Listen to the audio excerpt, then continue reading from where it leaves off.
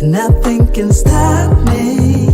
No. 'Cause I'm addicted to what you and I realize.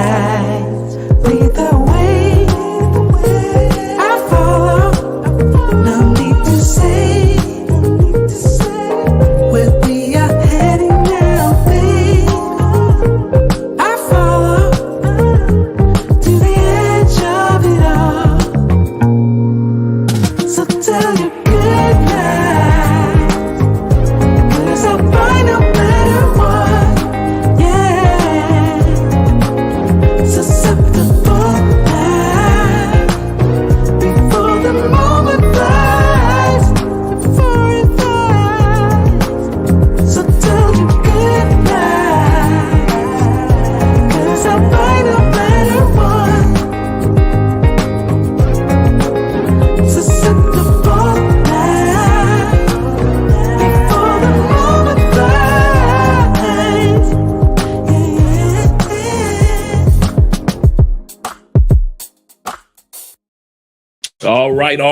All right.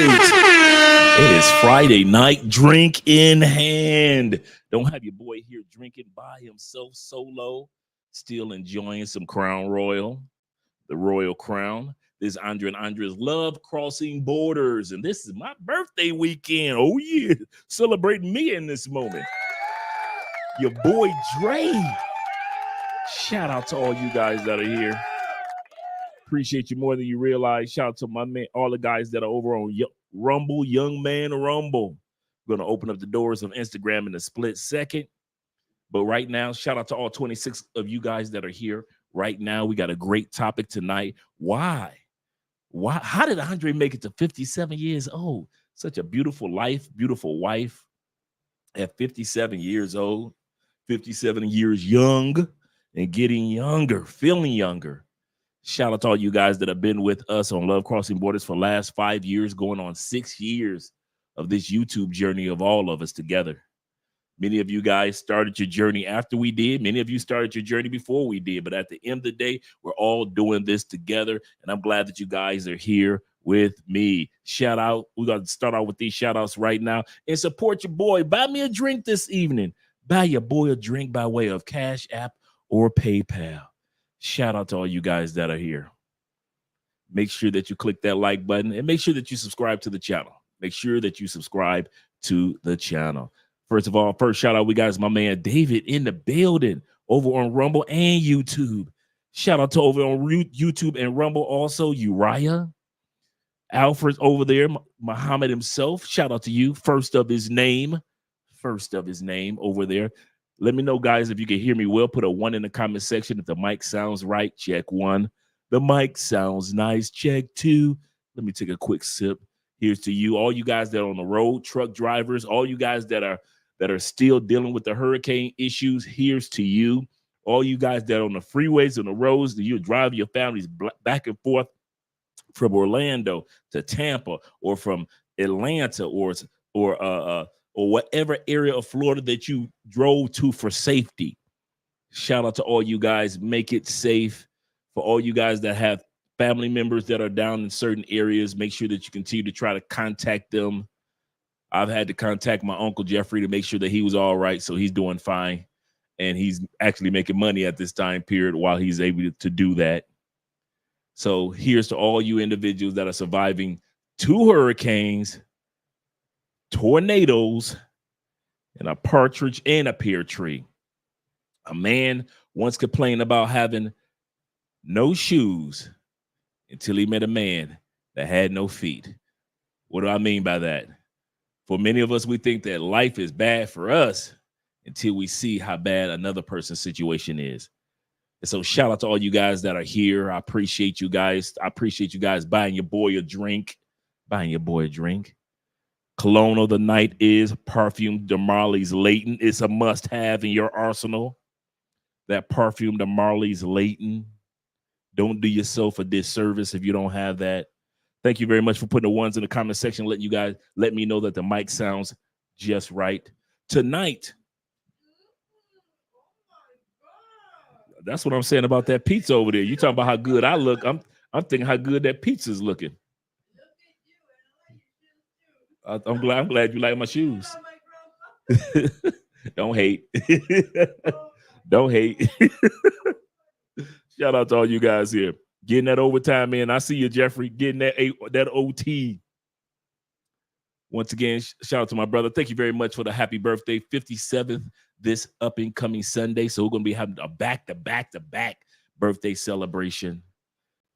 Shout out to Uriah once again being here in the building. Salute, Dre. He says salute to everyone in the chat.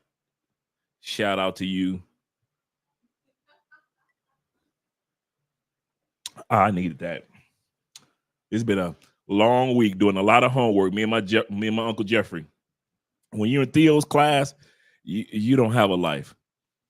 I understand Theo and International Passport.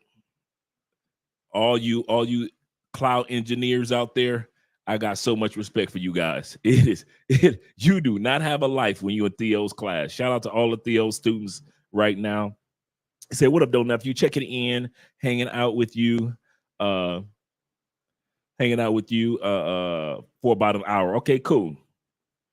Shout out to my man Nordine. Nordine's in the bit. What? That's my dog right there.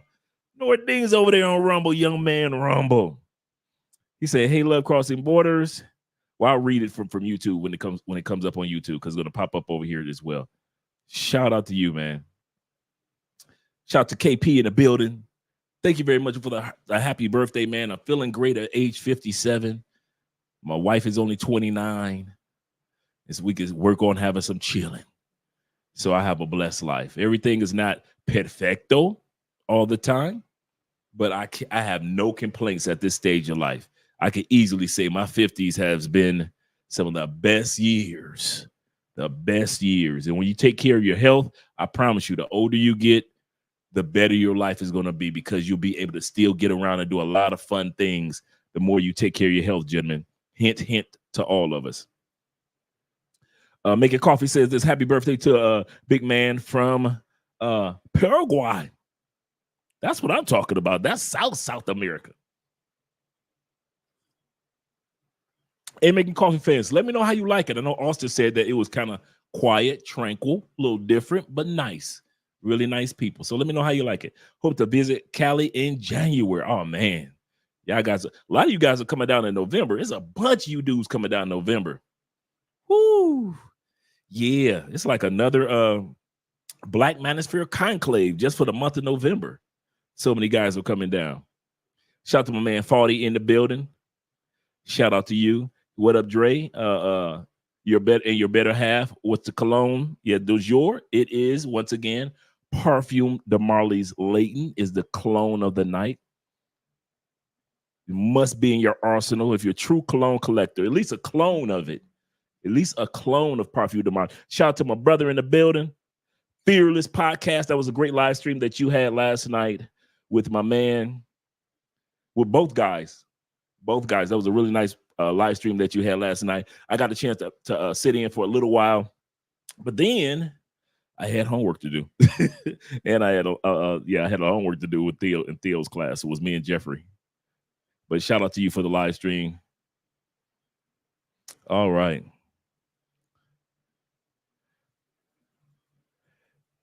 And Ronan's in the building. Shout out to you. Appreciate you. Yeah, Phyllis, Ronan sent me the link yesterday to check out the live stream, so I got a chance to check you guys out.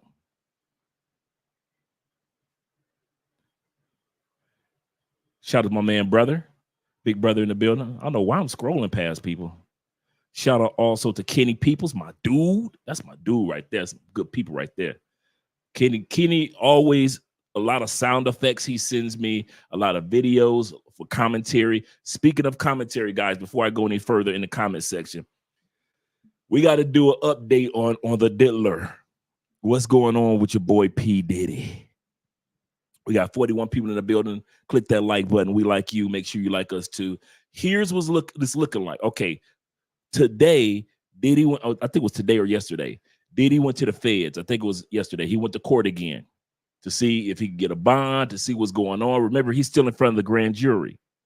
This is not the regular jury. This is just the grand jury, the one that put out the indictment. In other words, In the feds, who put out the indictment is the grand jury. The grand jury is the ones that get convinced by the prosecutor and your attorney that you are a criminal.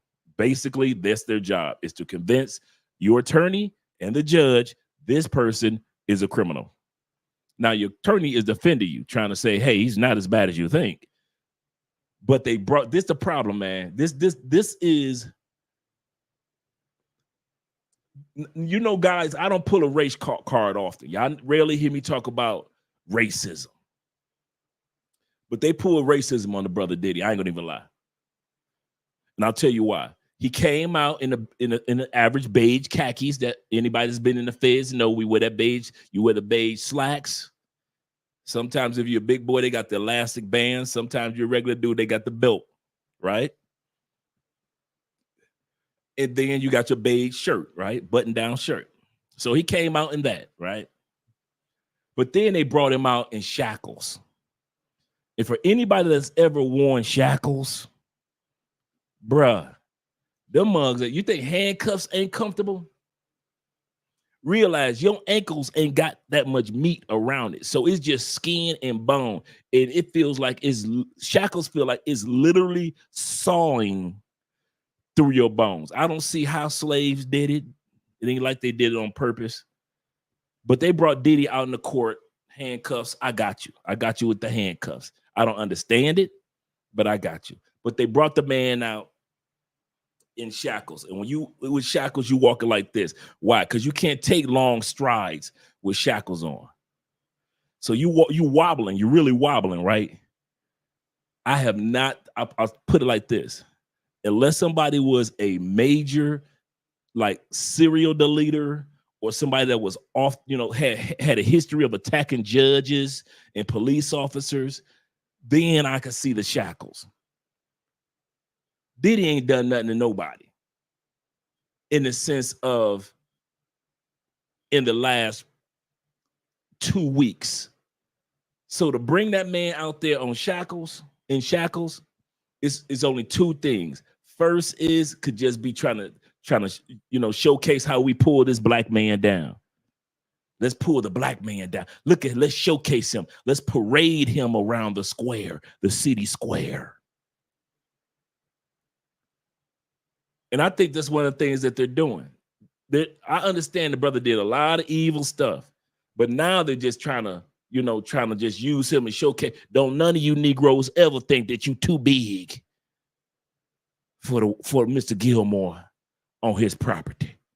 I'll say this again. Don't you ever think that you'd have made enough money as a black man, purchased enough land and got enough cars and even got you one of them there airplanes that you bigger than Mr. Gilmore on his own property.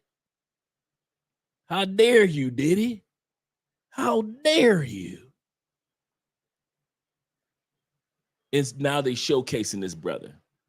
Now they're using this black man as a spectacle to keep the rest of us Negroes in place. Like I said, I rarely pull that card out, but all my years in the Fed, only monsters, and I mean real monster dudes, ever get shackles put on their feet. Rarely. Now, I'm not talking about going into court.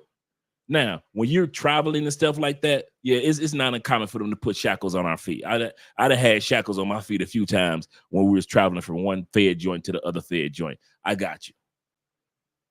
In police cars, not really. But when you're traveling with the feds, yeah, they might shack you up. But and it don't matter if you're black or white on that one. But with Diddy, there's no reason why they're shackling that brother. The second reason why they might be shackling Diddy, and I mean this because you know I've already experienced this. It might be because Diddy might be going through some mental issues on the inside that they had to shackle him up so he doesn't do something crazy while he's in that courtroom. That's the other reason why they shackle people down, is because that person is so mentally kind of like off balanced that they don't know what this person's gonna do, especially after that one brother jumped over and did that, did the Billy Sims, Earl Campbell leap like he was Reggie Bush. For all you dudes that don't know about that, Billy Sims jump in the air, Detroit Lions, the original number 20, who jumped in the air and did the drop kick on the brother back in the 70s and 80s. Yeah, you can look that run up. Billy Sims was a monster. He should have been in the Hall of Fame just after playing football for a few years. But I digress. Those are the two. So that's the latest. And his date. You know how we say in America, you get a speedy trial. That's bull. Your speedy trial ain't happening as speedy as you think it is. My trial was about 8-9 months. My trial was about 8-9 months. Diddy's trial is not until May. No bond. I'm going to say this again. Diddy's trial is all the way till May. We'll have a whole new president by the time, and Diddy still will be in jail. We'll get a chance to find out what Kamala is all about or what Trump is all about, and Diddy will still be in jail. That speedy trial is not as speedy. The one thing that I can say, that time that Diddy's in jail, it counts towards his time once they sentence him. So let's say they sentence Diddy to 15 years, 20 years. He'll have like 8 or 9 months knocked out of the way. He'll have 8 or 9 months knocked out of the way. I'm gonna come to you guys in a second with the super chats in the on Rumble, and I'm going to get started on Instagram in a split second. And then if you guys bought me a drink on Cash App or PayPal, appreciate you. I'm going to come to those in a second. But I wanted to give you guys an update on Diddy, his trial. For those that don't know, his trial is not till May. He's going to sit in there just like R. Kelly sat in there that year plus before going to trial. Same dance with Diddy. Diddy is not going to be going anywhere. He's going to lose a lot of weight. He's going to get a lot of gray hair. When all he had to do was sit his happy down. He could have still been the diddler. Think about it. Let's be honest. If this man, he had two choices. He had the business contract with Ciroc. He wanted a better deal. He did put Ciroc on the map. This is true. Made them billions. This is true. But he didn't have to invest any money. A lot of people don't know this. Diddy didn't have to put up any money. Like 50 Cent had to put up money for the vitamin water. He invested into it. Jay-Z invested into Ace. Diddy literally didn't have to put one dime in. Just had to promote and collect checks. That was his job. Promote it, collect the checks. That's it. He took them to court because of racism. And he won. I don't know if it was 100 million, but it was up there. I don't know if it was 1 billion, but it was up there. It was up in that family. True story. I can look it all up. Instead of sitting his happy down, and I'm not saying be a good little boy. I'm not saying that. What I'm saying is there's a time in the book of Art of War that says, no, in part of the Art of War, it says, know your terrain. There's a time to pick and choose your battle in the book, The Art of War. Know your terrain. Diddy didn't know his terrain, or thought he was beyond his terrain and didn't know when to pick and choose his battle. Now, this live stream is not about Diddy. It's about all of us brothers and sisters that are relocating to another country. And it's about your boy, celebrating with your boy his 57th birthday. I appreciate all 71 people in here. I appreciate all you guys that are over on Facebook that are watching right now. Appreciate all you guys that are over Rumble, Young Men Rumble. Appreciate all you guys that are over there. So the situation with Diddy is this. All 19 of you on Rumble. Situation with Diddy is this. So he ended up, true story, look it up. He ended up suing the people. They knew one thing. It was a loophole in the contract. They knew one thing. There was a loophole that was already in the contract that they had with Diddy, even though they lost a lawsuit to him. What was that loophole? Just like the NFL, just like the NBA and any other sport, you represent the shield. Nobody is bigger than the shield or the brand, in other words. And what did Diddy do? Throwing these Diddy parties, having ladies coming across state to state, men coming across state to state, however they did it. I don't know the scenario. I'm not going to judge the brother. But one thing that I can say, they found enough evidence to say that he had breached the contract. And they said, it's not enough for us to go to him and say that he breached this contract. We're taking it to the federal government. Just imagine it's not enough for your ex-girlfriend to call you on the phone and say, I saw you with that other chick. I saw you do some stuff, right? Just imagine your ex-girlfriend went to your job and started messing up.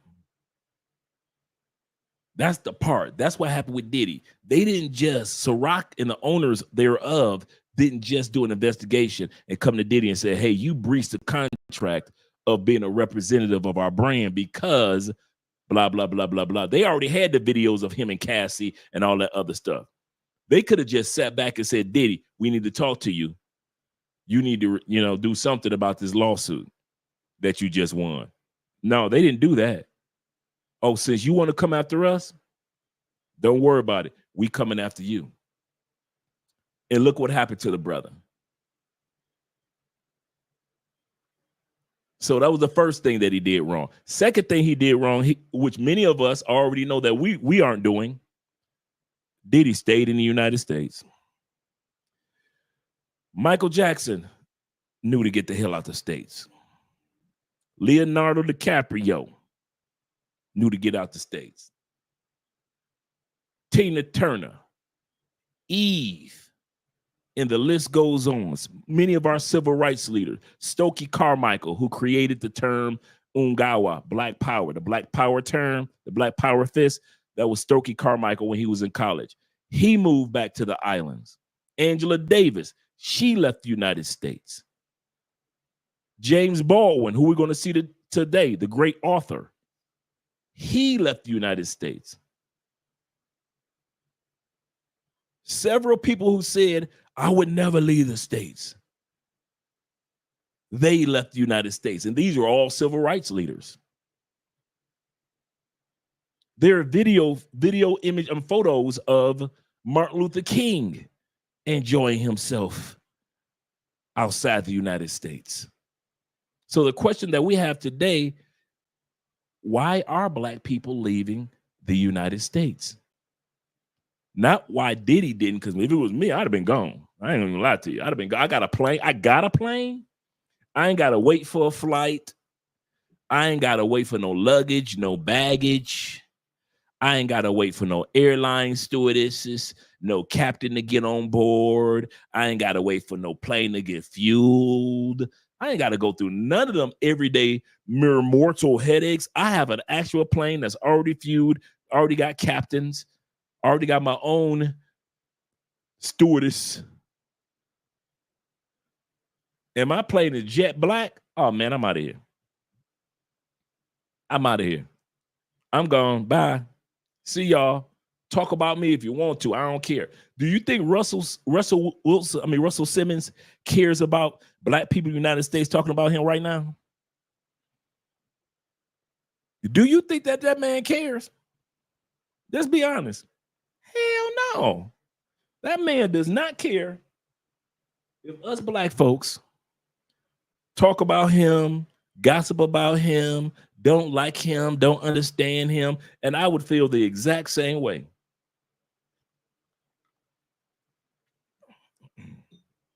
The exact same way.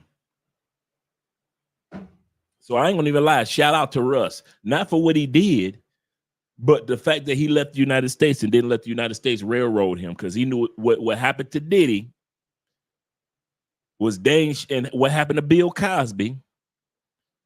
All of a sudden, when Bill Cosby wants to buy CBS, they find some dirt on him. Come on now.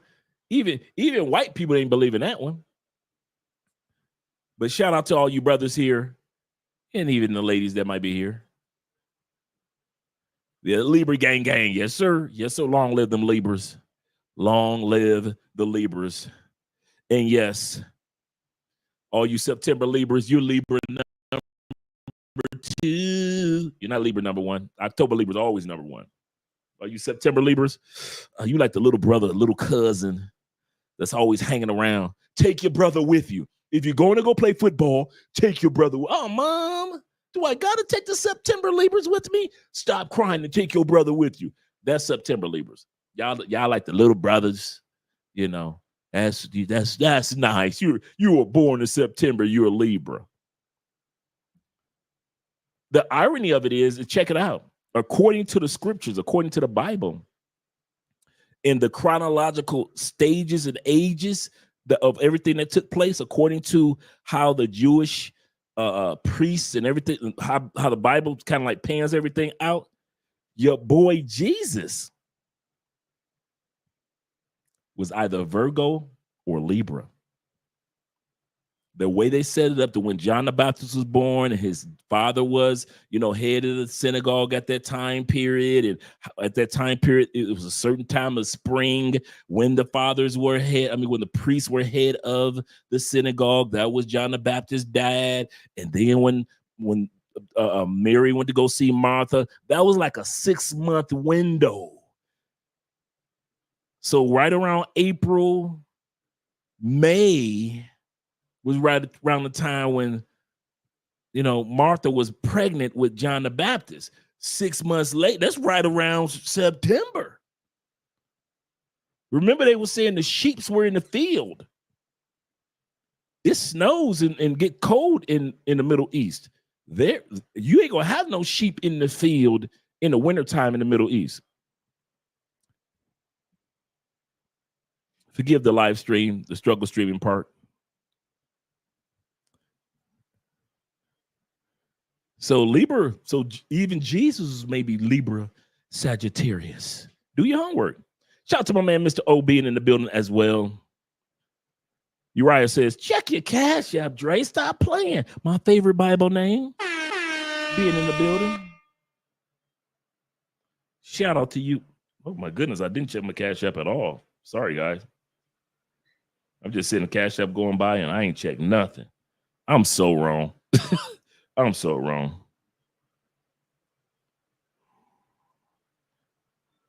Let me scroll down because there's quite a few you guys sent stuff. Shout out to my man Will Edwards in the building with the $20 love for the birthday love. Yeah, I'm gonna get that bottle of drink, and I'm gonna get that bottle of drink for real while you playing. Shout out to my man Vincent in the building for his donation. Let me see what that is. $50. Shout out to you, Vincent. Appreciate you, brother. $50. Get this man a hand clap.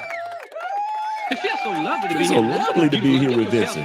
It's so lovely. And Shout out to, while you're in the clapping mood, I'd like to give a big round of applause to my band, Sexual Chocolate. yes, sir. Shout out to my brother Fearless. He and his lovely wife that are expecting. I'm so happy and appreciative of them. I really am, in all sincerity. Shout out to you, brothers. And shout out to all you brothers that continue to support Love Crossing Borders. We appreciate you more. And once again, my man Will Edwards, Vincent, and Fearless. Appreciate you, gentlemen. We got videos to watch, as you well know. Tonight's topic, we're going to hear from why men of color are just deciding. Now, I'm going to tell you something. We all know this. We're going to get grown for a second. You ready? And shout out to my man. Throat puncher. That's becoming one of my favorites. You may have hit the list next to Uriah. Man, I like that name, Throat Puncher. Show that man some love. Oh, that's classic. Thank you very much, Mr. O. Thank you very much. Make sure you guys subscribe to my man, Mr. O, and Mr. O, as well as other positive content creators. If you are here, like Fearless, Ronan, all you other brothers, please do us all a favor. And I mean this. Throughout the live stream, drop your channel. Don't drop it once, because I noticed that if I say moderators, drop their channel, it'll be at the beginning of the live stream or in the middle, and nobody who's coming in new gets a chance to see your channel or your link. So drop it like 3 or 4 times. You know, Dre ain't funny style like that. Especially if I know that you're a positive content creator, make sure that you drop the link. So first of all, we're going to be listening to or watching videos, and I'm gonna come back to the shout outs. And actually, let's give you guys a shout out right here, since you guys have already provided. Let me show you guys a little love. Let's go here. Let's take this down. Shout to Uriah once again. Yeah, make sure you guys subscribe to my man Fearless. Definitely. Let's go here. Let's go with we did cornbread fed. We did thick. We haven't done spider one. Let's go ahead and do that shaggy tat. Let the show begin. Yeah, damn.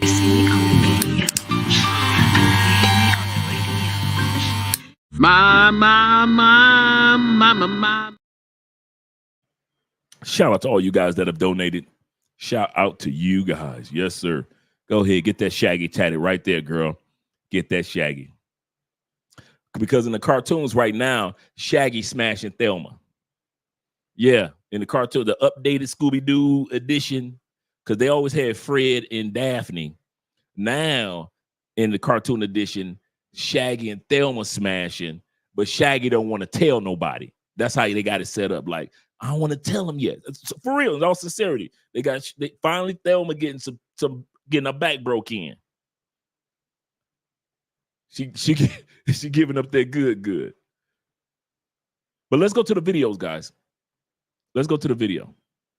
And like I said, Esco says this. He said they were trying to send a message having this rich black man shackled like a slave. Absolutely correct. Absolutely correct. If I hadn't been in the feds, I wouldn't have known any better. Man, not one time have I ever been to court. And I went, my court days were like, it lasted about a good, I ain't big like Diddy. Mine lasted like maybe a week and a half. A lot of it I got found not guilty of. Not guilty. Thank you, Jesus. Not guilty of that either. Oh, thank you, Lord. So I could sit back and say, I could easily say of my indictments, I had maybe 40% guilty, 60% not guilty, because they couldn't prove anything. I'm looking at the evidence right there on the counter and in the hands of the attorneys, and I'm thinking like, man, they're gonna lay us down, but they didn't. So I only ended up getting 10 years, my co-conspirators, because that was their first time of any crime. They ended up getting 8 years and 5 years. I got the most, and I was the least involved in the whole thing. I was the one that was the least involved in their thing. I came along. I'm doing my activity. Like I told you guys, I'm doing my activities in another state. I'm not a good dude. Don't get me wrong. At that time period, I wasn't a good dude. But I was in my states. I had workers in different states, but my states, man, I go visit these dudes and hang out with these dudes and kind of like, invest in these, not realizing that these dudes have been doing what they were doing for 2 years. And the feds have been following them for 2 years. So because I invested, I said, I need another state under my wing. So the feds say, yeah, okay, Mr. I want to franchise everything. And that's what my crime was, trying to be a franchise holder. Okay, trying to franchise that thing. You cannot franchise illegal activity, Andre. You're going to learn your lesson. But at the end of the day, I ended up with only a 10 piece and a biscuit, meaning 10 years and 5 years probation. And then they let me off of probation after like a year and a half. And they were like, when they let me off my probation, I told my probation officer, I say, so can I smash now? I said, you going to let me smash, right, girl? Go on, Andre, go on my ass. You setting me free for what? Why we got your door closed? Why we got your door closed for no reason at all? That's why I'm letting you off of probation, because you always come in here with the same thing. I'm trying to get the same thing every time. I'm trying to do our crime, girl. Our crime. Yeah, I came out. Man, I saw how fine my probation officer was, and she ain't had no man. Please. She was going to get hit on every time. Hey, sexy, how you doing? Come help me with this piss test. I can't do this alone. I cannot do this piss. I can't at least hold the cup for me. Go on, Andre, stop playing with your big booty. I said, if I was your man, you would hold the cup for me. So she had me off of probation like a year and a half. You ain't doing no more crimes. You good. You good. I said, I got one more crime I want to do with you. Come on, girl, let's do this thing. In your office, your desk sitting right here all lonely. Your desk is lonely, girl. Let's do something about that. Seriously, I'm not playing. Man, shoot, my probation officer was fine. I was trying to get that. Trying to get that. I'm serious about that one. Girl, I see what you're working with. And you ain't got no man. Stop pretending that you ain't lonely when you know you are. So at the end of the day, let's get ready to go to the video. Shout out to my man Philly in the building. Philly boys. Philly Billy says this. He said, peace and love, brother. He said, crazy that you met me with your wife in February 2023. And I have been single since March 2023, living my best life in Colombia. Yes, that's the beauty, man, of travel. And I'm glad you laid that foundation, Billy, because, and shout out to my man Top Notch Rocker in the building as well. The beauty of travel is this, and we're about to get to the video in a split second. We all ain't got to do it the same. Some dudes are living their single life and their best life. Some of us are entering into relationships, and some guys are entering into marriages. We all ain't got to do it the same. Some guys come down here and they own several businesses and several pieces of land right off the gate. Some guys come down here and they retired military and they just want some quiet, tranquility, and some good health and good food, and just give them some good drink and ain't bothering nobody. I'll say this again. I know a lot of ex-military dudes down here. They just want a nice little girlfriend or two on the side. They want their drink. They want to travel throughout Colombia, and they just want peace. They've had enough craziness while they was in the States. Right now, they're at the point they just want some peace. And so we all don't have to do it the same way. So shout out to my man, Philly.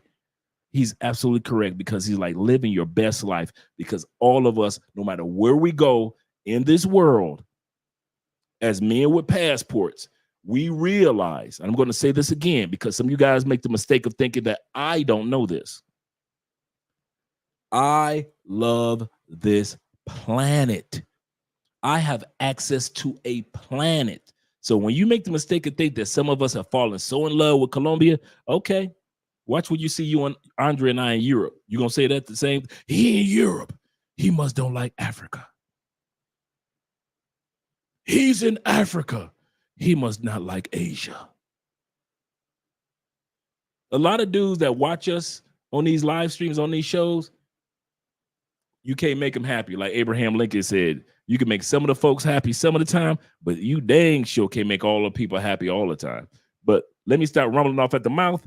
Let's get to the video. First part, we're going to look at why are black men leaving? Why are black men leaving? Then we're going to go to the section of videos. Why are the black women leaving?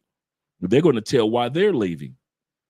And then we're going to hear what Americans, just basic Americans, are saying about America. I'm going to give a disclaimer before we get started. Nobody is hating on the United States. I'm about to come to Nordine. I'm about to come to the super chats after we do the video. And thank you for being here. I haven't forgotten about you, brother. Nobody has to hate something to move in a different direction. How many of you guys, out of all the girlfriends that you've had or all the exes that you had, did you have to hate them to leave?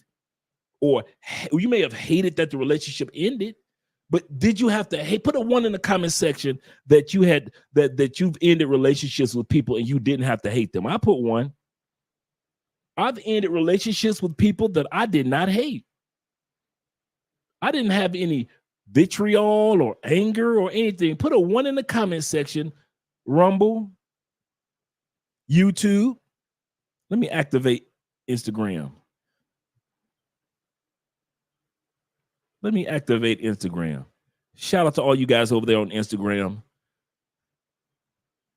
Put a 1 in the comment section if you found that you did not have to hate somebody in order to leave them. Thank you very much, Caesar. Thank you very much, Big Brother. Uriah. Sometimes it just didn't work. E Breezy. Chalupe. Esco.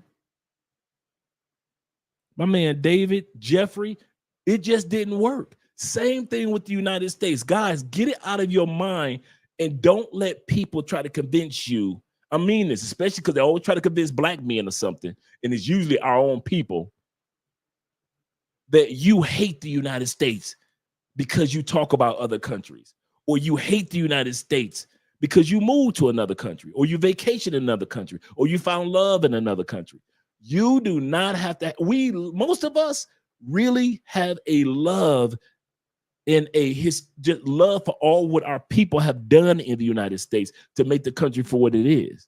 I was talking to some brothers the other day, and they were like, Andre, are you voting? I said, you dang right I'm voting. I don't miss votes. Why? There are too many of my people died in the United States to get me the right to vote. And there are local elections, and I think a lot of us forget about that. There are local, state, and bluegrass elections. When you get that opportunity to vote, you're not just voting for a president. There are congressmen that you're voting for. There are city councilmen that you're voting for. There are judges and chief of police and certain positions throughout the city that you are voting for on that same ballot that has Kamala and Trump. So even if you skip past the Kamala Trump part and do like many of us do, and just put the number 1 candidate of all time, I'm going to say this again. Even if you put the number 1 presidential candidate of all time that you're going to vote for, you know who that person is? Mickey Mouse. Mickey Mouse. You can look it up. The number 1 write-in candidate for presidency, when you don't want to vote on either one of them, that Americans have used is Mickey Mouse as a write-in ballot. You still have all those other judges and treasurers of your city that you need to vote on. I'm going to come down to you, Nordine. Nordine says this. Shout out to my brother being here. He says, hey, Love Crossing Borders. He said, if you guys decide to have a conclave in New York City, he said, in 2 years, let me know, because I get help with my information from brothers that get their I don't know what the TWIC card and DCL. Shout out to, oh yeah, I got you. I know exactly what you're talking about. So if a person, in other words, if the Black Manosphere Conclave comes to New York, he has an opportunity for guys to learn what steps to take to get these particular licenses so you can go into that career, because that's a lot of what we do at the Black Manosphere Conclave. They open up doors, such as the mentor for our man El Guapo, Derek. Derek did an excellent presentation, step by step real estate. I kid you guys not. If you guys are not getting, tomorrow we're gonna do the updated video of the Black Manosphere Conclave, and we're gonna do that as a live stream. I kid you not. Each part of the live of the conclave, it could have been its own seminar. My section, the mental section of the 2 brothers, the one brother that I forget his name, but he talked about men's mental health and balancing our emotions. And then you had Coach Knishin came through. You had the one brother talk about health, and he opened up the floodgates for guys to just ask questions. because many of us had the same questions. Hey, listen, I like to get up at 3 o'clock in the morning and eat my, my leftovers. What do I do? I mean, dudes are like, I don't like to taste the water. What should I do? And this brother was able to break down what we should do, because he's like, man, I've been there too. So here's what you guys should do. Just that poor, each guy, Obsidian Ali, when he came with the Obsidian Ali experience the first day of the conclave, oh, bro, you are dude, the stuff that you learned, man. Listen, okay. And I'm telling you guys, with that event, man, make sure that you get there. And it's in Miami this year. Oh, man, we had so much fun in Houston after the event. Can you imagine us? Come on, us brothers in Miami. Passport, Blue Book, Passport Kings in Miami. Come on, gentlemen. So shout out to you guys. And let me get a shout out to my man Glenn in the building with the 57. I caught that. I caught that. Shout out to you with the 57 for my birthday with the Cash App. Shout out to once again to my man Will Edwards with the $20. I appreciate that, man. I really do, man. I love you, brothers, man. And when I sit back and say, some of you guys text me or call me because you're going through something, and we just chop it up, and I might be going through the same thing that you're going through as a man, and we chop it up. And I always end with this: we ain't got nobody but each other. All you dudes that travel, and you trying to get your family to understand why you travel to Thailand, why you going to Zanzibar. Don't nobody understand you like another man with a passport. Nobody. Even women with passports barely understand you. We ain't got nobody but each other. I don't know why we want to pretend. I don't know why we going on live streams and arguing with each other. I don't know why we backbiting each other. I don't know why we all ain't on the Passport Bro app. Shout out to my man Aaron. I don't know why we all aren't on that. Because at the end of the day, I ain't got nobody that understands me like you men. And you can pretend like you got somebody that understands you. Don't nobody understand you. Why you went to another country, got a wife, and maybe brought her back home to the States, or you decide to live in that other country. Nobody understands that about you like I do. We ain't got nobody but each other. So all that pretending like we got somebody else back in the States that understand us, I know you're lying to yourself. We ain't got nobody. Tailor-made dreams, that's all we got. Ace Live, that's all we got.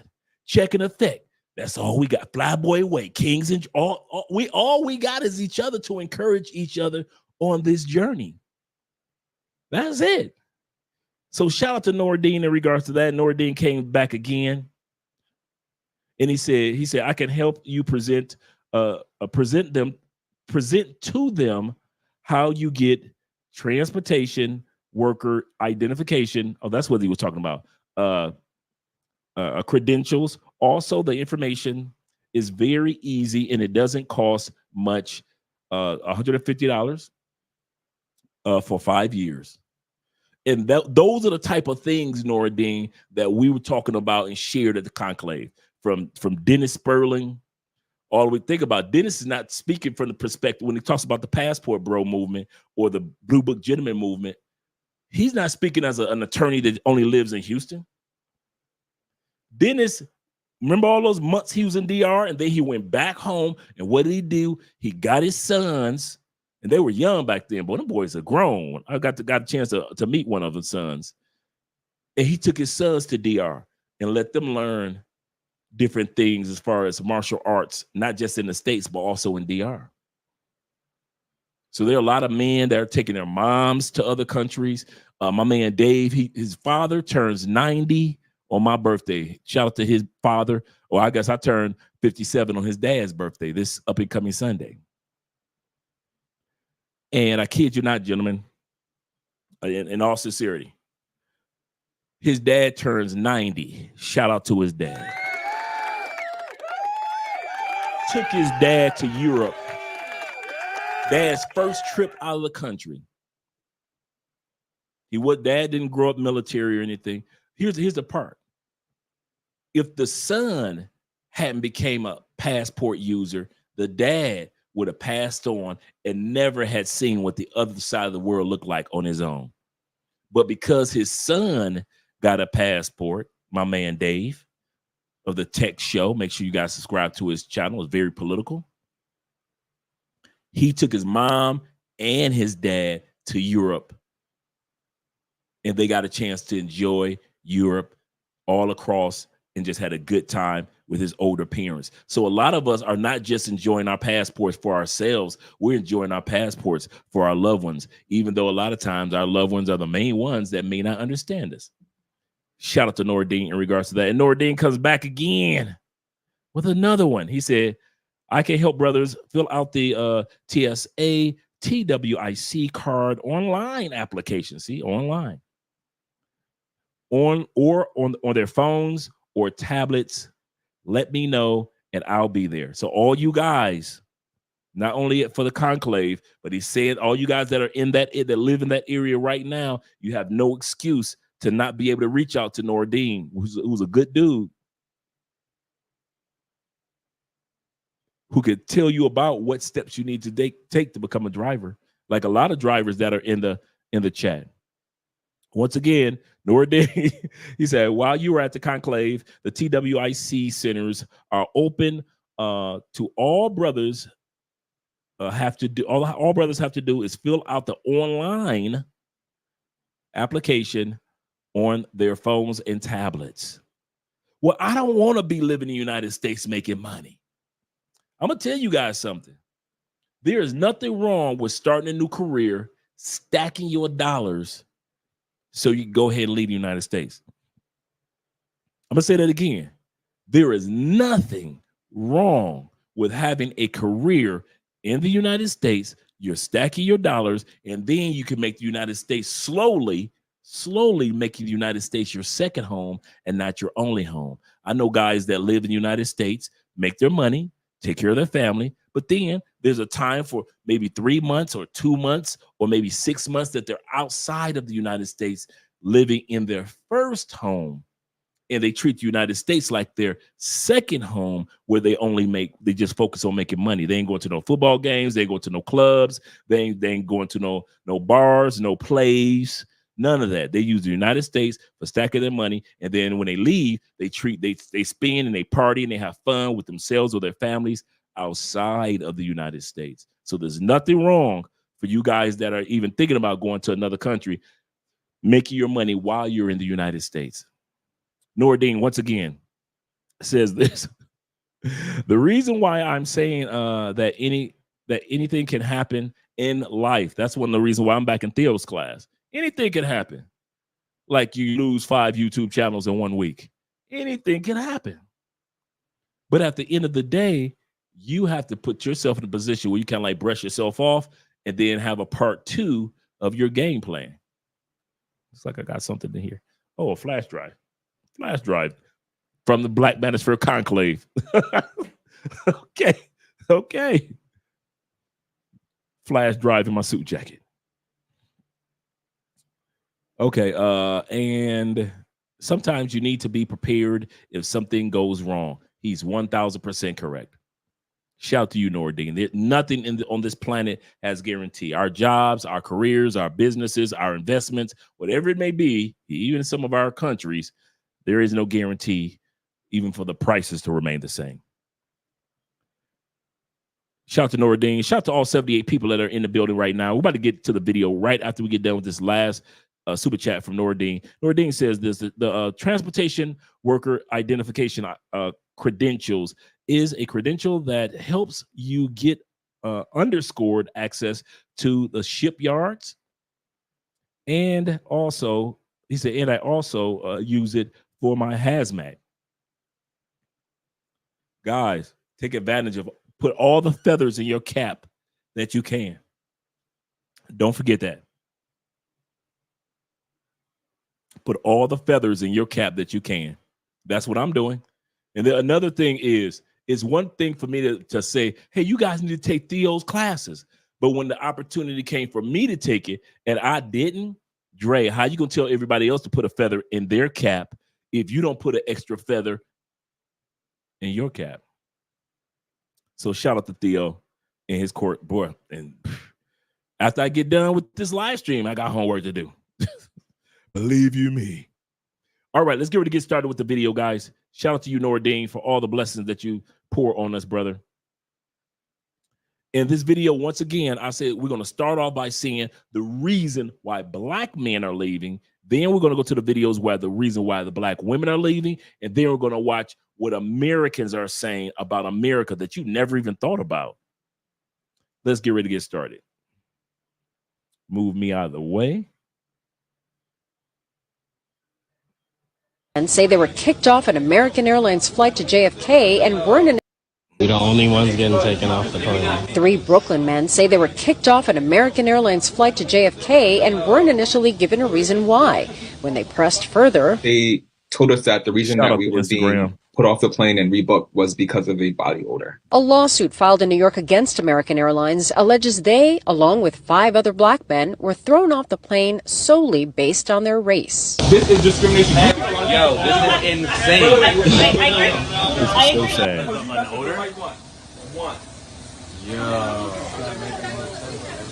It was horrible, honestly. It was everyone staring at me. It was horrifying. It was like I felt like I was in prison. I was walking down and people were staring at me and I was going to get at the guillotine and my head was going to be chopped off at the end of it. American Airlines saying, we take all claims of discrimination very seriously. Our teams are currently investigating the matter as the claims do not reflect our core values or our purpose of caring for people. Don't put your hands in your pockets. Don't put your hoodie on. Don't be outside with no shirt on. Check in with your people. It don't matter even if you're down the street. Don't be out too late. Don't touch anything you're not buying. Never leave the store without a receipt or a bag, even if it's just a pack of gum. Never make it look like there's an altercation between you and someone else. Never leave the house without your ID. Don't drive with a wife beat on. Don't drive with a do-rag on. Don't go out in public with neither. Don't ride with the music too loud. Don't stare at a Caucasian woman.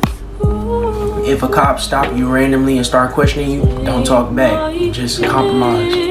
If you ever get pulled over, hands on the dashboard, and ask, could you get out your license and registration? Intimidated by that, but could you imagine? I'm not going to ramble, but could you just imagine? Those are the things that you have to tell your son or yourself living in the United States.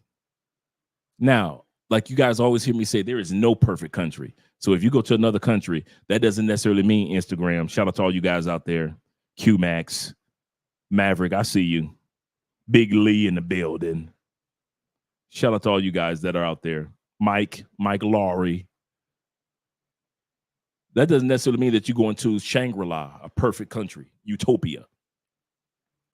But the headaches that you go through in the United States, they aren't waiting for you in another country. Most of the time, okay, put a 1 in the comment section, and I'll do this.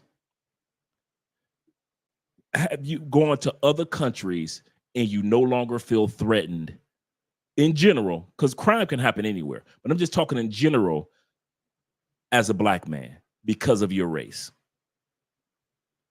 I only have ever questioned anything because I'm American. Oh, they don't like Americans.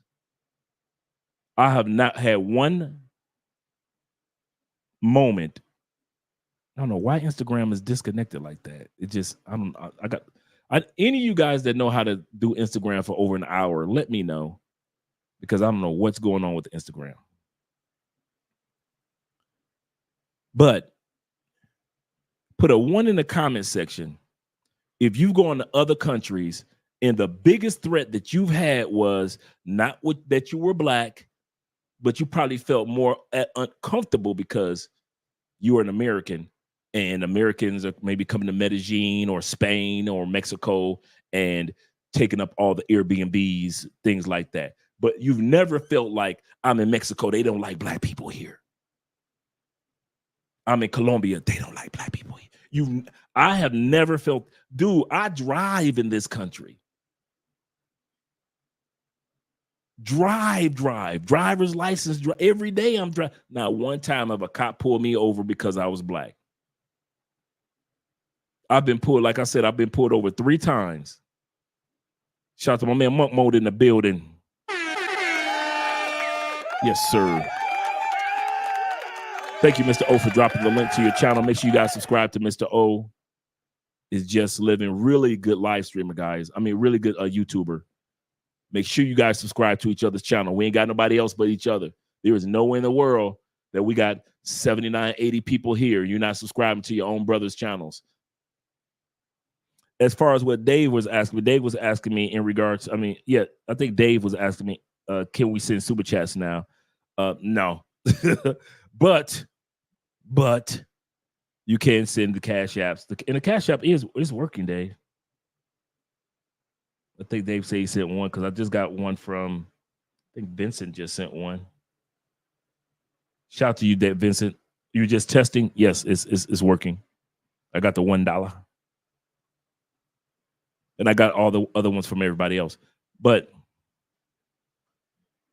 And Uriah, do me a favor, drop the link in regards to the consultations. Thank you very much, brothers. But I don't mean to ramble. But the 2 of the 3 times I got stopped.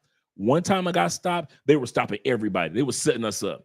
Anybody looked like they had a nice vehicle, they pulled us over. Because you like, we came around a corner, like the light changed, and you turn around the corner, you're trying to go to this particular mall. All of a sudden, you look and you see like 25 trucks and SUVs and Mercedes and BMWs and my truck. So you're looking like, okay, it's not just us. They're choosing all the nice trucks, okay, and the nice vehicles. And they're telling us, well, this street was shut off. There is no sign. There is nothing that says the street to the mall, that particular mall, is shut off. So you end up getting a ticket on that. Okay, cool. Everybody's getting it. The other 2 times when they stopped me were for fundraisers. When you got a nice vehicle, they think, hey, that person can donate. So therefore, can we ask them, could they donate to and what it was, they were purchasing wheelchairs for disabled people. And so I went on ahead and I purchased a wheelchair for a person. And then the next time they stopped me was with Andrea and her mom and dad. We were celebrating Father's Day, and they stopped me, and it was the same situation. They were stopping cars for the donation of wheelchairs. That's the only time the only time I've ever been thought and questioned anything was, will somebody not like me because I'm American? I never felt like, and a lot of you guys, and I see you put the ones in the comment section, you never felt threatened because of your race. But when I go back to the States, man, I'm so racial uncomfortable. I kid you not. My brothers that go to Africa, they don't say that they feel racial discomfort. Brothers that go to the Caribbeans, they don't feel racial discomfort. Dudes don't feel like, man, I went to Thailand and they was tripping. Only time we see something happen in Thailand is just, usually it's be the white dudes that be getting through some troubles. Coming from Russia, Ukrainian, so forth and so forth. Shout out to my white brothers. So I promise you guys, it feels good to know, and I mean this from the bottom of my heart. I'm going to play that clip portion again. It feels good to know I will never have to have that conversation with my son. I'll have to have a racism conversation with my son because there'll be some haters. Oh, yeah, there'll be some haters. My son or daughter is from a good family. People don't like that. And no matter what country you go to, you must be from Africa. No, I'm American. How you American with a Spain accent? I was born in Spain, but my mama's Colombia, my daddy's American, and you're an asshole. So I'll prepare my son for things or daughter for things like that, but I never have to worry about my son's for 9 minutes having a knee on his neck. The reason why I show that is that's one of the reasons why black men are leaving. My man, Dark Tar Heels, shout out to you.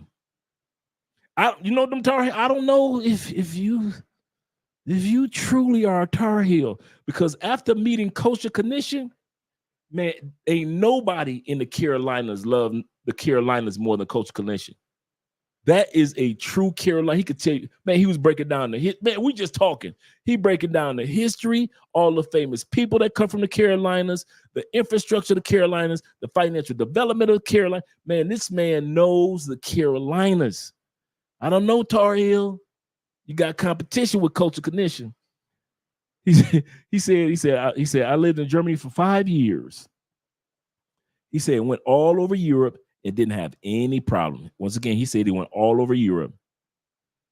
Shout out to Dr. Keithan, first of his name, being here. Definitely make sure you guys subscribe to the channels, man. We're not dropping these links for anything. We got over 85 people here. Drop the links, gentlemen. Drop the links. Shout out to my man Zion with a $10 super chat. I received the payment, gentlemen. Thank you very much. I mean, a cash app. I'm sorry, I said super chat, but cash app. And that's facts. I've not felt like, oh man, racially people ain't liking me. Now, is it racial issues in many countries that we go to? Yes. Afro-Colombians are going through their civil rights movement. It ain't my place to interrupt and pretend like I understand. That's their movement here. They're building businesses. They're going to colleges. They're trying to get to where we are now. They're doing Bitcoin and investments, things like that. It ain't my job to sit back. I'm from America. I could tell you what it's like to be black. That ain't my job. I'm not trying to interrupt what God is doing for the Afro-Colombians in Ecuador, Brazil. He said, "What's the Cash App link?" Let me. It's right there.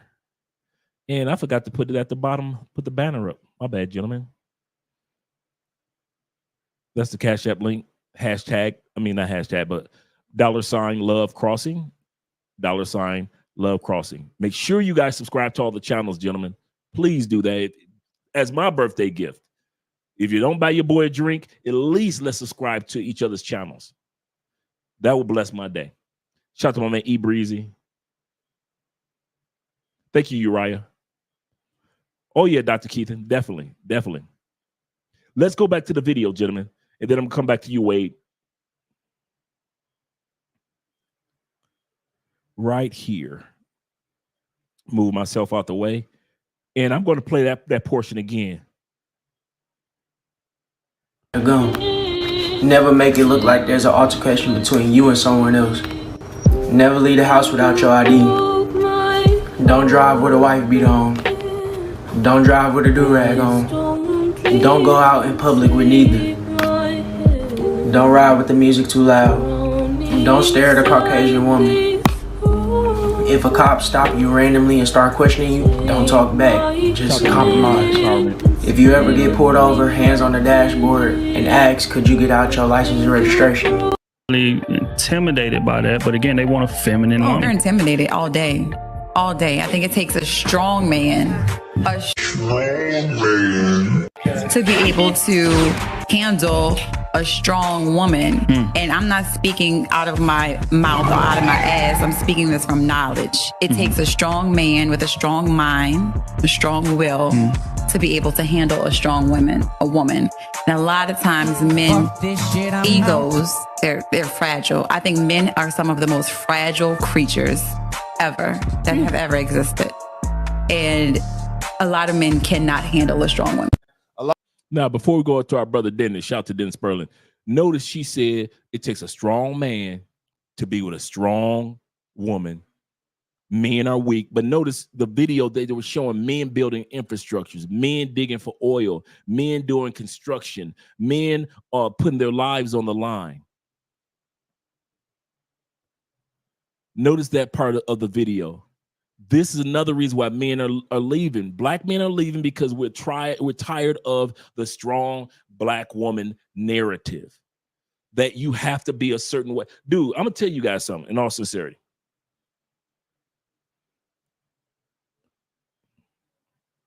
Some of you guys that come down here, you ready?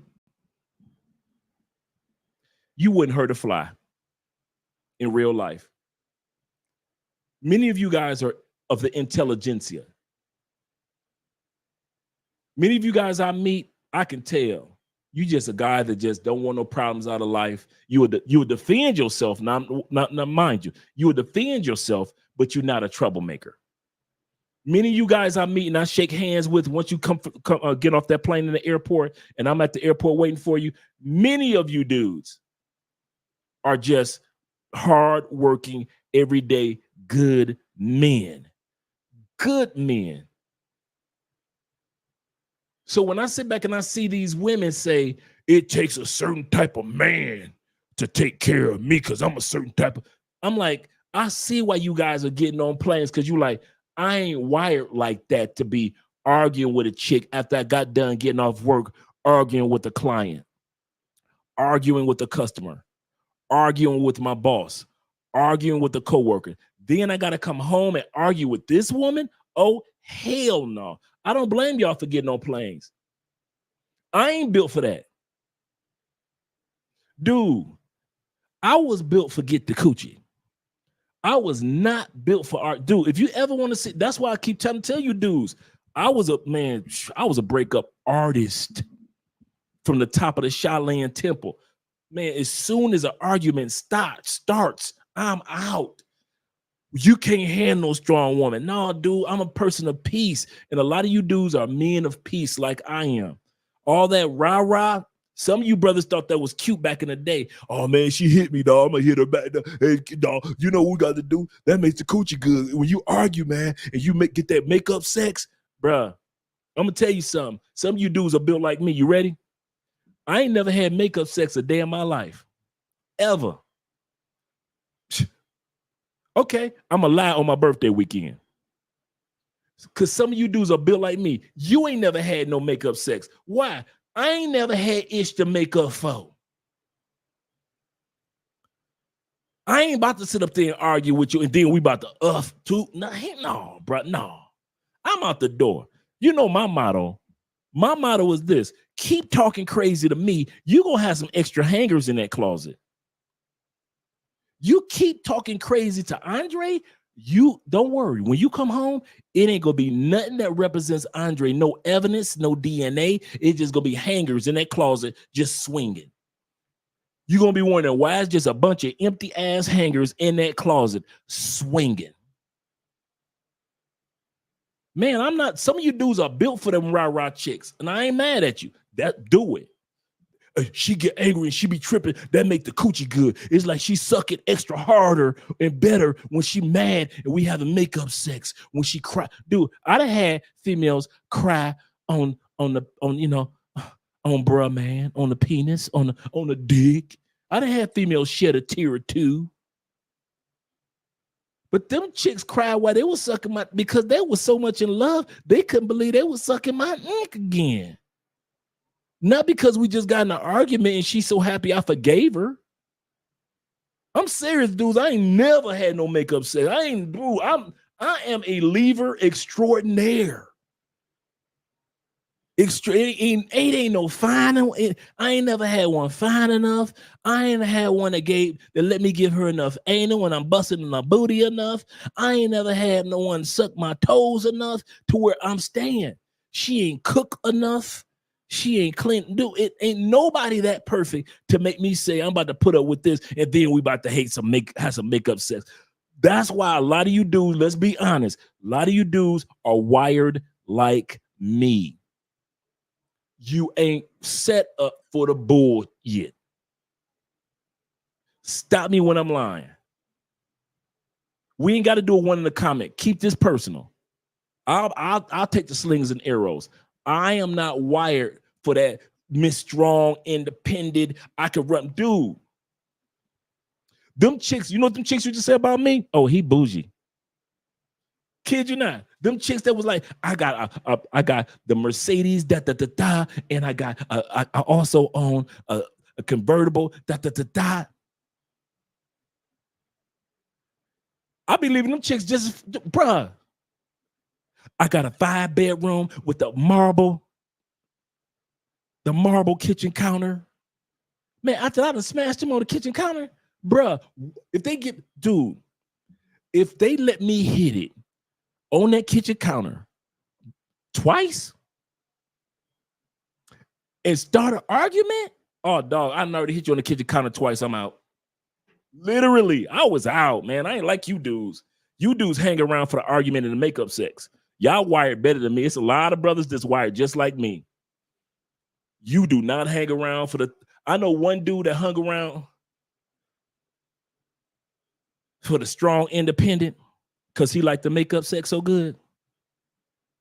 Guess what she did one day when he tried to walk away? Bashed, true story, bashed the back of his skull with a crowbar. Because she was so accustomed to being comfortable with hitting him, throwing stuff at him, blah, blah, blah, blah, and they was going to have makeup sex, and he wasn't going to go nowhere, that the one time that he did try to walk away and get just a breath of fresh, let me get some fresh air. Let me clear my mind. I ain't going to trip this time like I normally do. The one time he walked away, she picked up a crowbar straight to the back of his skull. Excuse me for the... Let me see if I can close some of these windows and make the Wi-Fi a little better. Close that one. I'm going to keep that one. Close this one. Close this one. Keep that one. Keep that one. Okay, cool. Make the Wi-Fi a little better for you guys. Some of us just ain't built like that, guys. Some of you dudes, you tough dudes, and I can handle these New York chicks. I ain't built for New York chicks. That mouth, If I was in New York, wouldn't nobody get no dick. I'll be all up in Jersey giving dick away. In New York, I ain't about to deal with this. All that mouthiness and that masculinity that y'all got. New York got no offense, New York got the most masculine, fine chicks in the country. I'm going to say this again. Y'all got some beautiful women, but they manly did a month. You got to be able to arm wrestle, tussle, tongue fight, argument, all that, just to get some pretty coochie in New York. Man, listen, I'll be all across. I'll be in Philly some damn where. I'll be all up in Upper New York somewhere. I'll be all up in Jersey somewhere. I got my ass down in the Carolinas. I'm all getting DC coochie. Man, in New York, I'd have been a damn virgin. There is no way in hell I'm about to deal with all what y'all do. No, I don't see how y'all do it. I do not see how y'all do it. But that's Andre. I ain't wired for that. She's strong. I gotta be strong. She tough. I gotta be tough. She street. I gotta be. I'm too bougie for that. Especially all you New York dudes that got a passport, girl. What? I'm out. I'm out. Keep your coochie and your kids. I be telling New York chicks, keep your coochie and your kids. Shout out to you, gentlemen, for tolerating your bro. Let's get ready to go to our brother Dennis Sperling. Then I'll check the super chats again. Thanks, guys, once again for buying your boy a drink for his birthday by way of Cash App. And continue to drop the links to the subscriber to the channels, and make sure you guys, I kid you not, take advantage of the Black Manosphere as well as the other channels that are out there on YouTube that are the links are being dropped. Subscribe. Don't just subscribe to our channel. Subscribe to the channels, the links that are. It only takes a few seconds to bless one of your brothers with the subscription, and it's free. Let's go back to the video. Hear what Brother Dennis has to say. A lot of black men have been treated so bad in this country. The first time they go to somewhere like maybe Thailand or Brazil or Colombia, they get treated with overdose of femininity that they're not accustomed to. They get catered to. They get treated well. Now, a lot of women are saying, well, they just doing that because you got money. This coming from the same group of women that say, I'm not going to date a man unless he makes $600,000. Okay? You complaining about a woman who might be looking for a man to get her a green card or whatever. But this is from the same group of women. You got 2 welfare babies. You got a child support baby. You get an EBT card. You got a Section 8 card, an Obama phone, and you sitting around here waiting for us, people like me, to get you reparations. So you got to cut it out. You're no better than those women who are looking for something. Matter of fact, I would suggest to you all that every woman wants something from you, okay? And usually it has some dollar signs attached to it, fellas. School, what up, school? Y'all already know they asking me how do I feel about the passport bros, because a lot of men are getting their passport and they going overseas, man. That's what it is. That's what it is. You do what you feel that you need to do. Don't let no woman try to manipulate you and stand and messing with trash. We know that the majority of women in America are Lilith-minded Jezebels. So go. But just remember, you cannot run from your own character. So if it's you, bruh, it's you. What's dangerous is when the universe pick you and you put on the magic glasses. There's rules that go with them. You can never take them off. You never see things that they're supposed to be. You see things as they are. And you can never force nobody else to wear them. So. Before we go any further, I'm going to play that again with Dick Gregory. Amazing man. Dick Gregory was a famous comedian and actor, 60s, 70s, 80s, civil rights leader. Put in your mind as he talks when it comes to America. He compares America to glasses. Men are getting their passport and they going overseas, man. That's what it is. That's what it is. You do what you feel that you need to do. Don't let no woman try to manipulate you and stand and messing with trash. We know that the majority of women in America are Lilith-minded Jezebels. So go. But just remember, you cannot run from your own character. So if it's you, bruh, it's you. What's dangerous is when the universe pick you and you put on the magic glasses. There's rules. You said the universe picked you. You can never take them off. You never see things that they're supposed to be. You see things as they are. And you can never force nobody else to wear them. So. Why black men should leave America. I never felt like a king or got true king treatment until I went out of this country. Facts. Where you're praised, especially as a black man, and one, I'm from America, and two, I'm black. For being you, right. It's like the world is yours whenever you leave this country. Listen, I've traveled to over 12 countries. He's absolutely correct. Case in point, he's in Thailand. Well, I'm okay, thank you. I'm okay. And one of the 12 countries that I've been to is Thailand. And what you just saw is absolutely facts. Passport boys, we up. What up? Like rare kings. Because you got to.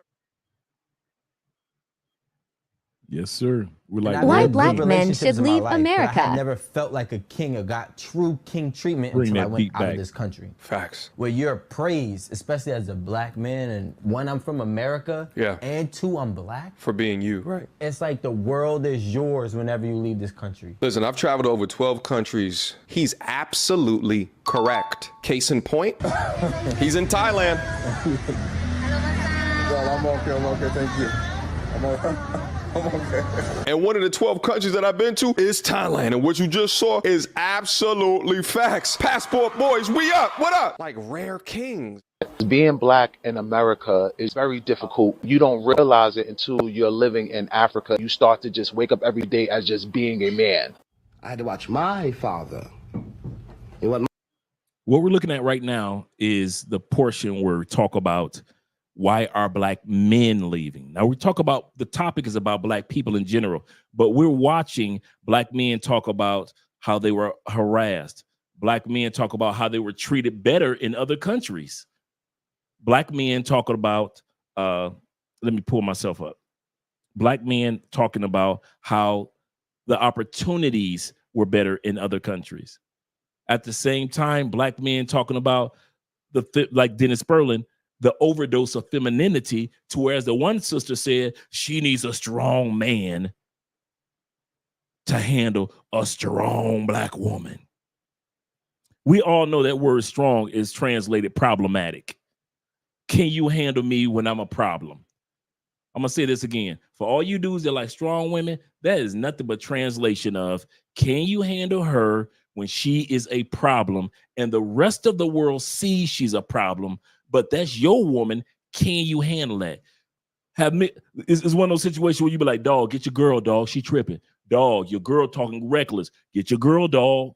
Now, if I smack her, you mad at me. Get your girl, dog. She's an embarrassment. Strong black woman doesn't mean accomplished or independent or helpful or supportive or family oriented. No one's ever said that about a family oriented woman. She's strong because she takes care of her family. Nobody says that. Strong black woman, we all know the translation means, can you handle your woman when she is acting an ass? When she is full ass mode, can you handle her? If you can, then she happy. If you can't, then you just must not be man enough to handle me when I'm an asshole. That's what that is. My man, Dr. Walker says this. He said, I tried to send you $25 and it said that this person cannot accept donations right now. One of the things that I'm noticing with Cash App, and it's not just us, guys. I'm going to say this again. It's not just us. That's why we have the Cash App and the PayPal information scrolling at the bottom of the screen. So if you want to support, you can support by way of PayPal again, PayPal, or you could try your Cash Apps again, because shout out to you guys for your heart is in it. But there are several YouTubers that have been complaining about Cash App lately. I thought it was just us. And then I started, once we got everything on track, and then we found out the Cash App had a glitch like 2 weeks ago. Everything shut down for like a day on Cash App. So a lot of people could get it, but then a lot of people couldn't. And then other YouTubers have been going through the same thing off and on for like the last month, to where one YouTuber has 2 Cash App accounts because he's like, listen, Cash App is going through something right now. So shout out, and I appreciate you guys that support, like my man Thomas with the $10 birthday love. Appreciate you guys. And if you guys want to send a super chat, and if it does get through, so be it. But I don't think so with the super chats on YouTube. Shout out to my man Al. He said most passport bros are super cool dudes. Yeah, most of you guys. The only thing that I say about the passport bro movement is we have to realize that we're a diverse group of men.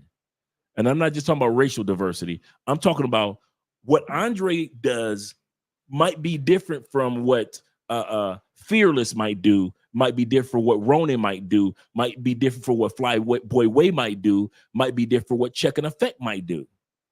That's the beauty of the passport bro movement. Shout out to my man Aaron Ferris. Make sure you guys download the Passport Bro app onto your phone and support the brother. It's absolutely free. That's the beauty of the Passport Bro movement. It's just a mindset. Ideologically, I keep pronouncing that term incorrectly. It's just an idea. That's why there's no leader or no king or no bylaws and things like that. It doesn't have to be, because if you cut the heads off, then people have someone to point to. But since there is no leader, the Passport Bro movement, or the Blue Book Gentlemen, Passport Kings, or just men with passports in general, no matter what race, color, or creed, the beauty in what we do is our diversity. No one can sit back and say, you have to do it like this, or you're doing it wrong. All of us have diversity. Some dudes do it as vacationers. Some of us do it as relocators. But as long as we're taking advantage of our passports, that's the beauty of it. I appreciate that, brother. Wade says this. He said, that's right, brother. He says, time to leave this toilet country, and live abroad for a happier life, brother. He said, it's a blessing when we live abroad. It really, brothers, I love the United States, but he's right, brothers. I've had tight times since I've been here. I'm not just talking about tight economic time. I'm talking about times where I've had 2 surgeries since I've been here. Remember, there was a week plus, I couldn't even talk, like literally not talk, because they wouldn't allow me to talk while my throat was healing. life just be lifing no matter where you live. Life is lifing. And I kid you not, I lifing outside the United States is completely different than lifing while you in the United States. And you go for surgery, and that surgery sends you with a $6,000 to $9,000 bill, and you still got to pay for 4 or 5 months of medication when you go to the pharmacy. You still got to pay for that because your body is still healing. And then you live in other countries, such as parts of Europe, parts of Africa, parts of Asia, parts of South America, Central America, to where medical is not as expensive. Surgeons are just as good. We talk about how great American surgeons are, but it's amazing how most American surgeons got an accent. We talk about how great American doctors are, but most American doctors have an accent. They come to America, go ahead, finish off their education that they started in their home countries, stack their money, and what do they do when they retire? Does Dr. So-and-so stay in the United States? Hell no. Dr. So-and-so has been building a baby mansion in India for the last 3 years. Dr. So-and-so who came from Cuba, because Cuba has one of the best medical schools in the world. In the world. Look it up. Cuba, man. Cuban doctors? Y'all sleeping on Cuba. There's a lot of doctors coming out of Cuba, and they come to South America. They further their education in their career, move to the United States, stack their money, and they come right back to South America once they retire.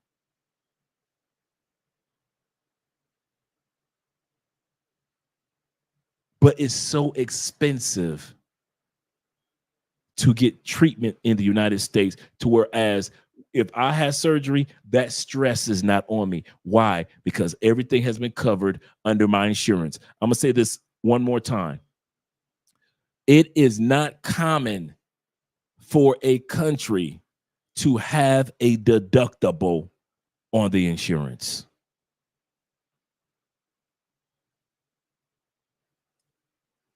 Ask people in Mexico, do they have to pay $5,000 deductible first and then the insurance kick in? Ask them in Mexico. Honduras, El Salvador, Colombia, Brazil, most parts of Europe, many parts of Africa, Canada,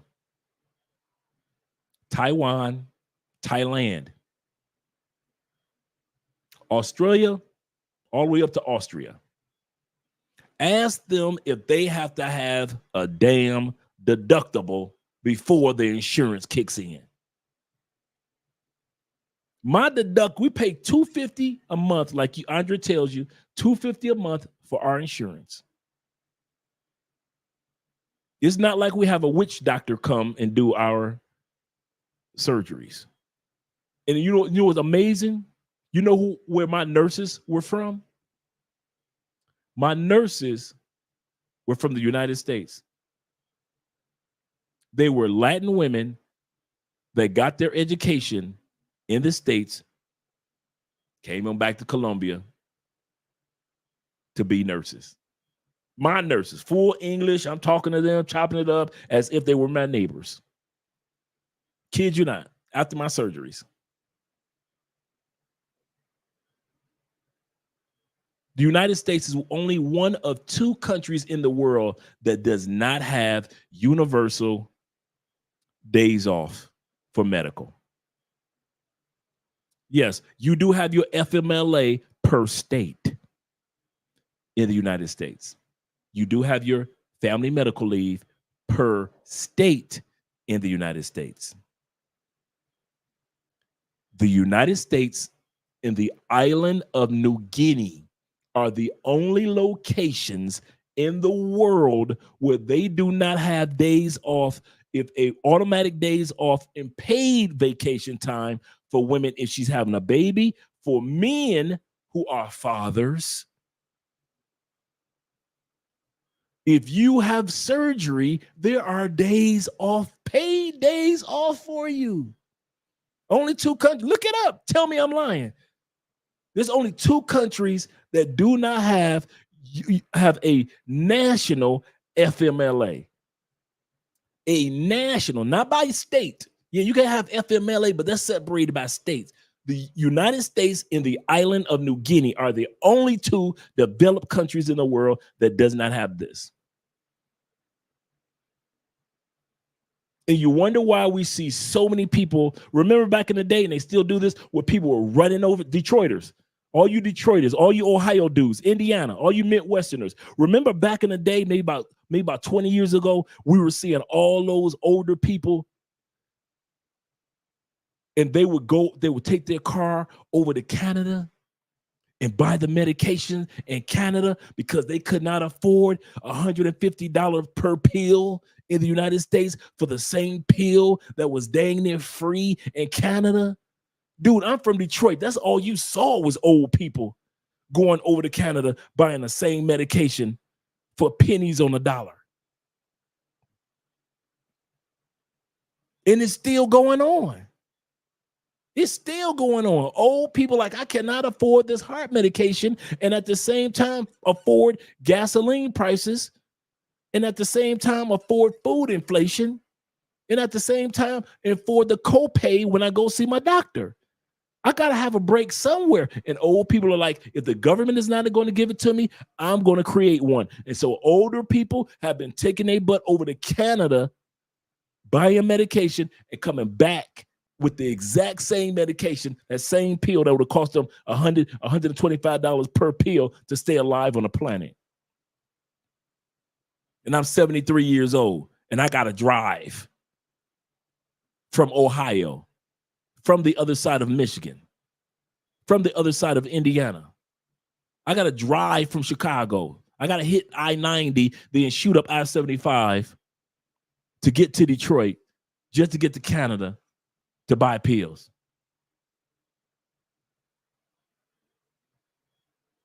That's the piece that we're talking about on the video. Now we're going to go back in the day. We got our sister, Nikki Giovanni, civil rights leader for the ladies. And we got our brother, famous writer, James Baldwin. And like I mentioned, we're talking about the part of why black men are leaving. James Baldwin, even in the 60s and 70s, he's going to tell the hell that black men were living even back then. Let's go into the video. And if I miss your Cash App or Super Chat or anything, blame it on my head, not my heart. I'm going to come back to it. My father had to endure to raise 9 children. Raising on $27.50 a week when he was working. On $27 a week. Now, when I was a kid, I didn't know what the man was going through at all. Let me pause that. James Baldwin said, my dad had 9 children with my mama. He was only making $27+ a week. He said, as a child, I did not know what that black man was going through. I didn't know why. He was always in a rage. I didn't know why he was impossible to live with. But I had not had to go through yet his working day. Mm-hmm. And he couldn't quit his job because he had the kids to feed. He couldn't say, as our kids can, I don't like white people. He couldn't say anything. He lived his whole life in silence except in the church. Mm-hmm. And he couldn't explain, how can you explain to a 5-year-old kid, my boss, called me and I quit. And the kid's belly's empty and you see it. And you got to raise the kid. You got to raise the kid. And your manhood is being slowly destroyed hour by hour, day by day. Your woman's watching it. You're watching her watch it. And the love that you have for each other is being to be destroyed hour by hour and day by day. It's not her fault. It's not your fault. But there it goes because the pressures under which you live are inhuman. My father finally went mad. And I understood when I became a man how that could happen. It wasn't that he didn't love us, he loved us. It wasn't he didn't love his wife, our mother. He loved her. But he couldn't take it. Day after day and hour after hour, being treated like on that job and in those streets and on those subways. And then coming home to his children who didn't understand him at all, who were moving further and further away from him because they were afraid of him. And also, which is even worse, afraid of the situation, the condition, which he represented. He was, after all, for a kid, you begin to see when you're called, you look at your father, because you think your father can rule the world. Every kid thinks that, you know, and your father cannot do anything about it. And then you begin to despise your father, and you realize, oh, that's what it is. And it's not your father's fault. And it's not your fault. It's the fault of the power, people who hold the power, because they have deliberately trained your father to be a slave. And they deliberately calculated that if he is a slave, you will be a slave. You will also accept it. And it will go on forever, and slavery will last 1,000 years, which slaveholders said and believed. And now the bill is in. And they want from me, or from you, sympathy and understanding. I understand it all too well. And I have all the sympathy in the world for that spiritual disaster. But I have no pity. The bill is in. We paid it. Now it's your turn. Now that I left. Let's pause that for a second. Let's not let James Baldwin go by. We were in France, as you guys know, last year, and I'm walking down the street. You know, just beautiful. Man, if you haven't been to France, man, if you've been there, you know that's a beautiful city. There is no cut and dry about it. It's not a huge city like you would think it is, but it's beautiful. It has its hood areas, but for the most part, it's very beautiful. And I thought about James Baldwin.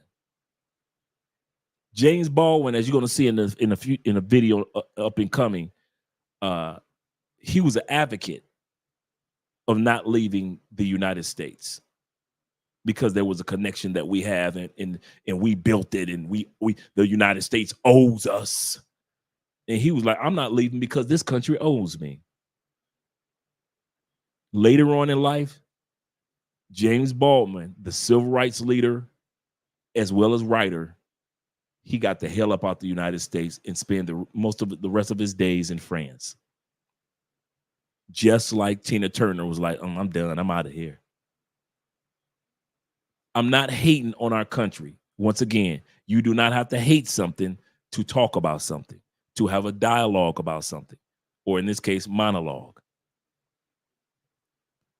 But at the end of the day, James Baldwin was right. That pressure of being put down every time you walked out the door of your house, just imagine. And as he was talking, and it hit me on my 2 surgeries. I had 2 major surgeries in less than 6 months. You know how that would have been economically. Let's be real. Economically, that would have destroyed my life for at least the next 5 years. At the age of 56, 2 major surgeries. One breaks a lot of families and individuals to where they got to file bankruptcy. I had 2. If I was still in the States, the cost of the medication, the cost of going to get the checkups, the cost of getting diagnosed, the cost of the surgery, the cost of all of it would have broke me for at least the next 5 to 10 years. I don't care how much money you got. You're going to feel medical bills in the United States. You're going to feel that. Even if I go to the, I got my veterans, this, that, and this. But then you still like, why am I waiting to go get a checkup with the Veterans Administration if I'm a veteran, dang it? It's always a catch-22 when it comes to your medical needs back home. I paid $0, bruh. I want that to hit y'all right in the face like a lemon meringue pie. Your brother can tell you, I've had surgery in other countries. I can tell you that the service is great, excellent, didn't miss a beat, and I walked away with zero. And when Andrea goes to get my medication for anything, the medical costs $1 for the same drugs that cost $100 and something back home. I love the United States, but I'm not going to play like I'm stupid. I'm not stupid enough to know that if I had those surgeries in the States, I would have been paying back that money to keep my credit on track for at least 5, 6, 7 years. At least. Not even including the $5,000 or $10,000 deductible before the surgeries. So when I tell you guys or mention to you guys something, it's not like I'm just saying it. Well, you know, the medical here is better. I've experienced it. And I'm not saying Colombian medical is better. I'm saying globally. United States does not rank number one and nothing has got to do with medical. We got to get that out of our head. We do not rank number one when it comes to medical services. We rank number 39. Colombia ranks number 36. Right now, the listing for 2024. We don't rank number one when it comes to medical costs. We are the most expensive country, and I'll say that again, the most expensive country in the world for medical costs. We're not number one when it comes to women getting pregnant and having paid days off. We don't have that nationally for women. We're the only one of 2 countries that don't have that for women and men that are mothers and fathers having a newborn. We don't have that in the United States nationally. We don't rank number one in medical. We are ranked number 6 when it comes to malpractice. That means that we have more lawsuits of people that have said you left something in my body that shouldn't have left there, whether it been a gauze, whether it was a piece of medical equipment, or whether it was a body part that should have been taken out but was left in there by the surgeon. He took out the wrong thing and left something else in there. We rank number 6 in the world for our doctors leaving something in your ish. Thailand is one of the most amazing medical countries in the world. They always rank like 1, 2, 3, 1, 2, 3. Thailand is always there. I ain't never seen a list. In all my years, I ain't seen a list with Thailand ranked less than 5. They always in the top 2 or 3 as far as full-scale medical. So let's not pretend that what I'm saying and what this brother was just saying, what James Baldwin was saying to Nikki Giovanni, listen, trying to keep up with America. I'm going to say this again before we go to the next part of the video. His dad had a nervous breakdown trying to keep up with America. My mom had 2 nervous breakdowns trying to raise 3 kids, 3 bad kids as a single mom economically in the 70s and 80s. And she had 2 nervous breakdowns. It is not easy for Black folk back then, and it is not easy for, even though it's a little easier, but it's still not easy for Black folks today. I'd have been sitting up there right now, not talking to you guys. I'd have been sitting up there scratching my head on what steps I need to take to file bankruptcy because I couldn't afford to pay off those surgeries, those 2 surgeries that I had this year. All right. I'm not black, I'm OJ. Okay. Man, Game and Cartoon, shout out to you, brother. Game Cartoon Homework. He said it's kind of funny how we treat how we're treated badly in our own country, but when we go overseas to another territory, we get treated like a king, absolute king. He's so right. That is so true. So true. My man Wade says this. He said, in other countries, we get treated like celebrities, superstars from television. That's true. And movies. But you know how old country, he said, but you know how old country we get, or in other words, in our own country, we get treated like a scum of the earth. Even Jesus said a prophet is not even, a prophet is without honor, except for in his own country, among his own people. Jesus said a prophet is honored everywhere he goes. Everywhere you go, once you know you're a prophet, you are honored everywhere, except in your own country, among your own people. Even Jesus said that. Even Jesus. Shout out to my man IP. I've been meaning to catch you with IP anyway. Let me scroll back up.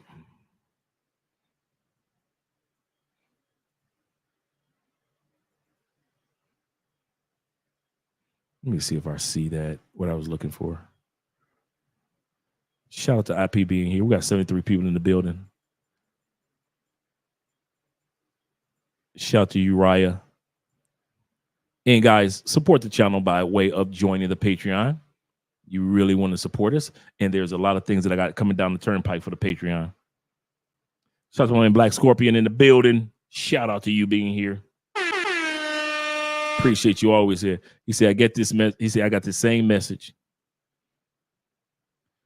Make sure you guys subscribe to the links that are being dropped for the YouTube channels. Yes, sir.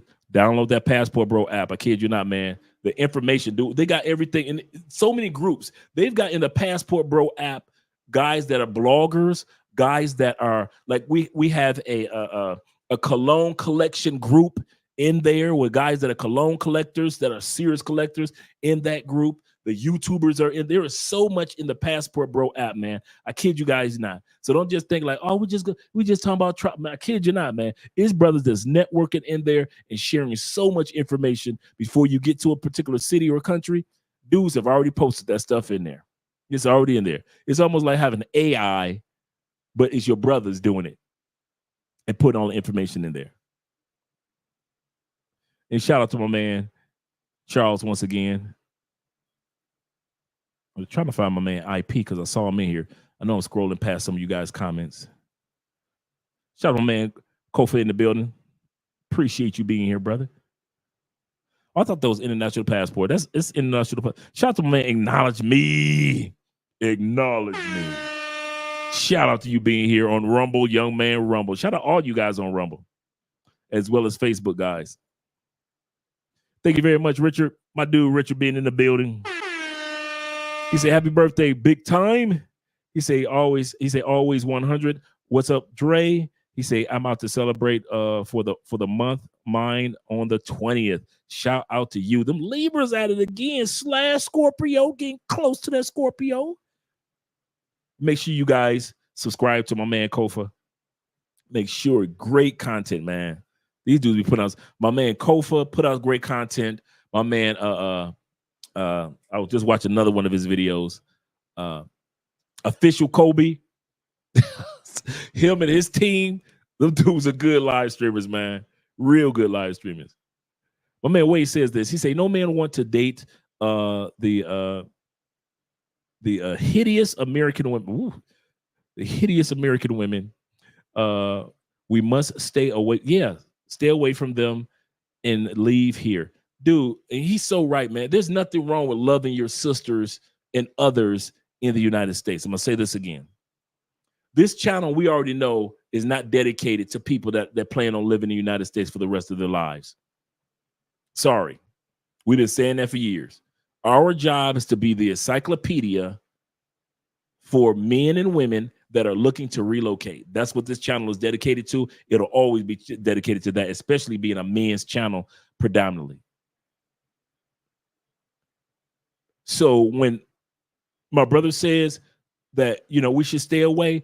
We can still deal with sisters in the name of love, conversations, playing spades, networking, building the community back home in the States. You don't have to be like, I shun sisters. You don't have to be like that. But as far as smashing, oh, nah. I got you. Now, some of you dudes is like, I'm on monk mode, Dre, but I got needs, bro. What should I do? I mentioned this before we go to the video. I mentioned this before. And I said this at the Black Manosphere Conclave because a brother asked me to say that, Dre, listen, I'm trying my best to stay on monk mode. I'm in Theo's class. I'm focused. I'm doing what I need to do. I'm in international passports class. I'm doing what I need to do. He said, man, I got needs. What, dude? How the hell you stay on monk mode? I'm gonna tell you what I did. You ready? And this, I've said this one several times over the years. I got one female and told her this. I'm leaving. This is before I met Andrea, before I knew what country I was moving to. I said, I don't know what country I'm moving to, but I'm leaving. I said, I will never be your man. She was fine too. I will never be your man. I will never meet your pastor, your daughter, because she had a daughter, your daughter, your mother. What's your favorite drink? I like to drink wine. Some of you guys have heard me tell this story. I'll have 2 bottles of wine on Wednesday and Friday. You can come over to my place. What's your favorite music? She said, old school R&B. I said, I'm going to play all the old school R&B. I'm going to sex you down, give you all the orgasms that you need. I said, but I am leaving. I'll never, unless you have an emergency, just a human emergency, that's the only time you'll see me come over to your house when I'm other than smashing you. I say, if you agree with that, I say, but you'll never have to worry about me sexing somebody else, me doing this to somebody else, doing something behind your back. If you're cool with that, and we were on the phone, let me know. And I hung up from her and she hung up from me. Less than 2 hours later, she called me back and she told me, she said, Andre, because you were honest and you didn't lie, and I see how you travel to other countries, I'm in. I'll see you next Wednesday. I smashed her all the way into, now mind you, prior to, I'm 100% monk mode. I'm focused, monk mode all the way. But I was like, y'all, I got needs. And I didn't know Andre at that time period. I got needs. I don't even know what country I'm moving to, but I'm moving. But I knew I didn't want to hurt a bunch of women, leave a blazing trail of hurt women in the United States. I'm going to say this again. Some of you guys are making the mistake of you want good karma to come your way, but you leaving a blazing trail of all the women that you've hurt over the last 3 years because you about to move to another country. So you think I could just smash chicks and just ain't no repercussion. The universe ain't gonna never get me back for what I just did. You just think that you sow it, but you ain't gonna grow it. You sow heartache, but you don't think you're gonna get to another country and heartache ain't gonna follow your black. You think that. See, I was wise enough to realize I ain't trying to hurt nobody's feelings before I leave the States. Can't no female come on this live stream and say, Andre, he was just beat my coochie up. I fell in love even when he was with Andrea. Nobody can say that. I did not want that bad karma coming my way. So what did I do? Act like I had some dang sense in my head. And I was honest with one female. And when I met Andrea, that person was cut off. Because remember, I met Andrea, we was like on friend mode. And so I cut that person off and I got serious about it because I finally, went to Colombia a few times and so forth. And then I finally came to Cali. And then I met Andrea at the mall. And then all of a sudden I said, I really like this person. And so I kind of like slowly but surely became honest with this other person. I was honest with her. And maybe for me, I kid you not, maybe for like a week, she was pissed. She knew the truth. But when the moment of truth came, I'll say this again, She knew the truth because I told her the truth, and I never veered off. I never took her to a movie. I never bought her a birthday gift, a Christmas gift, even though she bought me gifts. I didn't buy her nothing. She would invite me out. Andre, what you doing? Nothing. You want? I got tickets to a play. You want to go? Nope. I stuck to the rules because if you veer off the rules, they think they got a chance. She even told me, she said, if you don't move to another country, could we be together? I said, that's impossible. She said, why? Why can't we be together? I said, because I'm moving to another country. At that time period, I had discovered Colombia and other countries to consider. And because I was honest with her, the universe gave me an honest woman. I'll say this again. Because I was honest with that woman, guess who the universe gave me? An honest woman, Andrea.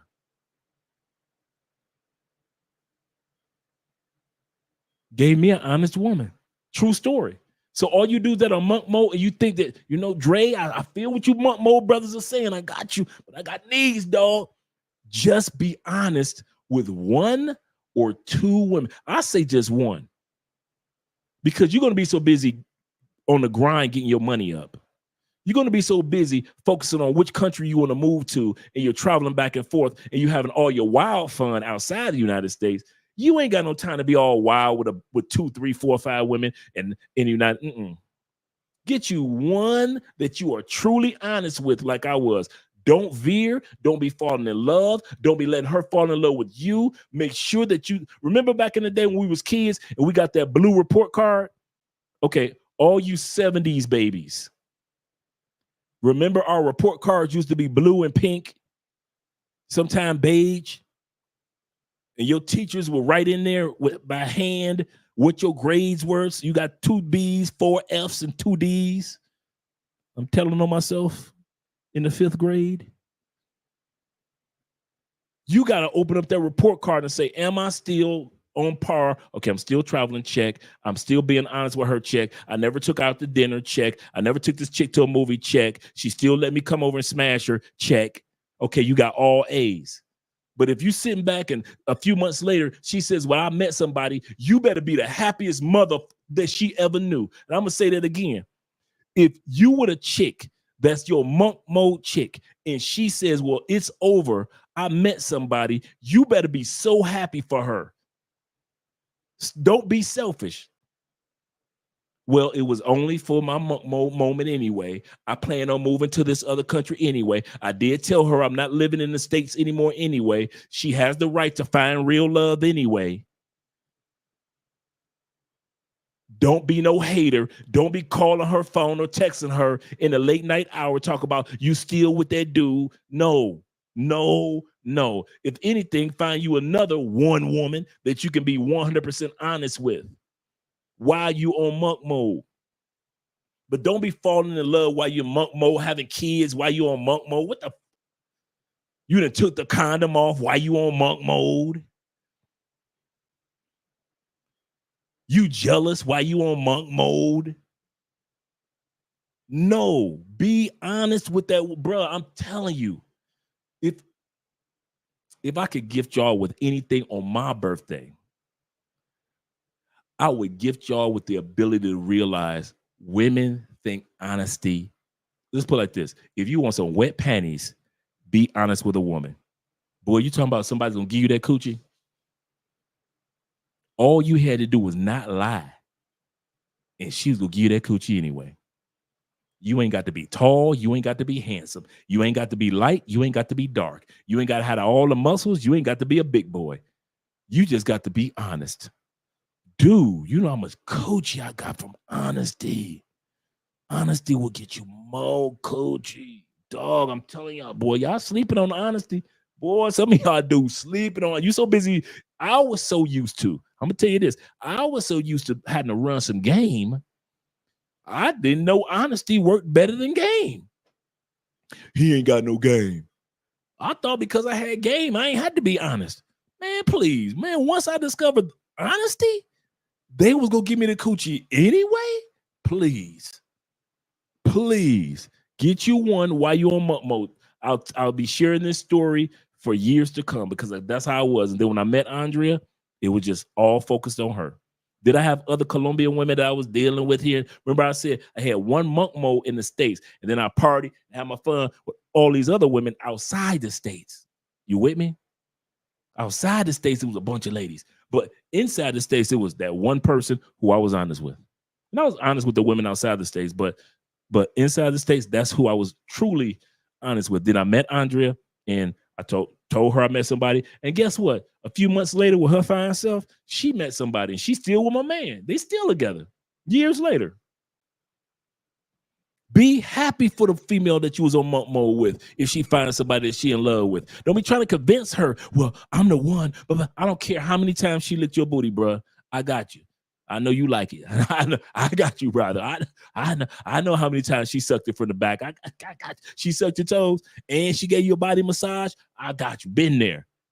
But you still need to be happy for her because honestly, you are moving outside the United States. That's the honesty. So let her find love if she find it in the middle of your monk mode. Find somebody else to be honest with.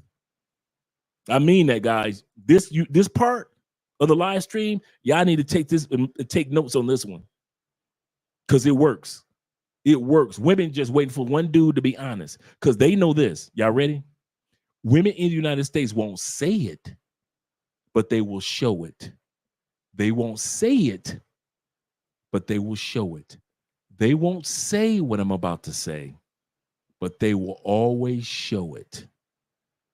They know the competition is deep. Go ahead, be honest with her. And she says, that's not for me. The reason why the female called me back, because she knew if she says no, don't worry about it. As honest as Andre was, he'll be honest with somebody else, and that next female will say yes. So she knows she passed up some good sex and good company, guaranteed on Wednesdays and Fridays, guaranteed, when all she had to say was yes.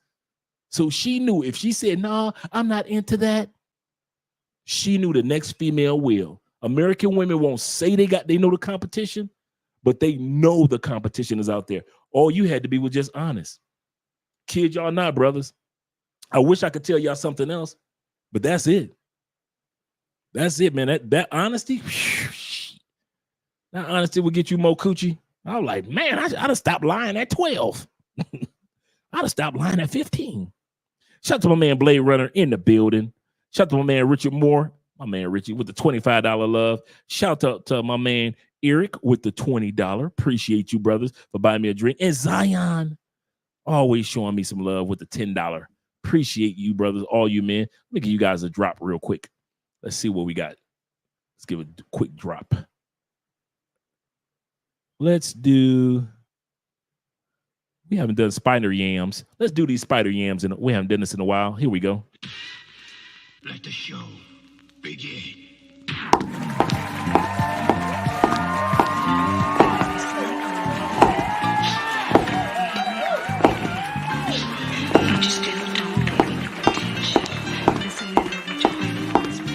Meet me at the altar with that fat ass. We ain't getting no younger, but that ass fat. We ain't getting no younger, but that. Shout out to all 73 in here. Let's get back to the video. I'll come back to the comment sections in a moment, guys, because I know you guys have a lot to share as well, and I want to hear what you guys have to say. All right. Jeffrey say, I still have one blueprint, my report card, the blue report card. Thank you. I'm not the only one that's had the blue report card. Let's go to the video, gentlemen. Once again, this is the brother still speaking in regards to why men are leaving, black men are leaving the United States. The United States, this is the main thing that I realized. The United States be bullshitting us. They be literally capping, they be lying, they be fabricating, they literally lie to us our whole damn life. Do you know, when I was in New York, in America, I used to research where to go, how to go to Thailand, how to go to Bali, how to go to all these damn countries. And do you know what I found out? All these countries are very dangerous.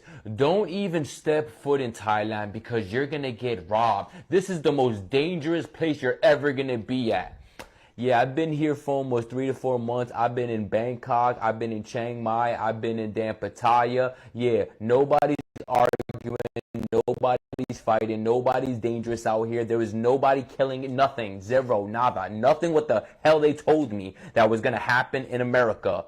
And I came over here and it didn't happen. They're lying to us. But one problem is the news. Did you ever realize on the news, when have they ever spread positivity about somewhere? If you are watching the news and it's talking about a different country or a different place, is it good news or is it bad news? So again, if you want to continue getting brainwashed by the United States, if you want to continue listening to the news and listening to what the hell they got orchestrated over there, yeah, you're going to get brainwashed and you're going to be living in the past.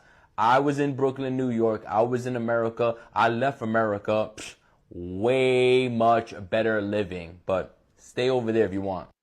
All right, so when I first came back from overseas, my patience was thin as hell. I was already feeling like shit because I already knew what I was coming back to. A whole bunch of games, lying, cheating, texting games, bullshit, flaking, attitudes, constant everyday attitudes. And dealing with that enough will make you want to end up in a damn mental hospital. Seriously. I mean, it is that bad here in America. And my patience is still thin.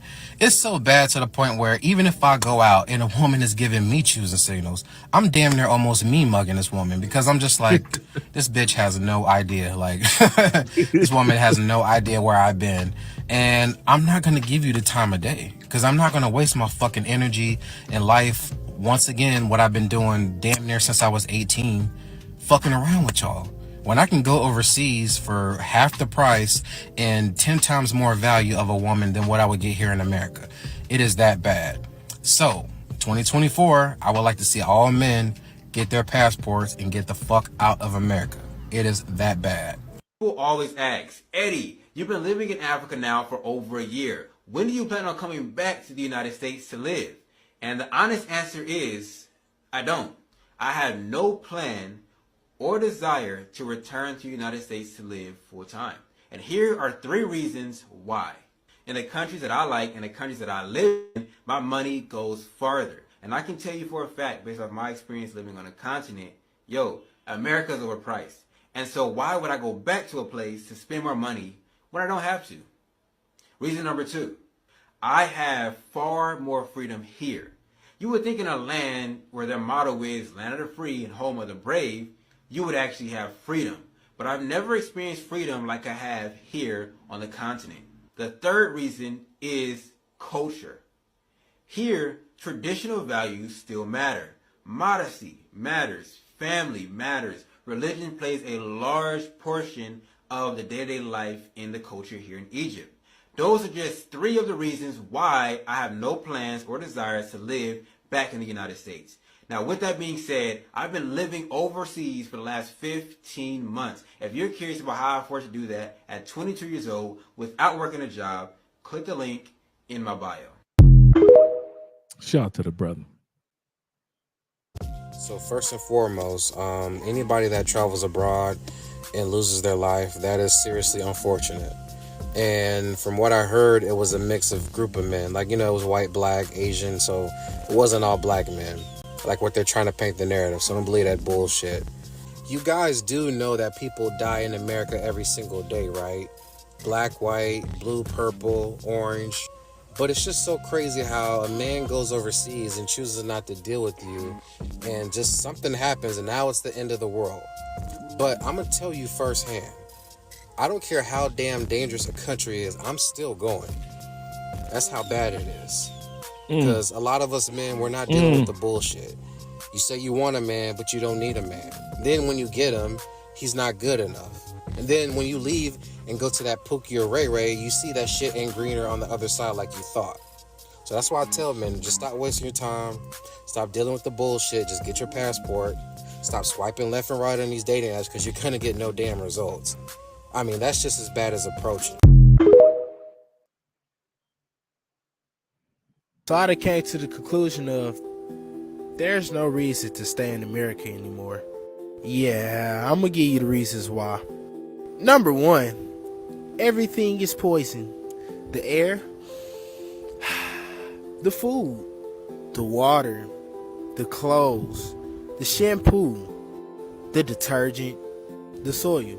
Do I really need to keep going? Number two, this is not the place where you want to be to have a family. There is no more, how can we put this? Marriage material anymore. Like, people nowadays are just looking for a come up, trying to have a sneaky link, or so emotionally damaged that they're incapable of having a relationship. Seriously.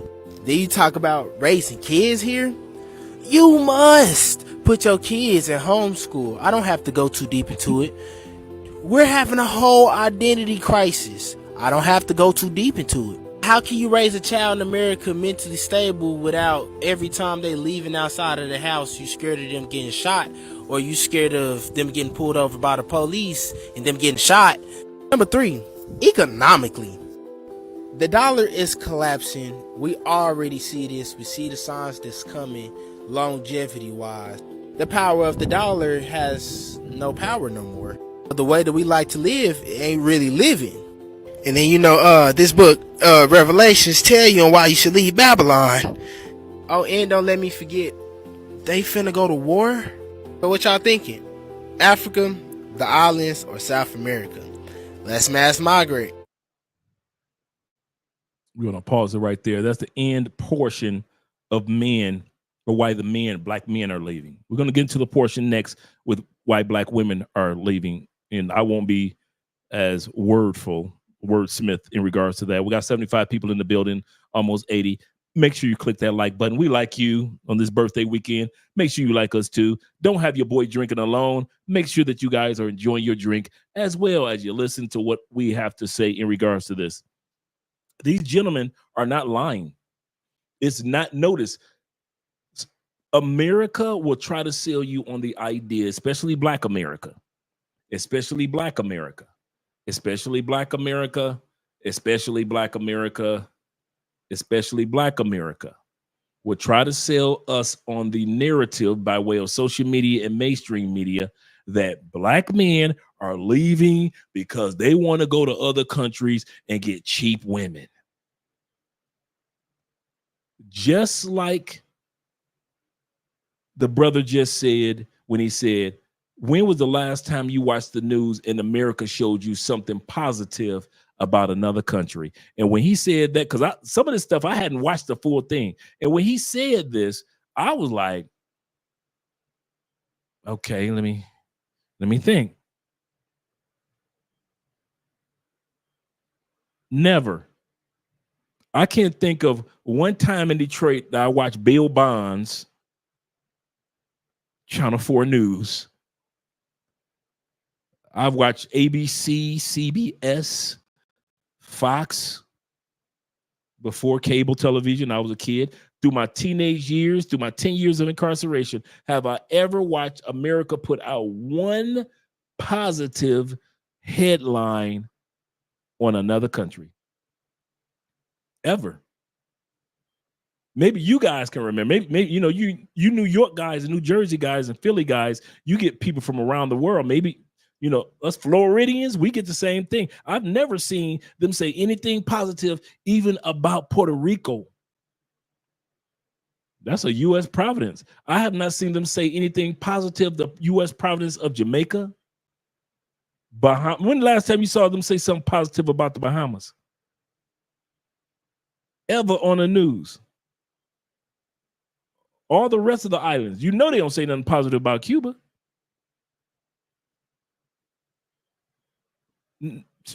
Belize? Let's go down to Central America. Belize?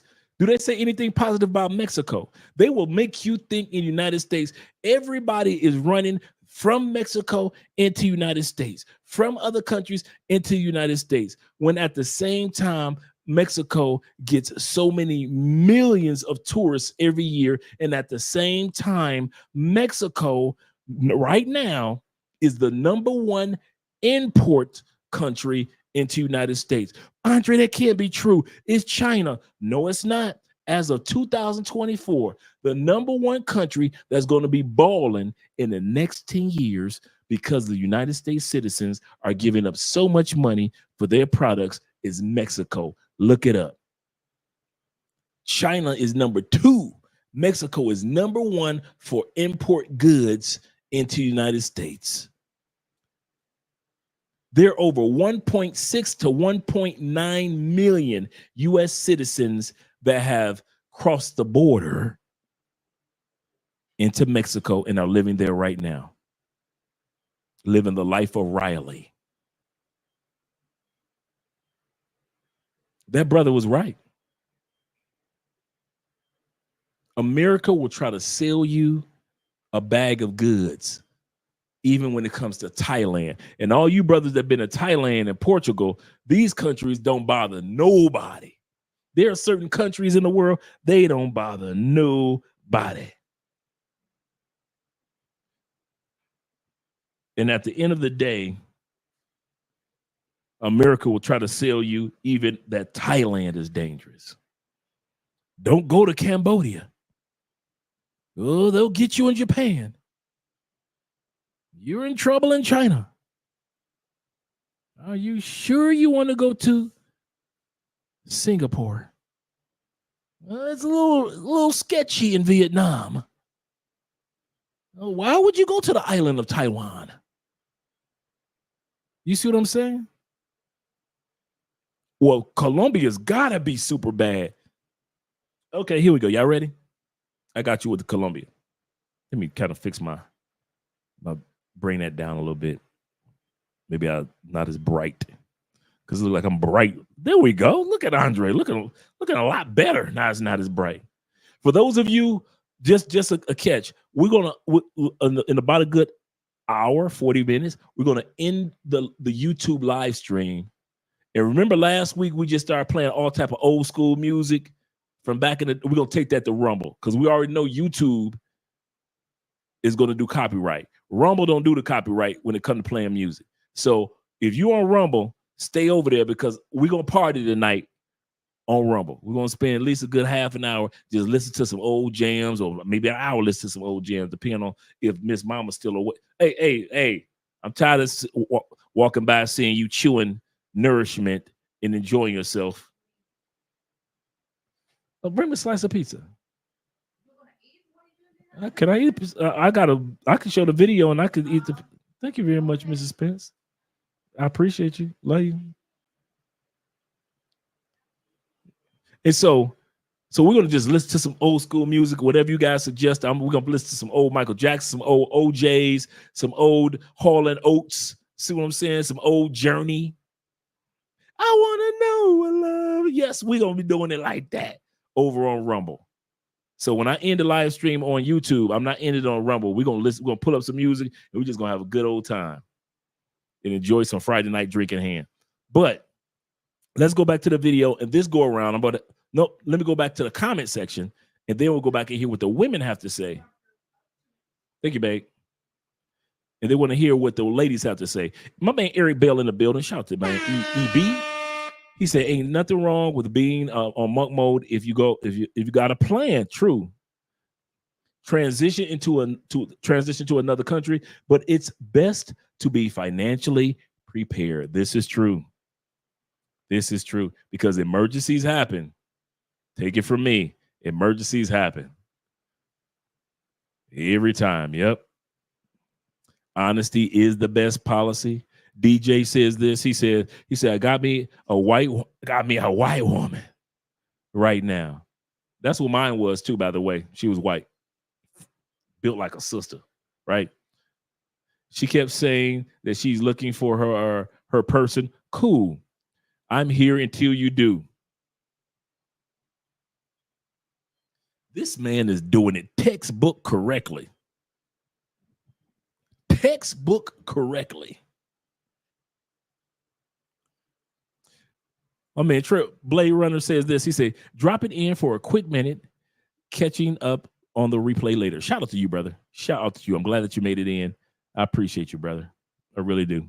Appreciate you guys sitting in the Cash Apps as well as the Super Chats and the the PayPal. Appreciate you guys. Buddy Weiser says this.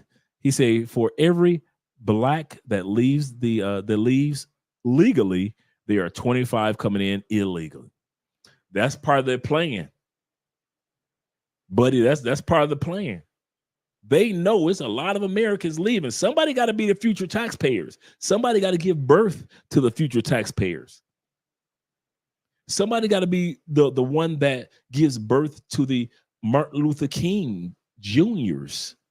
Remember, somebody's got to be Martin Luther King Sr., who was just a pastor. And then you gave birth to Martin Luther King Jr., who's on the list of the top 25 most influential people in the world of all time. Somebody got to be the senior. Somebody's got to be Kamala's dad. Somebody's got to be Trump's dad. Somebody's got to be the senior or the granddad that comes in to the country, so that person 2-3 generations can be doing some amazing things. That's how America works. America does not. I'm gonna say this to you guys, and this is gonna hurt a lot of us. America has never worked as far as Americans only bringing success to America. I'll say that again. America has never, not one time has they set it up or wired it for Americans make America great. That's some political BS. America is wired to where foreigners came and we end up getting the atomic bomb. America is set up to where, thank you, babe. I appreciate you. Love you, sexy boo. And America is what? Yeah, I was looking at my wife's butt. So yes, you did catch that. And so America is set up for foreigners to come over, such as our brothers that's coming from Africa, our Nigerian brothers that succeed, the brothers that are coming from India or Europe. America has always been set up for foreigners to succeed, to help America to continue with the success. It's just wired like that. I mean, even our statue is from France. Let's be real. And that was a black woman. And for those of you that don't know, look up the Statue of Liberty. She still got the slave chains on her feet. Some of you guys have never even noticed that. They always show you the top part of Statue of Liberty. Look at the Statue of Liberty. It was actually a black, you can look it up. The original facial features was a black woman. In America, when they got it to Americans, when they got to America, they made her into a Michael Jackson nose white woman. But they never took the chains off her feet. Never took the chains off her feet. So even our statue is not even ours. It was always immigrants coming over to America and did great things. Always. You can't name an era or time where immigrants didn't come over, whether it was the Asian community that came over and helped with the development of the railroads, whether it was the Irish that came over and helped the blacks and the whites during World War II. Do your homework. That's how the Irish came over. It's always been foreigners that have always come over and took America to its next level. Now, am I co-signing? No, I'm just telling you history. That's why I always say, look stuff up. I could be lying. I could be wrong. I could be wrong to say that the Asian community didn't have an impact on the railroad system that took place in the United States. I could be wrong when I say that the Irish helped when they came over, they helped fight during the Civil War with whites and blacks during that time period. I could be wrong when I say that your doctor 9 times out of 10 has an East Indian accent because he's from India.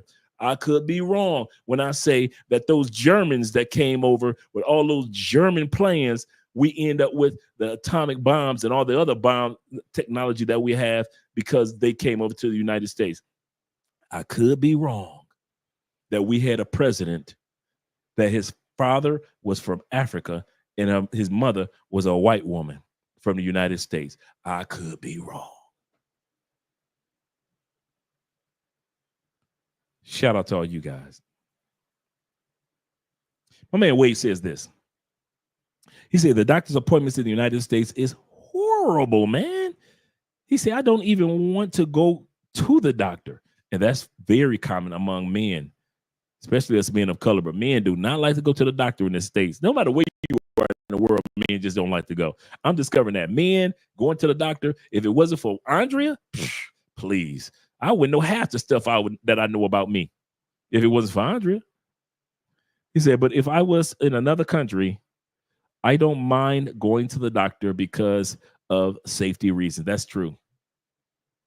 Because here they ask you what's going on, bam, and they'll send you to a specialist for that. They'll send you, Andrea said it yesterday. I've got nutritionists. I ain't never had a nutritionist a day in my life. Nutritionists, therapists, this a piss, that a piss. Dude, I got all of it. If it ends with ist, pharmacist, those people are in my life right now. That I never. There we go. Thank you very much, baby. Andrea Andrea said, "This is my file," and she wanted me to show you guys this, to showcase this. This is my file of all my medical. And mind you, there is nothing wrong with your boy. Now, I could see if I was like, I'm dealing with so-and-so, but I ain't told y'all about No, I'm good. I mean that, I'm good. The most that I probably deal with is high blood pressure, and I'm taking care of that. So we're good on that, and that's getting a lot better. All this is 2024. We just halfway through 2024. All of this woman got a big file of, you ain't seen 2023, 2022 file, 2021, 2020. You ain't seen 2019s. All of this is, we pay $200 in insurance, and all these doctor visits are $0 or $1. Why shouldn't I go to the doctor? If it's $1, all of this. This is just 6 months of just going to the doctor. Is anything wrong? No. Okay, I'll be back in a couple of weeks. And then we go back in a couple of weeks, and is what about this? Let's check on this. Nothing wrong there. We pay $200. Dude, I was paying $200 every paycheck in the States every other week. Right? Some of you guys are paying way more than that because you got families. All of this is $0. I just pay for my monthly insurance. All of this is, and I'm talking about top notch, not witch doctors, not doctors that's coming to put bones together. I'm talking about really good medical service. The other thing is, since we got some of the top of line medical services, I don't wait in line. People in Colombia that got regular everyday Colombian medical service, which is not bad, they got to wait in line. Dude, I probably been in the hospital, doctor's office for a checkup. I probably 15, 20-minute wait. Andre space. Yep, that's me. Maybe 20 minutes. Maybe. I'll bring a book like I'm about to do something. As soon as I get ready to open up, I get to the next page. Andre space. Take my butt right off in there. Well, y'all still struggling back home in the States. I'm like, why is my brother struggling back home in the States? I got you. Get your money up. I got you. Take care of your family, your responsibilities. Take care of mom, take care of your kids you got back home. But when you're done, we'll take care of the kids. You get done, take care of mom or dad, because they're older. You've laid the foundation. Dude, I'm telling you, there's a world outside the United States, man, that I keep trying to. You see your boy be coming with receipts. $0. I paid for none of this. $0. Every month we pay our insurance, and when I go to the doctor's office, it's $1. And a lot of times it's free. And the nutritionist free. the therapist for this, free. All of it is part of the package. Even if I said, I got mental issues that I'm trying to deal with, and it's kind of stressing me out here in Colombia, guess what's part of my medical? Free. These eyeglasses. Okay.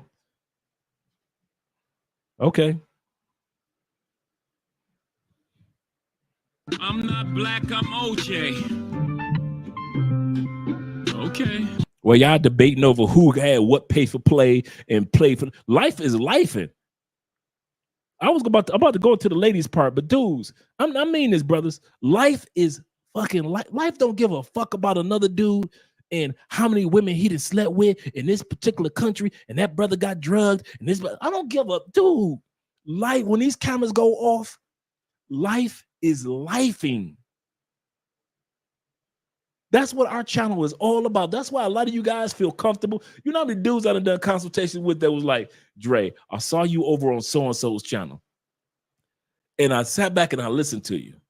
And I don't really trust dudes like that.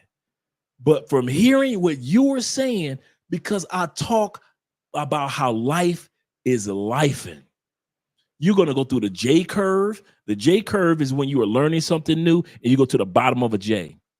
And that's your learner mode. And then you move up to the top of the J.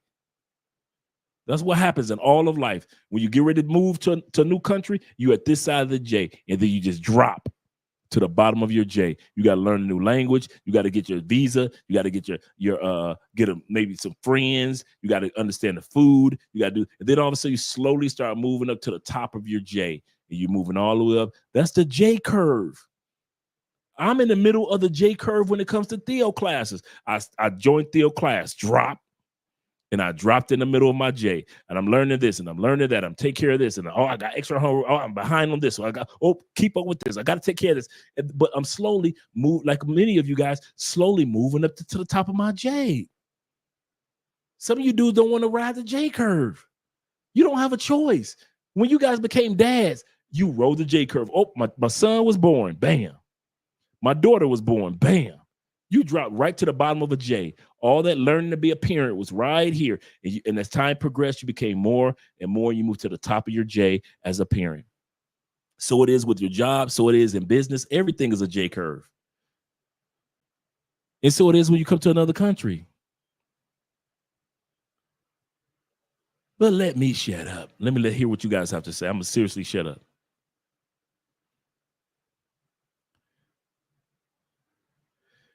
He said, Dre, remember, Eric Bell says, he said, Dre, I remember a brother I met years ago that married a Kenyan woman and didn't bring her to America, which is a smart move for any passport brother. You know what? I'm kind of like 70. I'm more like 80-20. I met some really good couples that, the wife or the wife was in another country and they went back to the States and they're doing great. So I know some great couples that it works out very well. Really nice couples. I was interviewing a guy today, not interviewing, but me and Andrea we're going to do an interview with him. And that's my dude. He's an older dude, right? Older white dude. And he has been coming to Colombia since 1981 with the Peace Corps. And my man Gary, dude, him and his wife been together from Indiana. Him and his wife been together, and now he was a player. And him and his Colombian wife have been together for 40 years. Met his daughter today, his son, and the grandkids. And me and Gary been cool for a few years. But he brought his, and his wife is gorgeous. And I'm talking about for a woman that's her age, she is beautiful. And so at the end of the day, for many individuals, it does work itself out. I won't say for all of us, because all of us don't know how to pick.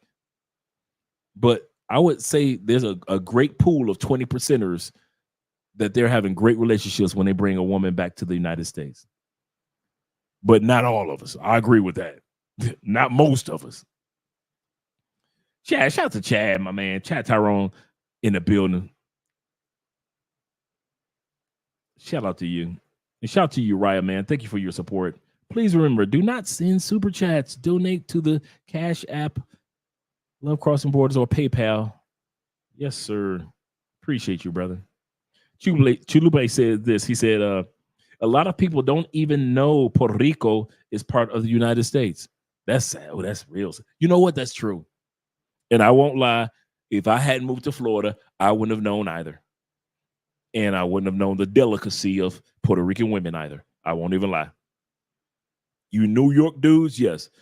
Chicago, you get more like a Mexican, a group of individuals that come up. Chicago, Indiana, you get more Mexican. But Puerto Rican women, whew, shout out to them. Goodness gracious. Woo. Stick it in my booty, Andre. Why, yes, ma'am. Shout out to Puerto Rican women. Black Nubia says that. See, I enjoyed that music from last. Yeah, we're gonna do that one again. We're gonna do that one again, definitely. But we're gonna do it on. I'm telling you guys, if you haven't signed up to Rumble, we're gonna do it on Rumble because the reason why I took the video down last week from YouTube because I know a lot of you guys were like, why the video was gone? Because I know how YouTube works. So I was like, soon as we got done with the live stream, I took it off of YouTube. But I don't have to do that with Rumble. So all you guys that meet me over on Rumble in about a good 20, 40 minutes, we're going to go over there and we're going to party. We're going to have a good time with some music. Oh, yeah, we had a good time. Headed to Vietnam, October 17th. Shout out to you. He said, Banner Hill and Da Nang. He said, waiting for you to pull up in Thailand. Man, listen. Breck, man, we are looking forward to that as well. We really are. We got some plans coming up. He said, what's your Rumble channel? Do me a favor. Uriah just dropped it. Shout out to Uriah. Drop the link to Rumble. So make sure you guys subscribe over there to Rumble because we are going to. So what happens is I can still be on the StreamYard and I'll drop YouTube off. So it'll just be Facebook and it'll just be Rumble. And we just going to listen to some music and just have a really, really good time. Shout out to my man, Nazre, pronounced Nasir. Shout out to you. Thank you very much, Nasir. He said, happy birthday, sir. He said, good. He said, God bless, wealth, and health to you and your loved ones. Appreciate you, brother, man. I really do. And I thank you for that. I really appreciate that, man. In the words of, like I always say, in the words of Kanye West, I wasn't supposed to make it past 25. Joke's on you. I'm still alive. Yeah, a lot of us wasn't supposed to make it past 25, but the joke's on them. I'm still alive. Shout out to all of us, man, that made it past 25. RPA said this is a happy birthday to you. Wish you love and peace. Yes, sir. Appreciate that, man. I really do. Let me make sure I got everybody. My man Wade says this. He says, and so we just have to be honest to get the bruh. That's it. That's the formula. I told you I would have stopped lying at 12 if I knew that was the formula. Because women don't want to admit in the States, but they know in the States the see in Colombia, they ain't got no problem with saying, I know you're gonna be with that bitch. Colombia knows the competition. South America knows Brazilians know it's competition. They know they're not the only pretty one. America's even fat chicks act like they really ain't got no competition. Like can't nobody compete with me with my fat ass. But there's a difference in the United States. But they are willing to not say it, but they know that it's true. He said, wow, so those females are hurting for our black eye. Yeah, that's serious. He said she's a real one. Salute to her. Yeah. Yep. Thank you very much. Happy birthday, OG. He said I would be miserable right now in the States if my Falcons weren't winning. Man, listen. I'm a fantasy football man. I've got Bijan, I've got Mooney, and I've got y'all here. Oh my goodness, y'all gonna make me look up my receiving crew. The number one receiver that you guys have, Drake London, and I've got Drake London. Man, you guys are riding my fantasy. I'm destroying people on my fantasy teams. Yes, sir. With Atlanta. Shout out to Kurt. And Kurt getting better. Yes, sir. My man Wade says this. He said, I don't even like watching the news. It's always negative out there. That's true. He said, I would say the only time I would watch the news is probably because of the tornadoes, bad weather, but I don't watch at all. That's true. That's how I was. I was more like the weather. And then like for the election year, I might watch a little bit more. And I like watching more like political news than just daily news, because daily news will have you sad and depressed. He said, my favorite television shows most of the time is most anime. Sounds like a man after my own heart. And cartoons, that's really it. You sound like me and Andrea's dad.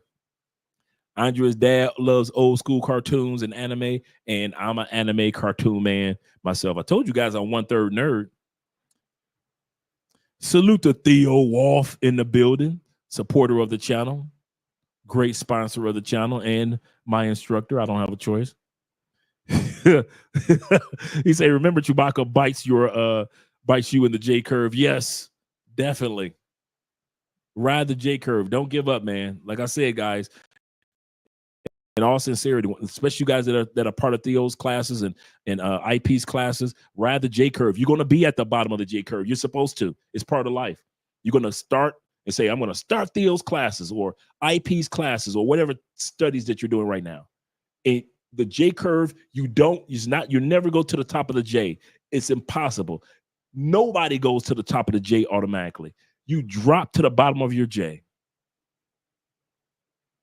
Mr. Beats, the famous YouTuber and advertiser, he has a YouTube channel that's almost worth actually somebody offered him $1 billion for his YouTube channel, and they were serious. This dude makes he makes 100 million at least every year for all that his business brings to the table. It took him 5 years to get 1,000 subscribers on YouTube. Just imagine, you're the number one individual YouTuber in the world. You've hit 100 million subscribers. And you had to ride the J curve. In the middle of the J curve, he found friends that were in the bottom of the J curve. They knew how to make good videos. He knew how to make good thumbnails. In the bottom of the J curve, they were like, what are we doing wrong? He's like, what am I doing wrong? Got with his friends in the bottom of a J. You're going to meet so many people that will help you out, and you're going to help while you're in the bottom of your J. That's why Theo always says, you are not going to pass these courses. You're not going to get certification. You're not going to even be in this career if you think that you're going to do it solo. It's impossible, impossible. You're going to be at the bottom of your J curve with your classmates, if you're a father, with other fathers, in the bottom of a J, other businessmen. At the bottom of a J, you network. And all of a sudden, that helps you out. You start moving towards the top of a J. That's how it is. So don't ever think, but here's the part. Don't ever think that you're going to do something, including relocating, and you're not going to ride the J curve. You're crazy. Those that think that they're not going to ride the J curve, two things happens to them. Is at least in Colombia. You think you're not going to ride the J curve, you're going to end up back in the United States. Or you're going to end up in a problematic situation in Colombia because you think you know everything. Your job in the bottom of the J curve of life is to learn. That's it. Learn as much as you can in the bottom of your J, and that's what pushes you up to the top of a J curve. Don't you ever forget that. Shout out to Theo being here. Oh, my man's Daly's in the building. He said, Rebel is the truth. The freedom of speech off the chain over the... Oh, man. Dude, it's Rumble videos. They got like 2-3 million views, man. People are serious about Rumble. He said, brother, USA and Afghanistan are best friends. I think I'm dipping into somebody's conversation. Bro, he said countries that promote. See, I can't say that on YouTube. Can't say certain things on YouTube. But you can, but I can't. So thank you very much, Theo. And thank you very much for the blessing, man, that you sent earlier, man. I appreciate that. He said, Wade says, escaping the Matrix. I'm going to say something, man, that was on my heart earlier. Let me go back. Man, why am I so bright?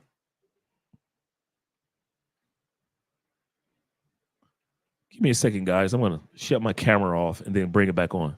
Give me a split second. I just got bright out of nowhere.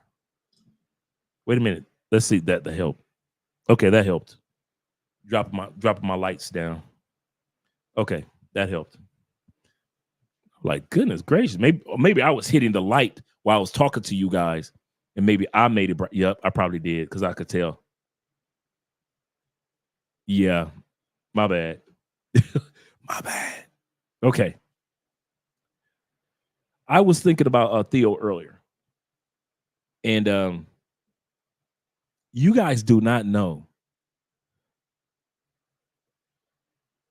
Theo started his first classes in 2022 when the first conclave, like major guys, and it was free back then to go to the conclave. This is the fourth one. Just talking to graduates and guys that are graduating soon, and I talked to guys that had job offers that are coming through. I'm sitting back thinking about Theo, and this earlier. This dude has put millions into the pockets of black men that are traveling. I'm not saying each person made millions. I'm saying since 2022, if all his graduates and people that are hired, including some guys that are even neighbors, if all these guys stood at a podium and told their story, it's easy that Theo's got a couple $1 million that he's easy. If these dudes just put their annual paycheck on the right there, let you see it. Easy.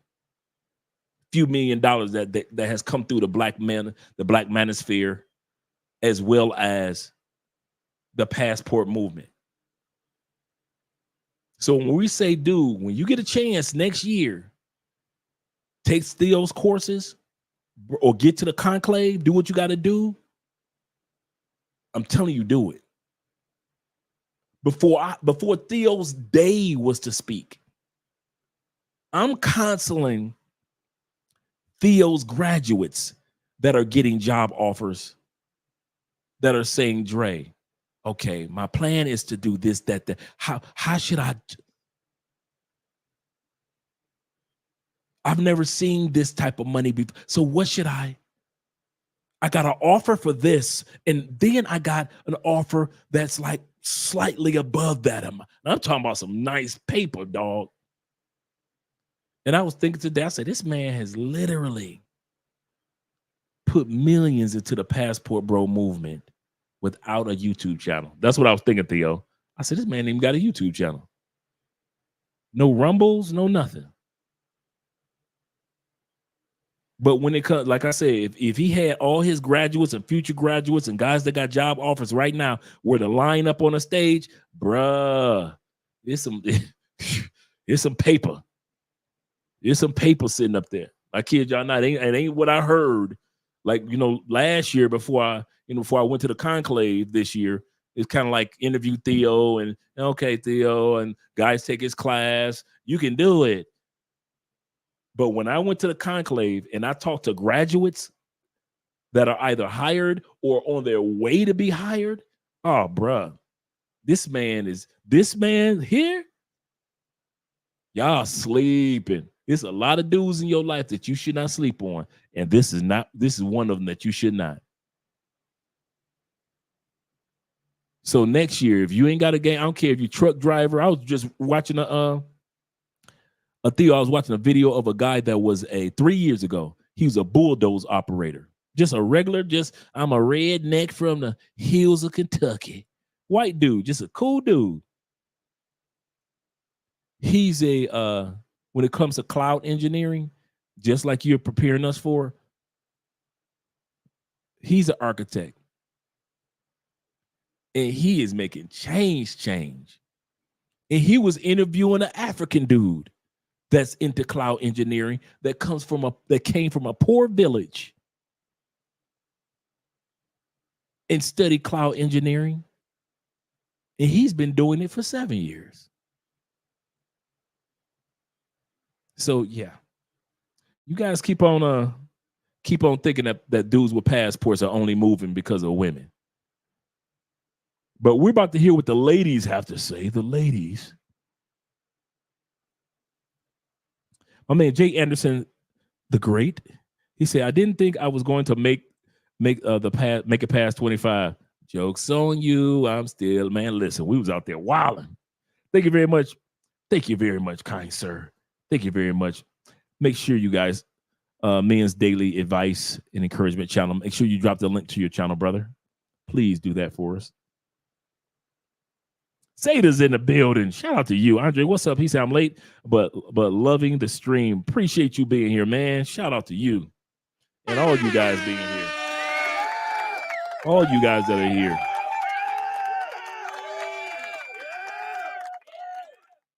He said, brother, think that she gets some treatment as the bad beat. Yeah, that's for real. Yeah, Bertha assumes that she gonna get that, but she ain't gonna get that special treatment. My brother in the building, Locus in the building. He said, I'm coming to Cali in 2 weeks. Count down. Saw some brothers today that just got here over the past couple of days. He said, what's a good place to get an Airbnb? Out north. La Flora, hear me out. I'll give you guys a free 40-second consultation. La Flora, where we live. La Flora, the flower. La Flora area. This is out north. Everything is in walking distance. The grocery stores, the gyms, everything. Clubs, bars, restaurants, and walking area. And Chippy Choppy Mall is like a 5-minute taxi drive, maybe a 15-minute walk from here if you just want to walk to Chippy Choppy, which I often do, or if you just want to take a ride, or Uber, right down the street. Number 2, Chippy Choppy, the mall area, right there. Everything is right there. A lot of you guys stay down in that area. My Uncle Jeffrey, a horse when he comes down. Who else comes down here in that area? Keithan, when he comes down. Who else comes down? I'm trying to remember right now. That comes to Chippy Choppy area. Abraham, father of many nations. When you see father of many nations up here, Abraham, he comes down the Chippy Choppy area. So that's numero dos. Numero tres area, where we used to live, which is like 3 blocks from Chippy Choppy. It is Parque Norte, or the North Park. Parque Norte. So all of these areas are all out north. Just in case you're wondering, what am I talking about? All out north. Why am I saying these areas? A, most of us that live out here that you're going to run across, we're out north. B, you're only a 20 to 25-minute ride from the airport. So if you guys say, Dre, I need you to pick me up at the airport and drop me off, I got you, bruh. I'm 20 minutes from the airport. So I'm the familiar face that you meet usually a lot of times. Number 4. So we talked about La Flor. Actually, number 5. We talked about La Flor. We talked about Chippy Choppy. We talked about Parque Norte. The fourth one is Granada area. Granada is over the area where a brother owns restaurants. They're over that area. It's really nice. You can just walk out the door. They have Gringo Tuesday over there where everybody from different countries come from over there. Just a really nice, energetic area over there in Granada. It's called Granada area. The last area, which is a little further, but not too far, still out north, is northwest, and that's El Peñon area, or the dog park. I'm not sorry, the cat park area. So when you guys, some of you guys have seen the famous pictures of guys taking photos with a giant statue of a cat or the cat park, that's El Peñon area. That's where the Marriott is, or in the Intercontinental is over there, but a bunch of Airbnbs are over there. I was over there. My first 3 or 4 trips to Cali was in El Peñon. That was my first 3 or 4 trips. I automatically knew where I wanted to stay. I liked the Airbnbs over there, the restaurants over there. It was just now it reminds you of like Atlanta when it comes to being hilly. Now that's the one thing about El Peñon. It's a lot of hills, but other than that, it's really, really nice over there. So we're going to go through the 5 one more time. La Flor, Chipichape, Parque Norte, Granada, and El Peñon. You can put San Antonio in there just in case you guys run across San Antonio. San Antonio is like it's an older area. It's not old, but it's older area of Colombia. Really nice restaurant. Of Cali, really nice restaurants, but it's no grocery stores. It's like a quieter, really quieter side that's a little further out. So a lot of you guys be like, man, I want to go to the gym. There's no gyms over there. I want to go to the grocery store. There's no grocery stores over there. I wanted this. I wanted that.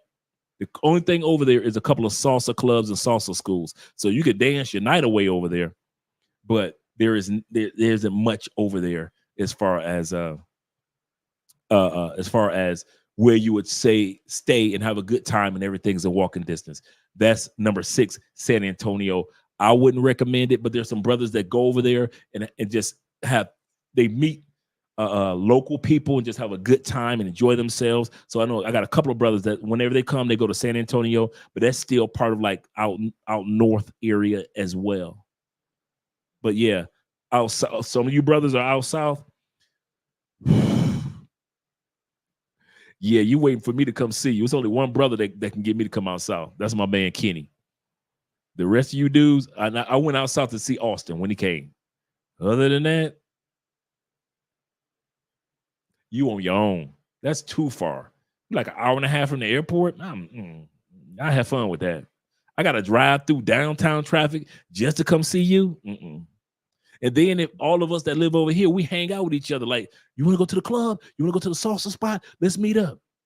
Ain't no meeting up with no Southsider. Y'all too far out there. Ain't nobody driving all the way out there, pick you up, come out here, have fun, and then drive all the way back out there to drop you off. Oh, that ain't gonna happen, bro. No. And I love the South Side. It's beautiful. It is really, really nice out there. But that's out. Like I said, that's out there. Good question though. That's a good question. So now you got the hookup. Shout out to my man Emmanuel in the building. Shout out to you. And he says, happy birthday, Dre. He said, thanks for all that you do. Keep shining that light. Appreciate you, brother. Appreciate you. So I hope that information. Shout out to my man Dark Green in the building as well. He said, Dre, in chat, because chat lives matters on this channel. He say, what's being taught in Theo's class? Just curious. Cloud engineering. We're gonna have that Theo come on the show and let you guys really understand what Theo is sharing us. And we know that Theo says over $8 million so far. I knew I wasn't crazy. $8 million that men have made after taking Theo's class. I want to let that sink in. And Uriah said, he ain't lying. He is not lying. He said, he said, I stood next to a recent graduate and he got an email. Why? Uriah said he right there. He said, which was a job offer paying $150K. This was at the conclave. I kid you not, man. Them dudes was rambling off numbers. And I was like, dang, I ain't mad at you, brothers. And then when what motivated me to get involved in the class was when Shannon said, why not take Theo's class to put another feather in your cap? And I was like, you know what? Why not, Andre? You talking all that tough talk. You try to get everybody else to do it. Why don't you do it, Mr. Man? And I was like, you know what? Let me get involved. And I've learned in the month of being there, I have learned so much about about an industry that I took so much for granted. That's around us every day, and is looking for more people to hire more people, and that's why the guys are making what they make. Kid you not. Uriah said, he said, I took the day off to catch up. Yep, I got homework to do right after this. I'm like getting there. He said, Dre is $5,000 at least good to have while traveling to Colombia. Yeah. You don't need that much. Now, let me ask you. The question is, were you trying to stay out north?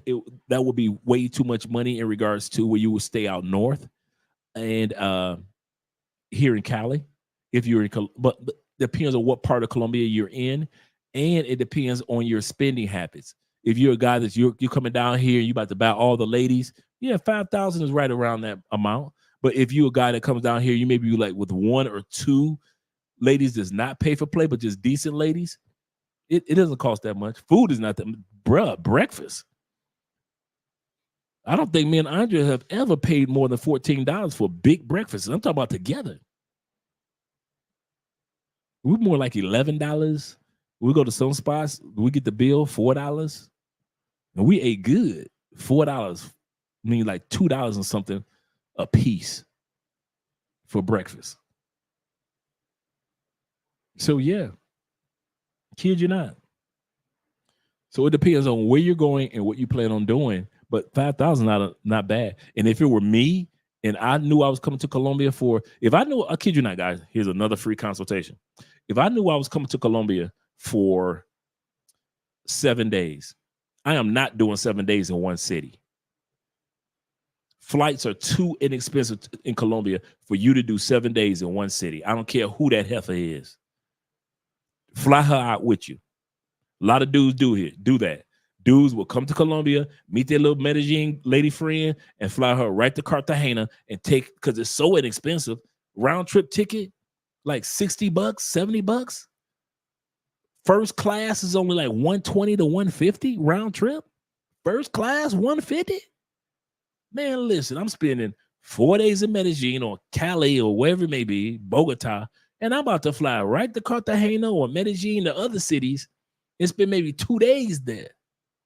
Fly little chica back, spend the last day right there, smash her out, and get on the plane the next day. I'm not about to spend 7 days. 7 days is 2 cities in Colombia. If you're doing 7 days in Colombia and you just doing one city, you're doing yourself a disservice, especially if you're doing 10 days. Okay. I've been to Medellin 15 times. How many times you been to any other city? I don't need to go nowhere else. You're a dumbass. You been to Medellin. You ain't been to Colombia.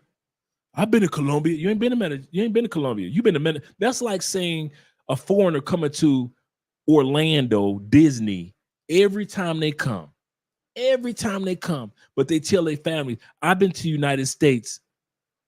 Okay, what part? Orlando. How many years you be going to Orlando? 22 years.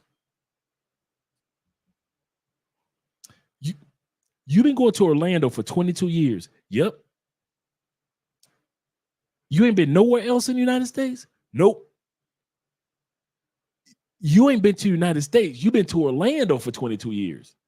You don't know nothing about the United States. Same thing with Colombia. If you've been to Medellin for 10 years, you ain't impressing me because you ain't never been no damn where. You don't know nothing about Colombia. Man, I've been to Medellin since 2007. Cool. Where else have you been? Medellin. You don't know shit about Colombia. You ain't never been to Colombia. You don't know nothing about this country except for YouTube. I'll say that again. I'm never impressed when somebody says, I've been coming to Colombia since. How many cities have you been to? How many towns have you gone to? This country is so vast. There are so many things going on. There are so many people with money in Colombia that are down-to-earth people that you don't know nothing about Colombia. You just been going to Medellin year in, year out. You do not impress dudes like me. You just a med, like they say, a medi. You just another medi. going to Medellin all the time, but you ain't never been nowhere else. So like I said, the best advice that I would give a person is if you're coming to Colombia for at least 7 to 10 days, do not do it in one city. Do 3 in one city, 3 in another city, and fly back and finish off your vacation the last day in your original city and fly your happy butt back on home. But don't do it all in and I know those 3 days are gonna fly by, and I know when you get to another city, those 3 days will fly by, but you'll thank me than just doing 6. And like I said, if you got a little lady friend, fly home now. Shoot, that you flying first class for 150 and she flying first class for 150, that's only $300. For 2 people to fly round trip first class? Okay. I'm not black, I'm OJ. Okay. Yeah.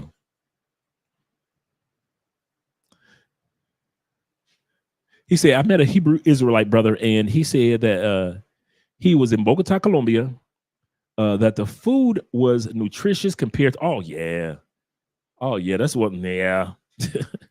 Yeah. Yeah, there is no way in the world, man, that I would be in the United States dealing with, man, I was done. Shout out to my man, Hansi. Hope I pronounced that. Oh, Hassani. And for the $10, thank you very much for the happy birthday. Appreciate you, brother. I really do. Appreciate you, man. Thank you very much for buying your boy a drink and not having me drink alone, gentlemen. And I still got a slice of pizza here. So while we watch the video of the ladies, we're going to enjoy the slice of pizza. Remember what I said. If you're not on Rumble, go over on Rumble, because after this live stream on YouTube, we're going to shut it down here, but we're all going to be on Rumble. We're just going to be listening to music, playing the jams. Gonna rock with you all night. All the hits, anything you suggest, I'm just going to pull it up and we're just going to be listening to it. I don't care if it's like Steve Harvey said, I don't care if it's white chocolate, like Hall & Oates, white chocolate soul. I didn't get a chance to play the Average White Band last week. I'm going to play some Average White Band. I got work to do. I got work to do. Oh, yeah, they asking Theo questions. Andre, cameras off. Are you still traveling? Are you still my travel agent for South America? Come on, Dave. We beyond that. This is me and you. We've sat down and broken bread, Dave. We broken bread. You already know that. You don't even have to ask that. Cameras off. Cameras off. We've broken bread. Eric says, so if I fly to Bogota, which is really nice, he said, on a low expense to Cartagena for 2 days, then Bogota, that will be cool. Yeah. Yep. Me personally, this is how I would do it. If you haven't bought your tickets yet, I kid you not. Let's say you're a week. We're just talking about a week. I would spend my first 3 days in Bogota. Man, Bogota is so much to see, so much to do. Eateries, man, dude, you're going to have so much fun in Bogota. That I can't say. I would spend my days, I would fly into Bogota. I would fly out of Cartagena. If you haven't bought your tickets yet, I would just buy me a one-way to Bogota and a one-way out of Cartagena. That's what I would do. Now, if you already purchased your tickets, that's cool. Just like I said, 3 days in Bogota, then 3 days in Cartagena or Medellin or Cali or even a small town. And then if you're going to go to Bogota, guys, do not forget, go visit the Taj Mahal. Colombia is one of the few countries in the world that actually has a Taj Mahal replica. Yes, we got the Taj Mahal in Colombia, right in the middle of Bogota. It's right there. Well, I could say on the outskirts of Bogota. It's right there, kid. You know, man. It's beautiful too. Go ahead and Google it. Go ahead. If y'all think I'm lying, go ahead and Google Taj Mahal, Colombia, Bogota. Yeah, we got that Taj Mahal. So, guys, yeah, definitely, man. If it were me, I would split it up. If I'm 7 days, 10 days, there's no way I'm doing. I don't know other than Andrea. When I was single, I don't know nobody that fine. I'm about to spend my whole trip in one city, and I know it only costs $50 to do a round trip across a country. America is the only country that I know of, that I personally know of, that it is expensive to fly into, expensive to fly around, and expensive to fly out of. Only country that I know of that is that expensive. Even UK, you could take trains and flights. Even the flights going into UK, you can land in London. Dude, you can land in London from Colombia, in some cases cheaper than you will land in San Francisco from Colombia. That's crazy. Okay.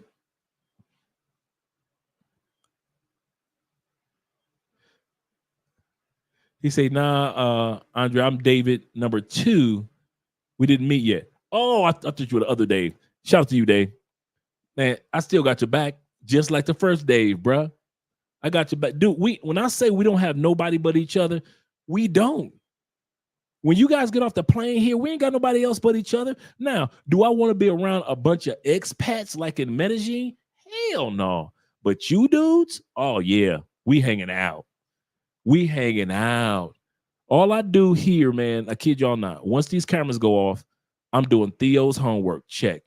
I'm doing work for our channels. Check. And I'm writing my book, How to Become How to Make America Your Second Home Instead of Your First Home.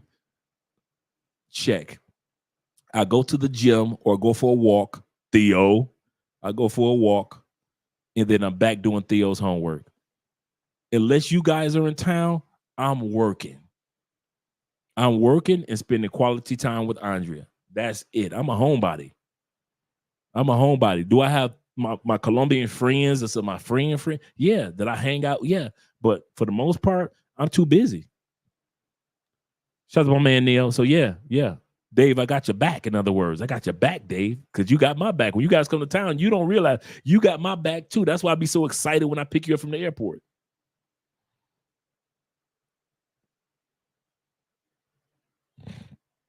Yeah.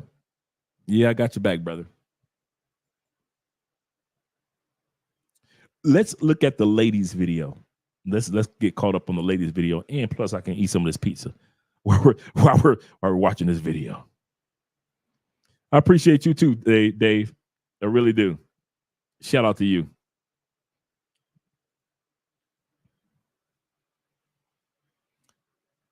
It's going to take a few seconds to pull up, but we're going to hear what the ladies have to say. And I'm about to enjoy a slice of pizza.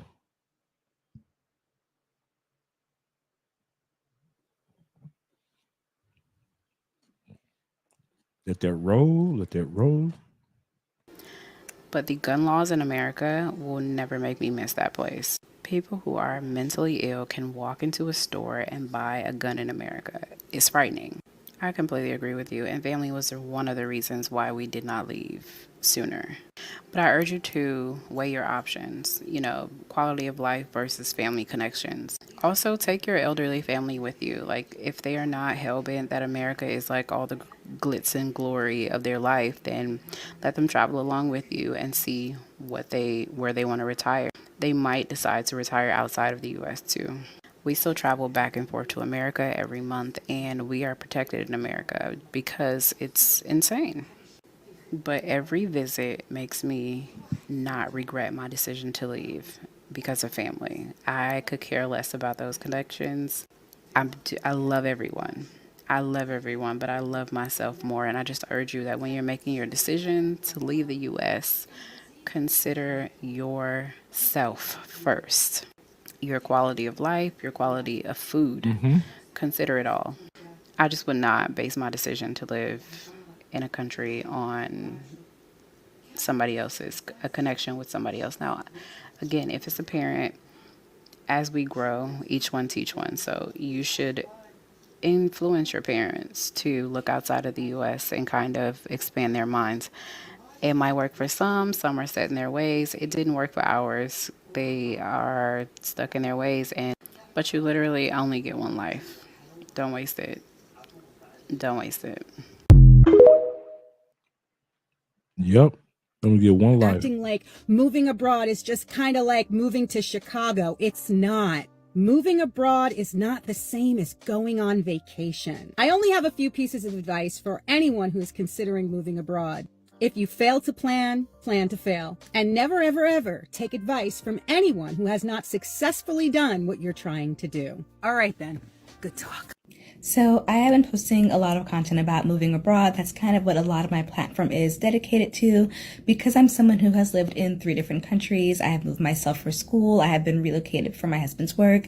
I have been living out of the country for at least now the past almost 5 years. And I have watched the evolution of our country, the kind of like downfall, and it's getting to the point where, quite honestly, it feels like it is just simply no longer safe. And so if you've been on the fence about moving abroad, or you've been thinking about it and wanting to but not knowing where to start, it's time for you to accelerate your timeline. So if you haven't already renewed your passport, that's the first and easiest thing you're going to do.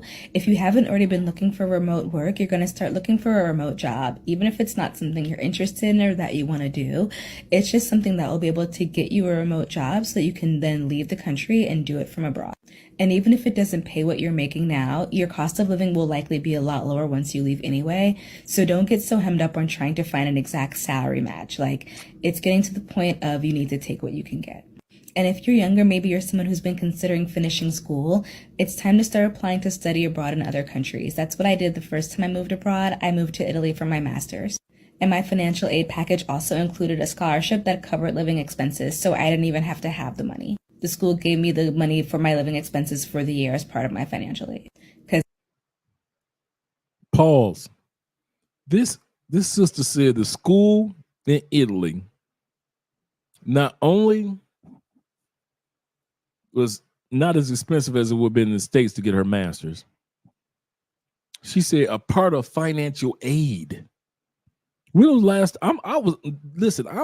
am a retired academic college recruiter. Nobody was using their FAFSA, their financial aid from the government, to be able to pay for their dormitories. This woman said financial aid in Italy paid for, as a grown woman, a place for her to stay. Let that sink in. It's getting to the point where desperate times are going to start calling for very desperate measures. And the more and more Americans start trying to leave last minute, the harder it's going to be and the more restrictive visa processes are going to be and the longer the wait times because of the increased volume. And even how a few years ago, there was a huge backlog on renewing passports and people could not get their passport renewed because after the pandemic, everyone was trying to travel again and there were months long waits to get your passport renewed. That's going to happen the closer and closer we get to this election. So if you Before she goes any further, she's 100% correct. There's going to be countries that are going to meet a visa quota. I'll say that again. There are going to be countries that their citizens are going to say enough is enough of these foreigners coming here, such as Spain is saying that right now and they're rioting. We've got enough foreigners that have come here. Enough is enough. And there'll be harsher or stronger visa restrictions when it comes to going to new countries. Because everybody will feel, we got enough Americans here. We're good. If you are in the position that within 5 months, 5 years, or 15 years, that you can start the process of relocating to another country, start it.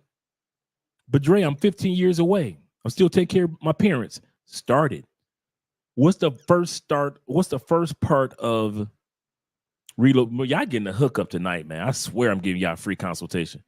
What's the first part of relocating to another country? Getting out of the mindset of a vacationer versus a relocator.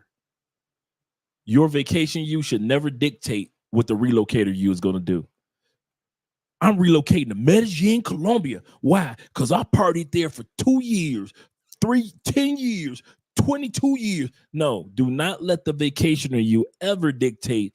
Listen, If the vacation person dictates moving to America, most foreigners would live in Walt Disney World.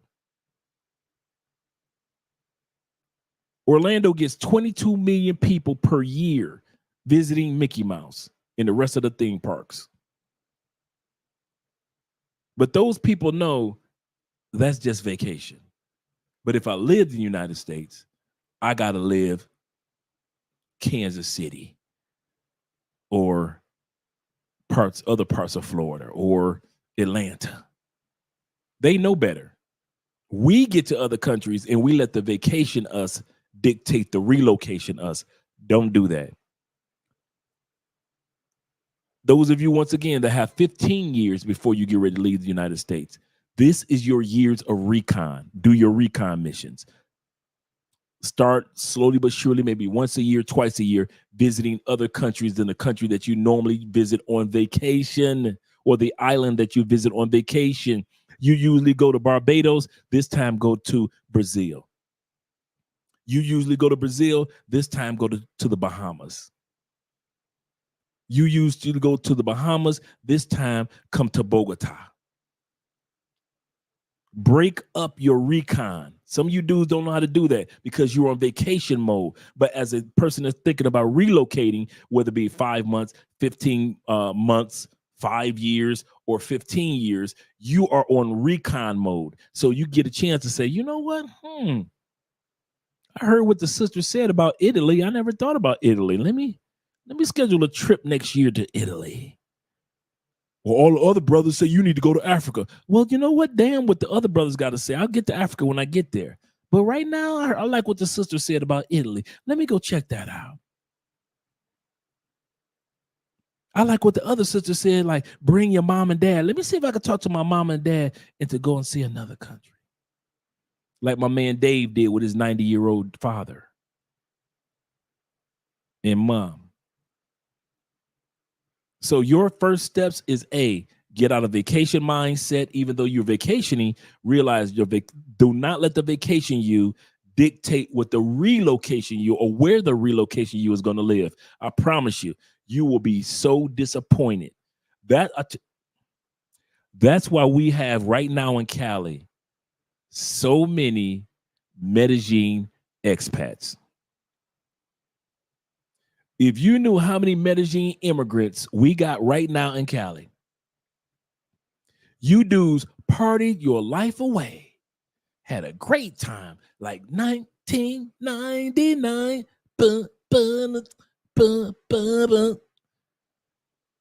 And y'all got about 3, 5, 10 years in. Y'all like, man, enough is enough. I need somewhere to be peaceful, and I'm looking for me just one single woman. I done smashed through all the women in Medellin, paid for playing and partying in Cartagena, in Bogota. Whew, I was tired, and I'm 63. And now y'all come to Cali. I mean, it's a bunch of y'all coming to Cali like, hey, why you here, brother? Man, I don't want no problems. I just want to settle down, find me 1 or 2 good ones, and I'm good.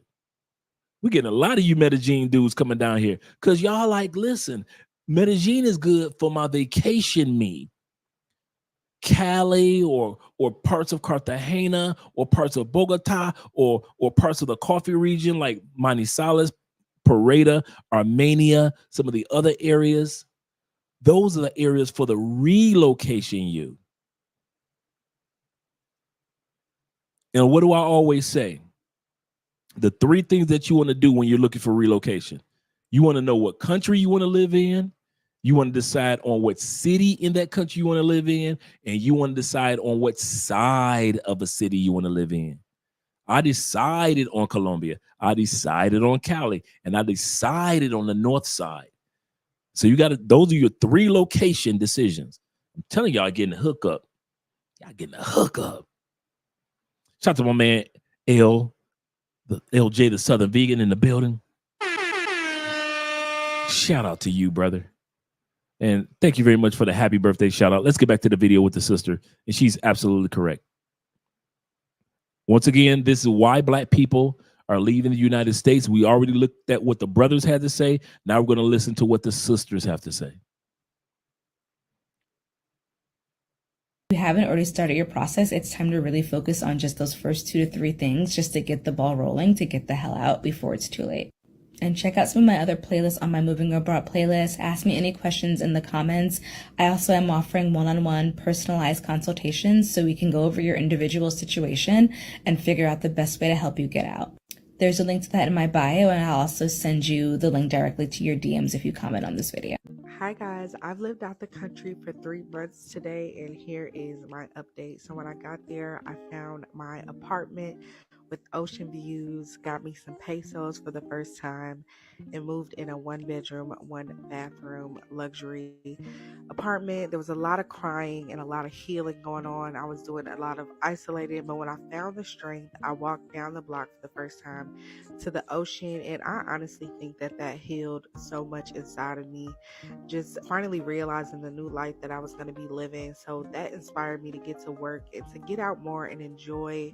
I did some cenotes, and that's how I announced that I moved to Mexico. My mom came to visit me, but other than that, I pretty much spent most of my time alone, and I'm a loner, so I'm not mad at that because I really came out here to be isolated with God.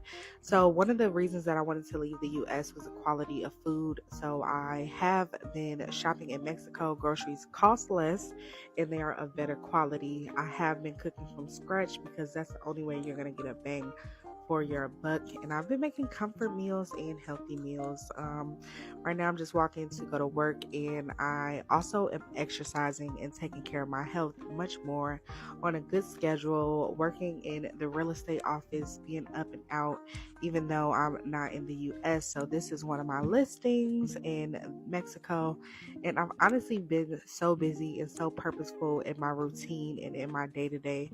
This is me at the spa. I make sure to take care of myself, and it doesn't cost much. And I also do have a friend. This is my one and only friend out here. I do have the opportunity to have more, but I'm kind of a loner.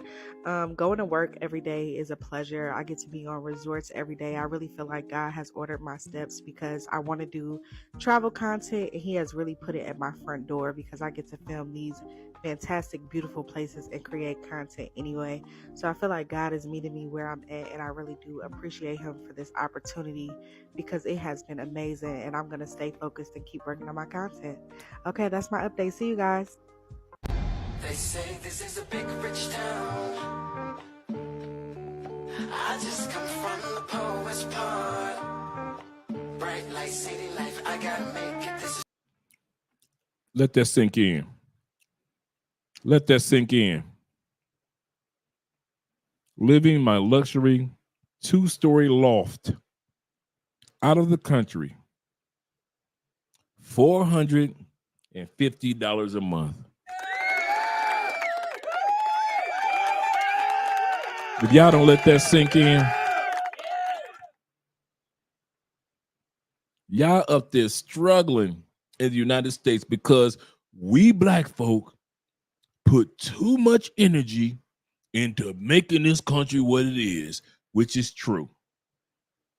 If it wasn't for us, the United States would be, which is true. And while you saying all that, this sister is paying $450 a month for this spot that she just showed us. It's still showing us. I made a list of things that are happening right now in America. This is why I'm making it a priority to get my family out of the US. And please go watch that creator's video. What's happening in the US is really scary, and a big reason why I have so much anxiety coming back to the US from Portugal. The US is a really stressful place to live, and the direction that it's heading in is incredibly concerning. These are not the morals and values I want my children to learn. I want my kids to feel safe to come to me. Before we go any further, remember we did the video a couple weeks ago on men's health. And Dr. Bobby Price, the brother, they asked him, if you had cancer, what would you do? Okay, doc, since you know everything, you talking all good. If you had cancer, what would you do? He looked at the guys and said, first thing I would do, I would leave the United States. He didn't say anything about because the medical is different or because of anything else. He said the United States is too stressful of a country. Too stressful of a country. And stress breeds or spreads cancer. He said, secondly, I would alleviate all types of sugar. All sugars must go because cancer lives off the glucose from all forms of sugar. And then he said, thirdly, I would start juicing so my body or my digestive system doesn't need to use the energy that would normally use to digest food because I'm juicing. And that energy can be used to fight off my cancer. But the first thing he said that immediately. First thing he said, I leave the United States.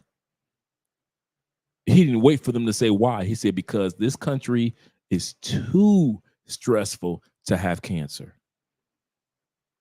So let's go back to what this sister just said about taking her family, not just herself, her family outside the States.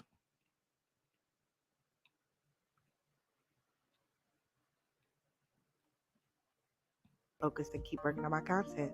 Okay, that's my update. See you guys. They say this is a big rich town. I just come from the poet's part. Bright light, city life, I gotta make it. This is where it goes down. I made a list of things that are happening right now in America. This is why I'm making it a priority to get my family out of the US. And please go watch that creator's video. What's happening in the US is really scary, and a big reason why I have so much anxiety coming back to the US from Portugal. The US is a really stressful place to live, and the direction that it's heading in is incredibly concerning. These are not the morals and values I want my children to learn. I want my kids to feel safe to come to me if they are transgender. I want them to live in a country that actually cares about the earth and believes in climate change. The fact that the state that I live in is calling for executions as punishment for abortions is insane. It's why I'm making it my mission this year to scout out different countries that meet the criteria we're looking for and to get my family out of there. What if you worked only Monday through Friday, 4 to 5 hours out of the day, then you were done. You had the rest of the day to do what makes your heart absolutely happy. What if you had access to really good quality fruits and vegetables, food that had no GMO products, no bioengineered ingredients? Like you could just walk down the street and support a local mom and pop Fruitera and just pick your fruits and vegetables and have them make you some of the best fresh squeezed juice that you've ever tasted for $2. What if you could travel the world and really immerse yourself in other cultures, learn another language or 2 or 3 or 4? What if you could have conversations with other people from around the world and you guys could toss around ideas about how to live your best life in an conventional type of way? What if your grocery bill was only $150 a month? What if you had access to really great health care that focused on really healing your body through food? What if you lived next to a beautiful beach about 15 minutes away from your doorstep with beautiful turquoise water? What if you worked remote and the only things that you had to have was your cell phone and a laptop?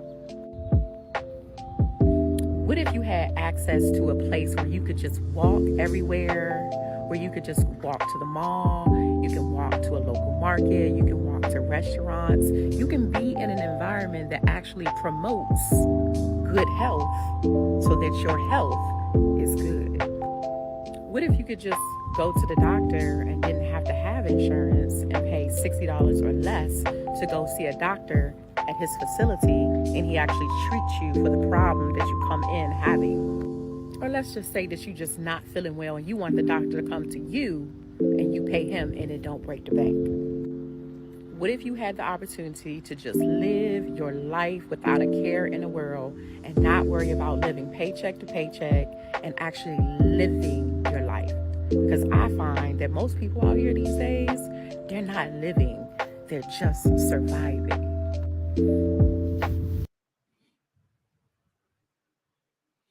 There was a time when everything that she said, it was gonna go over my head.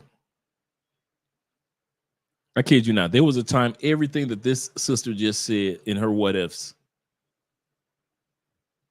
that was another stratosphere, another planet, because just like Gregory,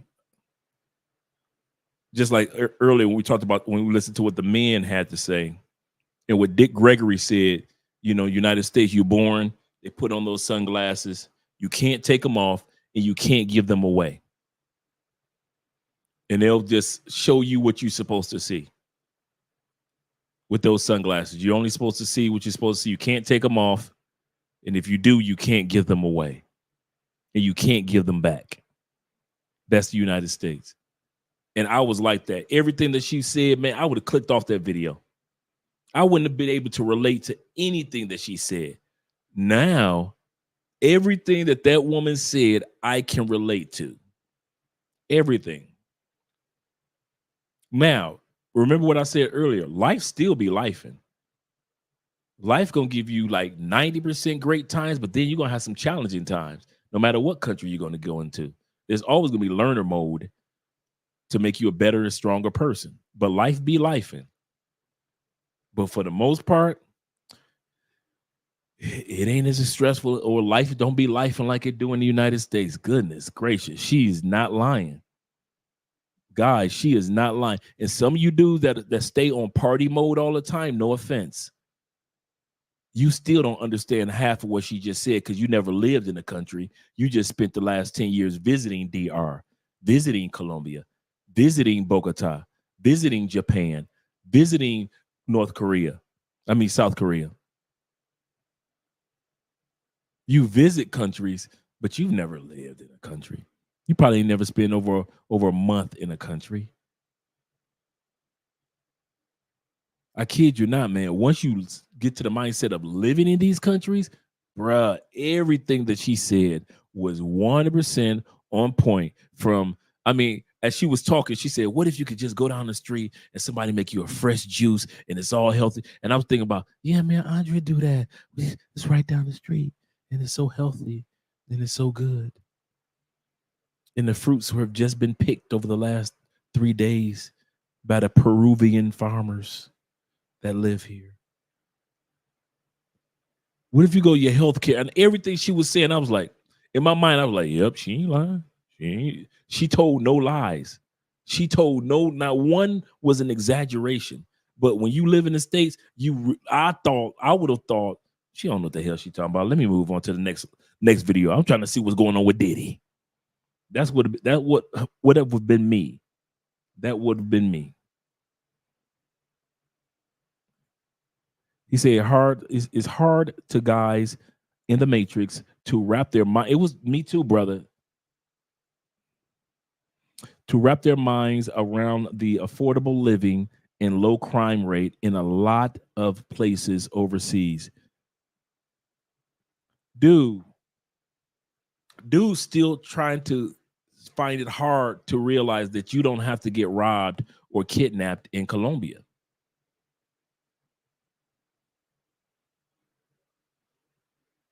Dudes still find that hard. Amazing. You're just lucky, Andre. Okay, guys, let's go with the statistics. If you take women out of the equation, if you take women out of the equation,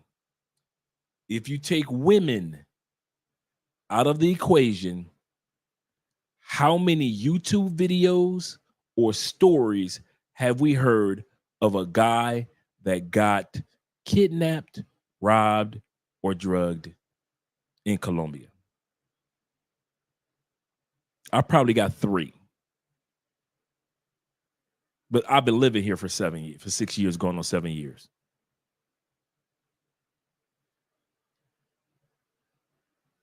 Take women out the equation.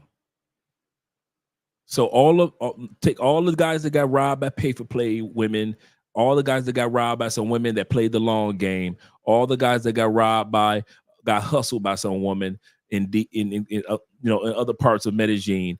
Take all the women that the dude met at the club and she drugged them. Take all the women out of the equation. How many situations have you heard that a foreigner guy got?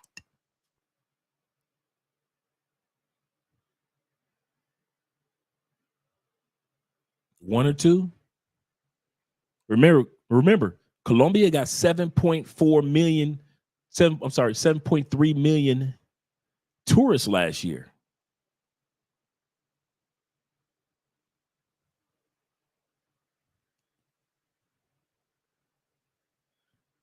Thank you, brother, for the happy birthday. Much love to you, too. Much love to you. Shout out to you being here.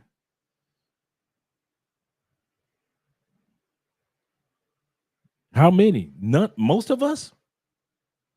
When you take the female out of the equation, most of us have either not heard a story or most of you haven't experienced somebody getting drugged. And your drugging wouldn't have not happened if the female was not in the equation. So it doesn't sound so. Now, if you take the women out of the equation, me not getting drugged in Colombia or robbed in Colombia doesn't sound so far-fetched, does it? If I'm not in the hood trying to chase women in the hood, it doesn't sound so far-fetched. If I'm not with pay-for-play and getting robbed, it doesn't, or party girls, it doesn't sound so far-fetched, does it?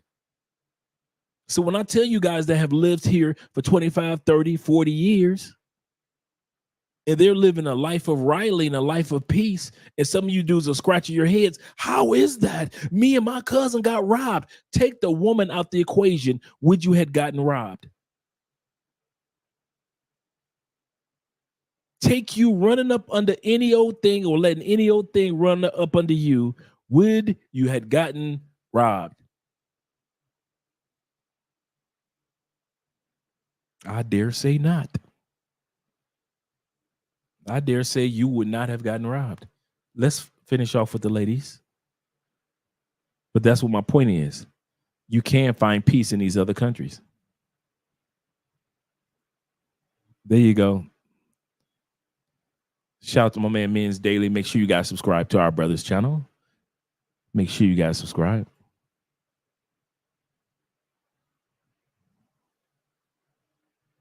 Let's go back to the video.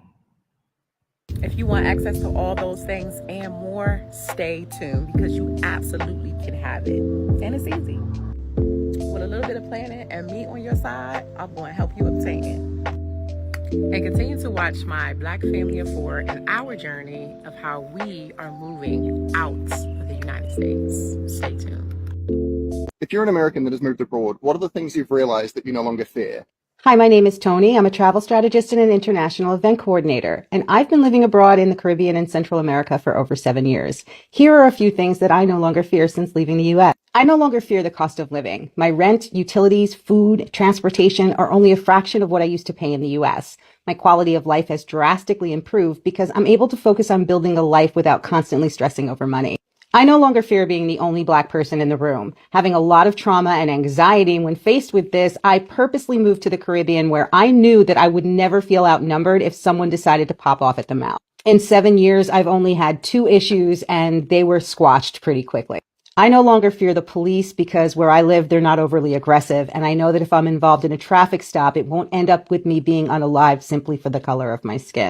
I no longer fear violence because In Belize, there are very strict laws. Now, as a permanent resident or a citizen, you can own one, but only after a thorough background check and a waiting period as long as 6 months. The maximum caliber allowed in Belize is 9 millimeters, so anything above that, they're prohibited.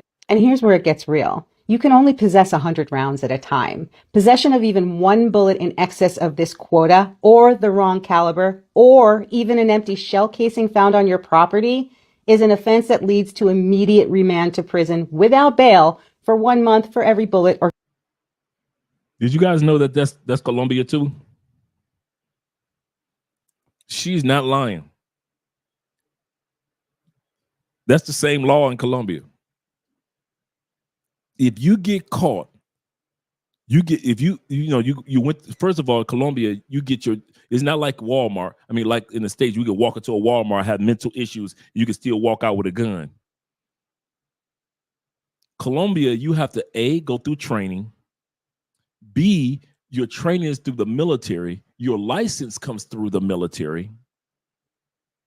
Not saying that you're in the military, but the training that you get in Colombia is by way of the military. The okay that you get, the military says, okay. You get a certain amount of rounds per year to have as a Colombian citizen. If you burn through those rounds, you at the firing range every other weekend, you done burn through your rounds, or you hunting, you like to go out and hunt.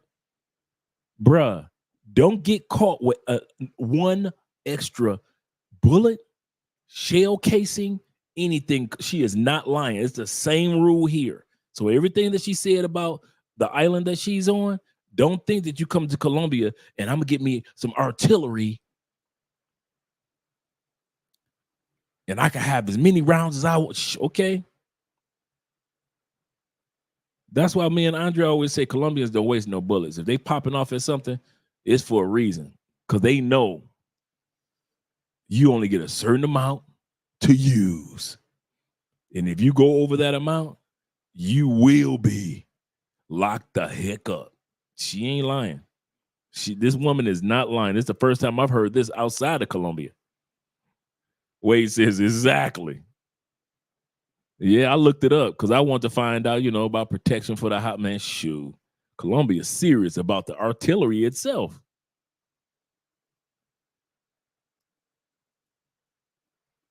casing found. Overall, my quality of life has drastically improved since I left the US. So if you're struggling to find happiness in the States and you're hesitant about making such a drastic move, I help people who are interested in breaking free and starting over abroad.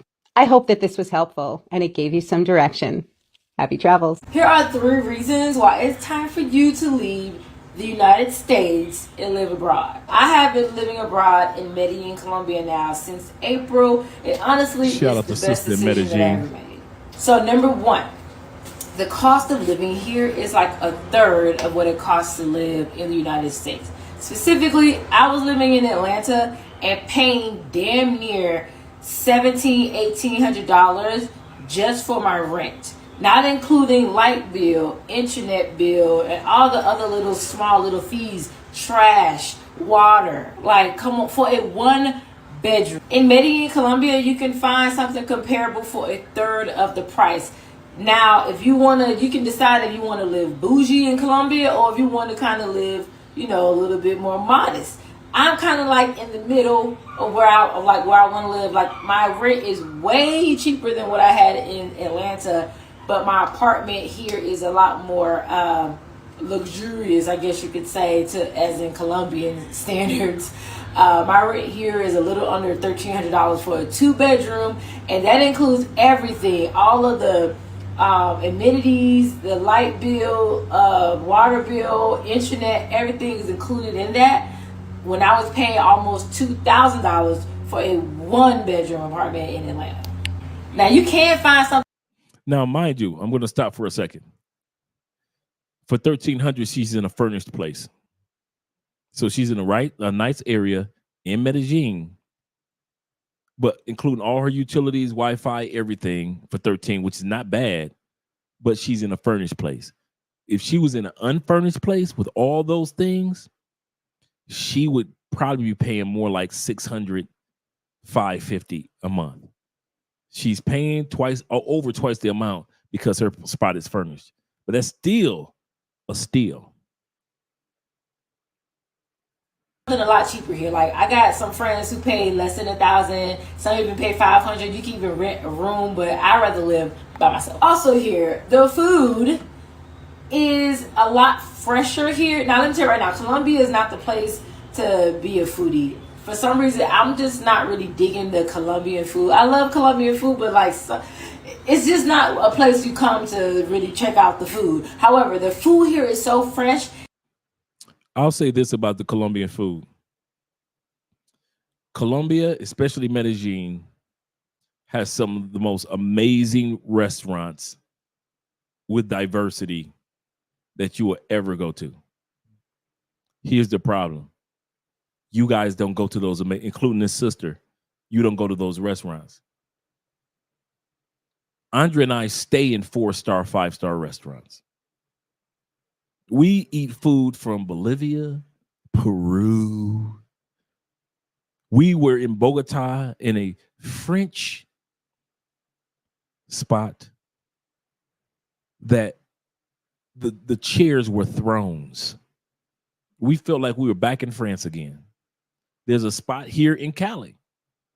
We feel like we were back in France again. But what you guys do, you try to spend most of your money on partying, vacationing. So you end up going to where some of the locals go that can't afford to go to some of the spots that Andre and I often go to. I kid you not, bruh. Some of the best Chinese soups we've had were here. And I'm talking about like you thought it just came from Middle East. Why? Because the guys that own it are five Chinese dudes that are from the Middle East, and they make the meals like they do back home. So when I hear people say, man, usually when you hear that, I'm going to tell you this. I have yet to hear somebody say that about Cali. I've yet to hear somebody say that about Cartagena. 90% of the time when I hear y'all complain about Colombian food, it's Medellin. No seasoning, bland food. It's the same old in Medellin. And Medellin has amazing restaurants, and you guys just rarely go there. You rather spend most of your money on the clubs, and nothing wrong with that. But Andre and I, we go to some of the best restaurants, wineries. Oh, man, you guys are sleeping on Medellin. Some of the atmosphere in Medellin is amazing. But, yeah, the chairs were thrones. I got the videos of that, too. The chairs were thrones. Like Game of Thrones. So everybody had a throne eating at the tables. And it was all set up like a very French thing. This is in Bogota. You felt like you went into another country until you walked outside into the atmosphere. That's a good restaurant. Man, they got some stuff in Colombia, man. Y'all sleeping. I swear, y'all see me and Andre always going to the top notch. Okay. I'm not black, I'm OJ. Okay. That's a lot. Yeah. I could see. Yeah, Jay, that's correct. He said that's a lot. I have that for $650. I was thinking when she said that, but she probably is in El Peñon. I mean, not El Peñon, but she's in El Poblado area. And it's like I said, it's probably furnished. So she has a decent spot. But and the 9 times out of 10, I'm gonna say this also. I will bet you she's in the Airbnb and she didn't negotiate her price. I'm gonna say this again, guys. Another tip, another consultation tip. If you're going to relocate to Colombia, yes, start off with an Airbnb or a furnished apartment. Why? You don't need an unfurnished apartment yet. Why? Because you just got here. You don't know what side of the city you want to live on. The last thing you want to do is have a furnished apartment. They realize that's not the side of the city you want to be on. You want to be on the other side. So first thing you want to get is an Airbnb. Then after about a couple weeks being in that Airbnb, pull the host to the side. This is not uncommon. It's very, very common in Colombia. Pull the Airbnb host to the side and say, listen, I like this spot. As you can tell, I'm a good tenant. How much would you charge me per month outside of Airbnb? Outside of Airbnb. And watch them say, okay, you're a good dude. Airbnb charges you $1,300. We'll do it for $800 if you're going to be here for 6 months to a year. That's how most people get their first apartment in Colombia. Most foreigners. They just talk to their Airbnb host. That's it. Let's go back to the video.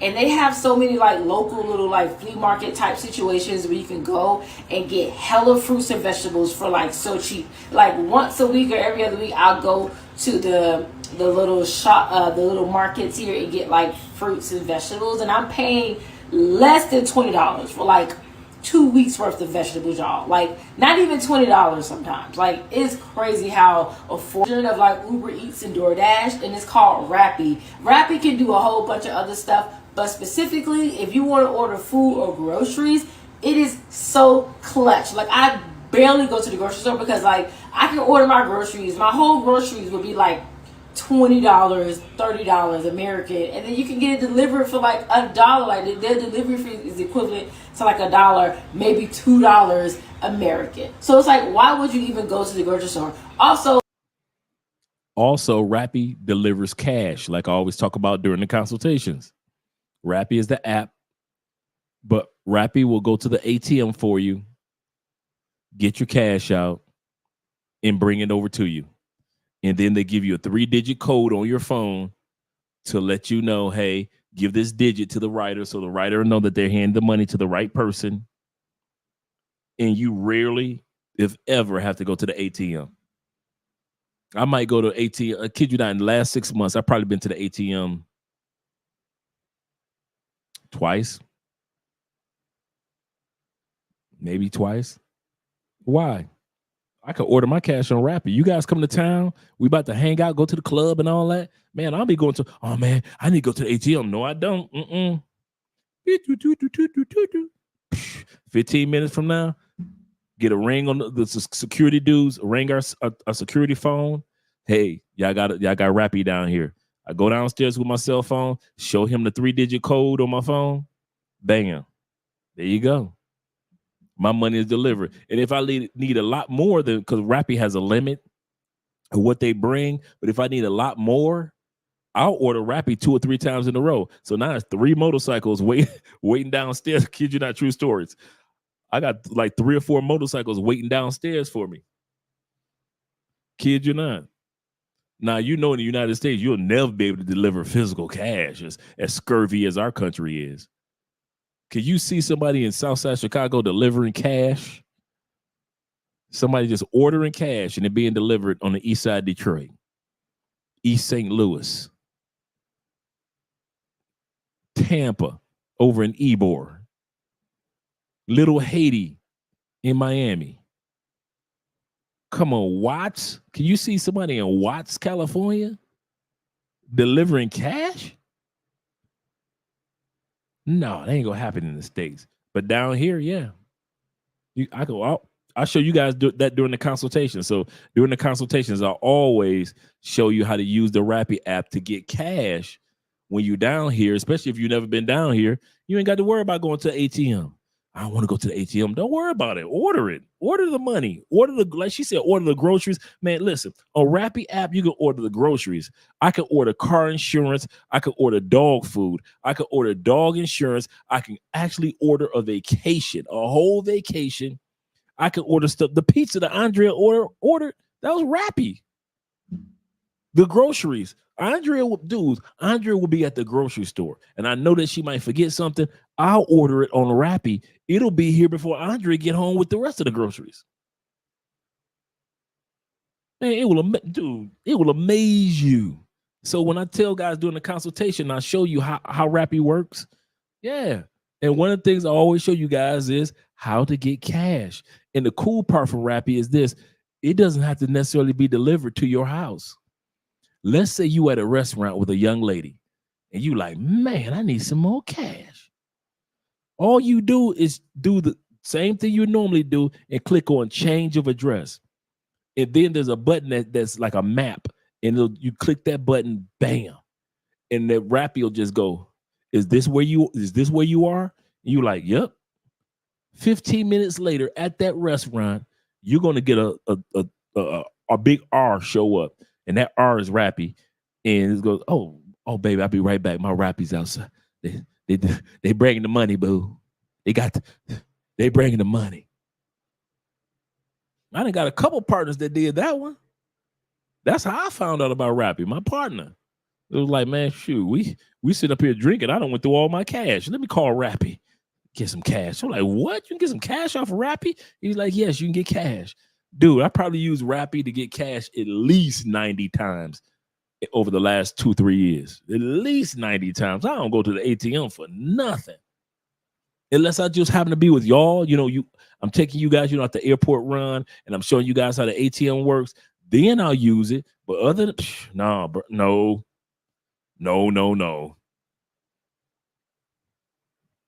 Yeah, he said, too tempted even for me not to take the cash.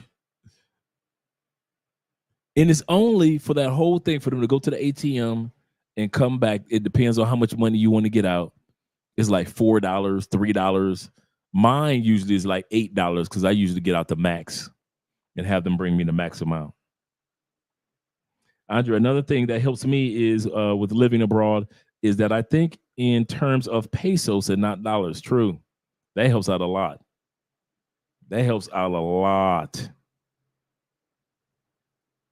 He said, hell yeah, you can't deliver cash. He said, hell, you can't deliver cash at all right here in Kansas, Missouri. Hell no. Hell no. Hey, man, I'm just saying. So when y'all sit back saying Colombia all scurvy, that's why I always say take women out the equation. And is it as scurvy as you think it is? Is there crimes without women involved? Yes, there is. But among expats, us travelers, it's not as high as it is when it comes to crimes with women. Does somebody every once in a while get a phone snatch? Yes. Does every blue moon somebody end up being kidnapped and taken to the ATM? Yes, every blue moon. But compared to when you guys have women in the equation, very rare. So my point is, once you start taking beautiful bottom feeders in Colombia out of the equation, that industry would dry up and die. I'll say this again. That industry of drugging dudes, that industry would dry up and die overnight if you guys learn to take the women out of the equation. But that will never happen. There is no way in the world you guys are going to come to a continent of gorgeous women and you are not going to keep women in the equation. That means that in many cases, not in all, but in many cases, you keep criminal elements in the equation of your vacation. Many of you that know somebody that got robbed or drugged, that would have never happened if it wasn't a woman that was involved.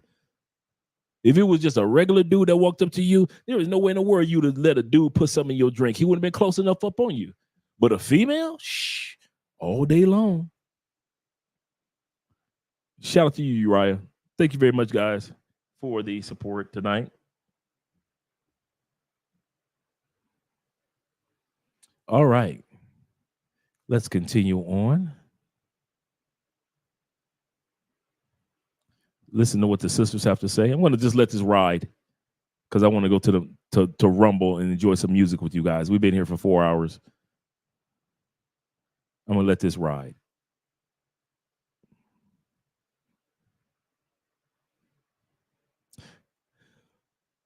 My man, me and Daily said, do you deal with a lot of pickpockets there in Colombia? There were more that we had to deal with in Europe than in Colombia. we didn't have to really worry about, dude, I've been in the crowded, most cramped up spots like the Afro-Colombian Festival. Never had an issue. None of the guys would be like 20 of us deep. Nobody had pickpocket issues. I've been to concerts. I've been to the grocery stores. I've been to places that you were crammed, and never had an issue. But in Europe, man, they warn you all day long. Watch out for this pickpocket there. They're going to do this. They're going to trick you on this. They're going to stand back from the train when the doors open. They'll tell you, stay away from when the doors open. I know you want to get out, be the first one out, but that's when the pickpockets come, when everybody's rushing and they'll pick your pocket. Or the people that'll come in, will try to come in and pickpocket people that are coming off the train.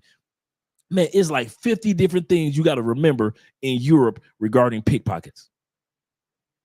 They got people that are out there hustling you that are like mimes. And you're looking at the mime and somebody miming your pockets. So in Colombia, not really. But Europe, that's all we saw. That's all we saw was warning. Look out for the pickpockets. Look out for the pickpockets. Look out. Down here in Colombia, when people are downtown in Cali, some of you guys have seen the video, every weekend, Cali has like live salsa music right in the central downtown area. It's like 3,000 people back to back cram, listen to salsa music and dancing. I ain't heard no brother come back and say, I got pickpocket in Cali at the salsa events that they have every weekend. 2,000-3,000 people, shoulder to shoulder. No. Am I saying that it doesn't happen? No, I ain't that crazy. Crime happens everywhere. But that pickpocket thing, it happens, but it really happens in Europe.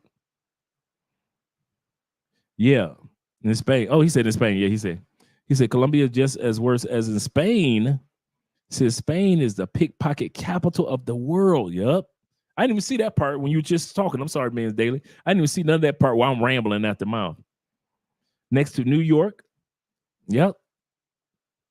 We was in Spain, man. They was really warning us. Okay, when you do this, when you walk here, like if you go to get a ticket off the machine, don't let nobody get the ticket for you.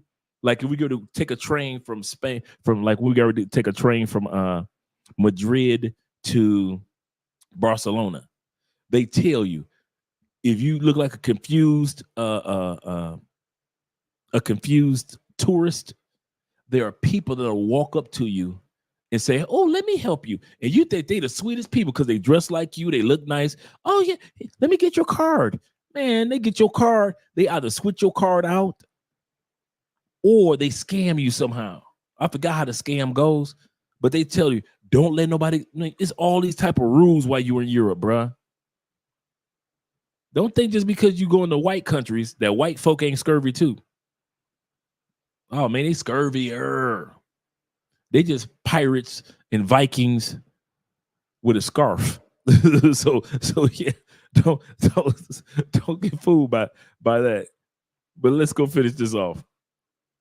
Like I said, I'm gonna let this video ride.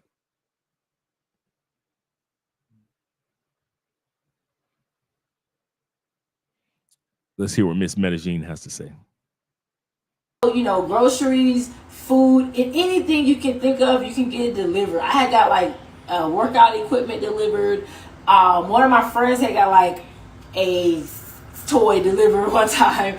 And they have this other service called a Turbo, where you can get it in 10 minutes. Like it's like think of like a Walgreens or a CVS, and you can get something from there and literally be at your door in 10 minutes. Yeah, that's true. Part of the Rappi app is Turbo delivery. Anything that's in the grocery store, anything that's pharmacy, no matter what time, you can get it in 10 minutes. And I kid you not, it's rare that it takes more than 10 minutes. Like you're like, man, I'm in the middle of cooking something.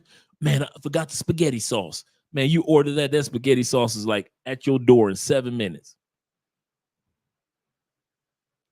Yep. Where is this love in the United States? Where is this love? also have an ATM version where you can, like, if you don't feel like going to the ATM, they will bring you cash to your house, and it's totally safe. Okay, it's safe. I promise. I do it all the time. And the transaction fees is almost it's pretty much the same as going to the ATM. But if you don't want to go to the ATM, you can just order and it'll come to your house. Like, I literally do Rappi at least 3 times a day. I'm ordering either some groceries, some food, or if you forget an ingredient while you're cooking, you can just order it and it's there in 10 minutes. She sounds like me. Anyways, I'm going on and on and on. But so. Okay, so now we're about to listen to what Americans have to say about America. Not just what black people are saying, but what blacks and everybody else is saying about America. Racism aside, black man, there's something I want to put you on game about if you are in corporate America. A lot of black men are not moving up in corporate America, and it's because they are not married. I have worked in the banking industry, and I have also worked for a government agency. I have sat amongst millionaires. I have sat amongst politicians, lawmakers, senators, all of this. I have overheard the type of conversations that they have. They do not trust you if you are not married. They don't trust you because they perceive if you're not married, you do not have the means to stay motivated. You have issues with commitment and you have issues with dedication. Especially if you have children and you are not married to the child's mother or have never been married to the child's mother, they definitely perceive you as someone who has commitment and dedication issues. And a lot of these people, they will not work with you if you are not married. True. Or if they do work with you, you were the very last on the list. And I'm telling you this for information purposes only, not for judgment, belittling, or any of that. I just want to put y'all on game about what people in position of power feel about men who are not married in corporate America. So true. Contrary to popular belief, the migration between the United States and Mexico is reciprocal. It's a two-way street. Close to 35 million Americans visited Mexico last year. 35. And currently, Mexico is the home to 1.6 million Americans. Yes, and it you're is. probably wondering, how are they doing this? Is it just wealthy people? And no, it's not just wealthy people. It's the average Jane and Joe. And what they're doing is building several streams of residual income. And they're also getting work from anywhere jobs and hightailing it out of here. So here are the 4 top reasons why Americans are moving to Mexico. The first reason why they're moving to Mexico is the cost of living. Americans are finding it more difficult to pay their bills while living in the U.S.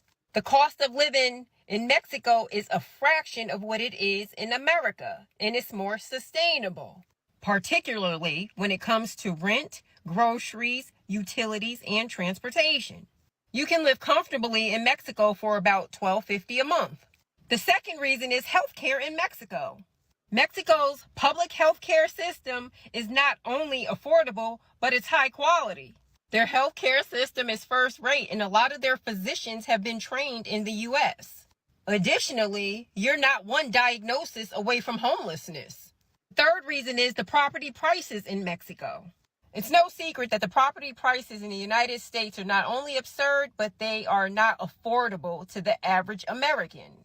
In 2023, the average cost of buying a home in the United States was around $400,000, and in Mexico, it was $91,000. This represents a big savings combined with affordable health care. That's pretty hard to resist. And the fourth reason is world-class beaches, great weather, and poison-free food. Bottom line is Mexico has great weather, great food, and a great culture. It is family-oriented, and individualism is not pushed. It's comfortable, it's laid back, and the people are so friendly. And these are the top 4 reasons why Americans are leaving in droves and moving to Mexico. Tina Turner, to me, very powerful commentary from a quarter of a century ago about why she ultimately decided to divorce the United States. But you're leaving out the most important part. Tina Turner left the United States because of racism and white supremacy. I think a lot of people like to reference her 1997 interview with Larry King, where she said that she found more success in Europe and that she met the love of her life there. But that's the Disney version of what actually happened to her. And if you're going to tell the stories of Black women who've left the United States, at least tell the whole story. Tina Turner had to leave the United States because when she... Okay, before this woman goes any further, yes, she sounds bitter. Yes, she's doing the racial thing, but she's making a good point. So, guys, forgive the sister. You know, blame it on our heart, not her head. In other words, the point that she's about to make with Tina Turner is an excellent point, but the attitude and the vitriol that she brings with she came at Nomad Capitalist as if he knew the story. I want to say this again.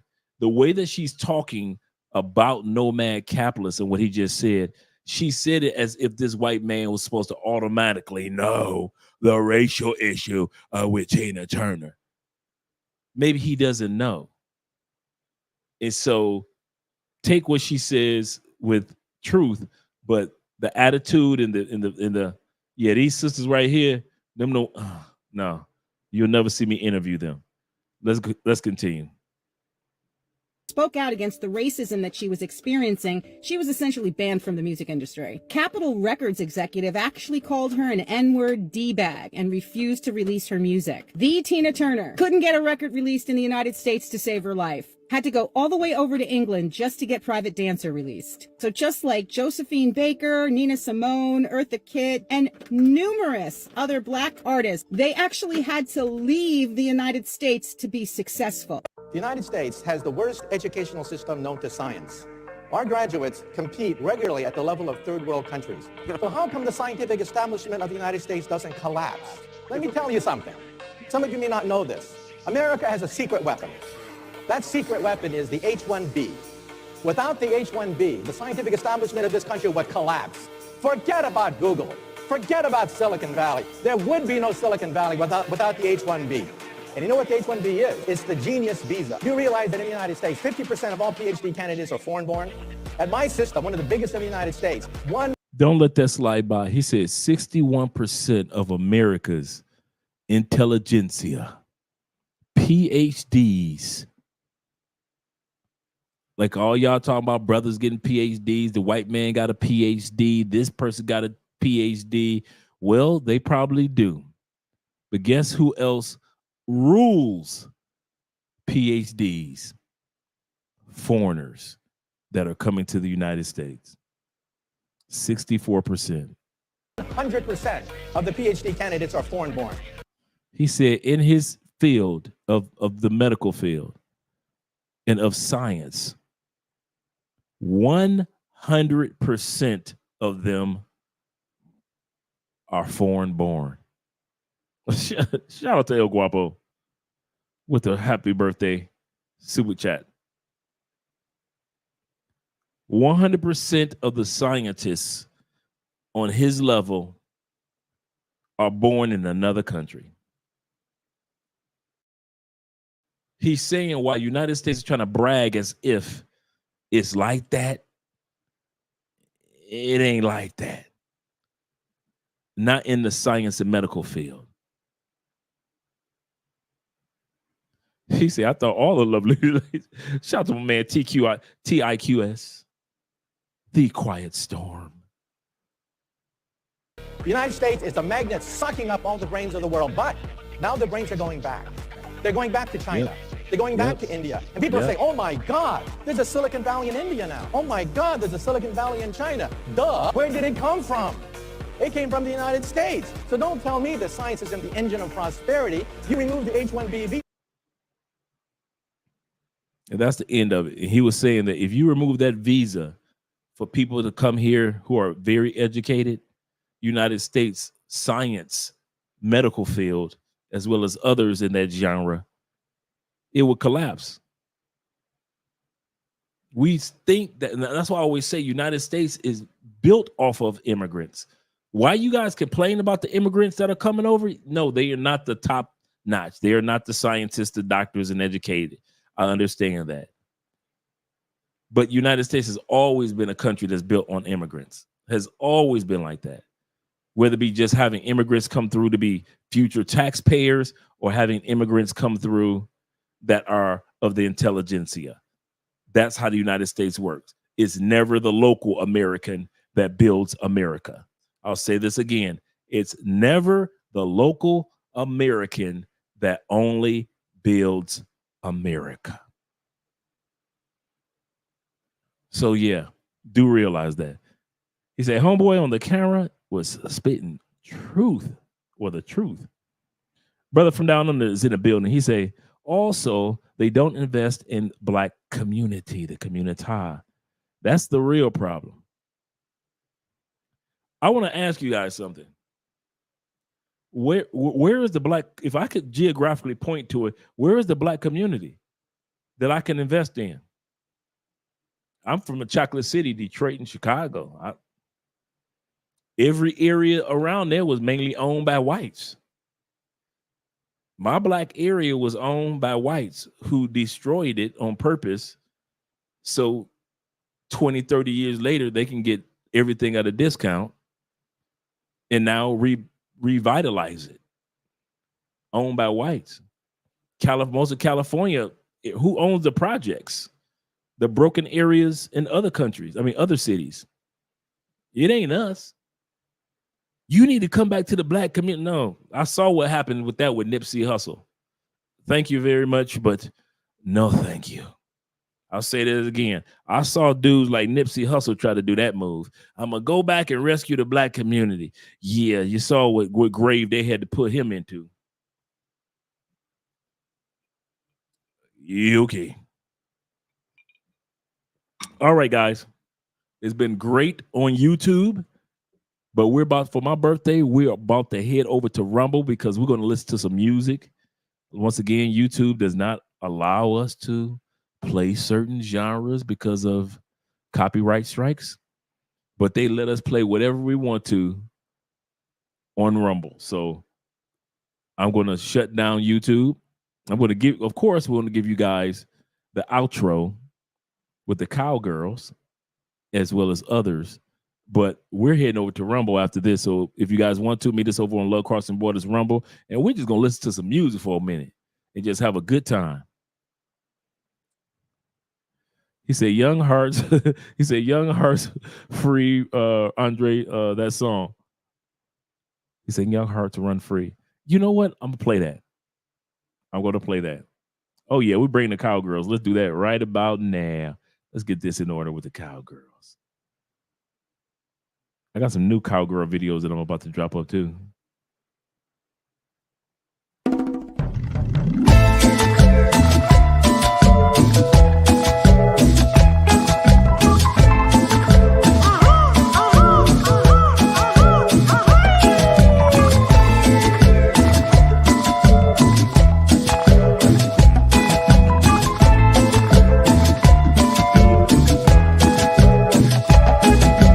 Viene de allá abajo del otro lado.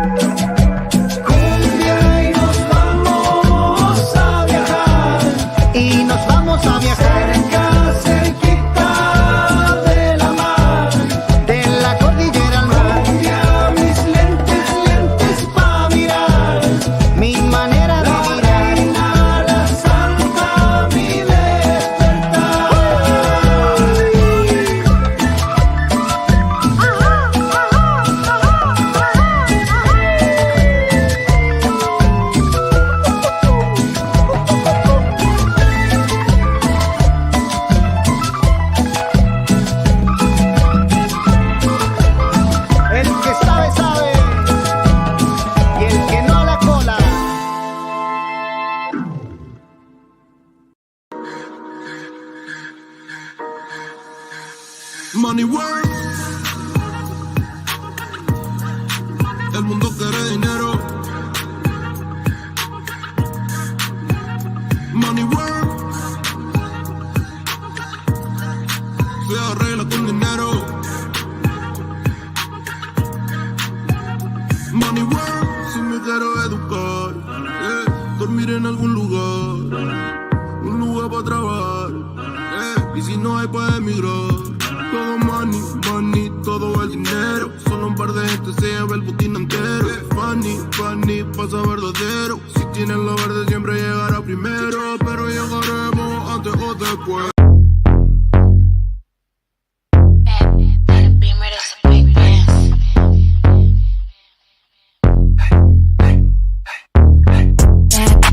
Beamer, that's a big deal. Chrome heart got me kissing on his best friend. Put in work, baby, you could be my best man. Sending cash to my account, he investing.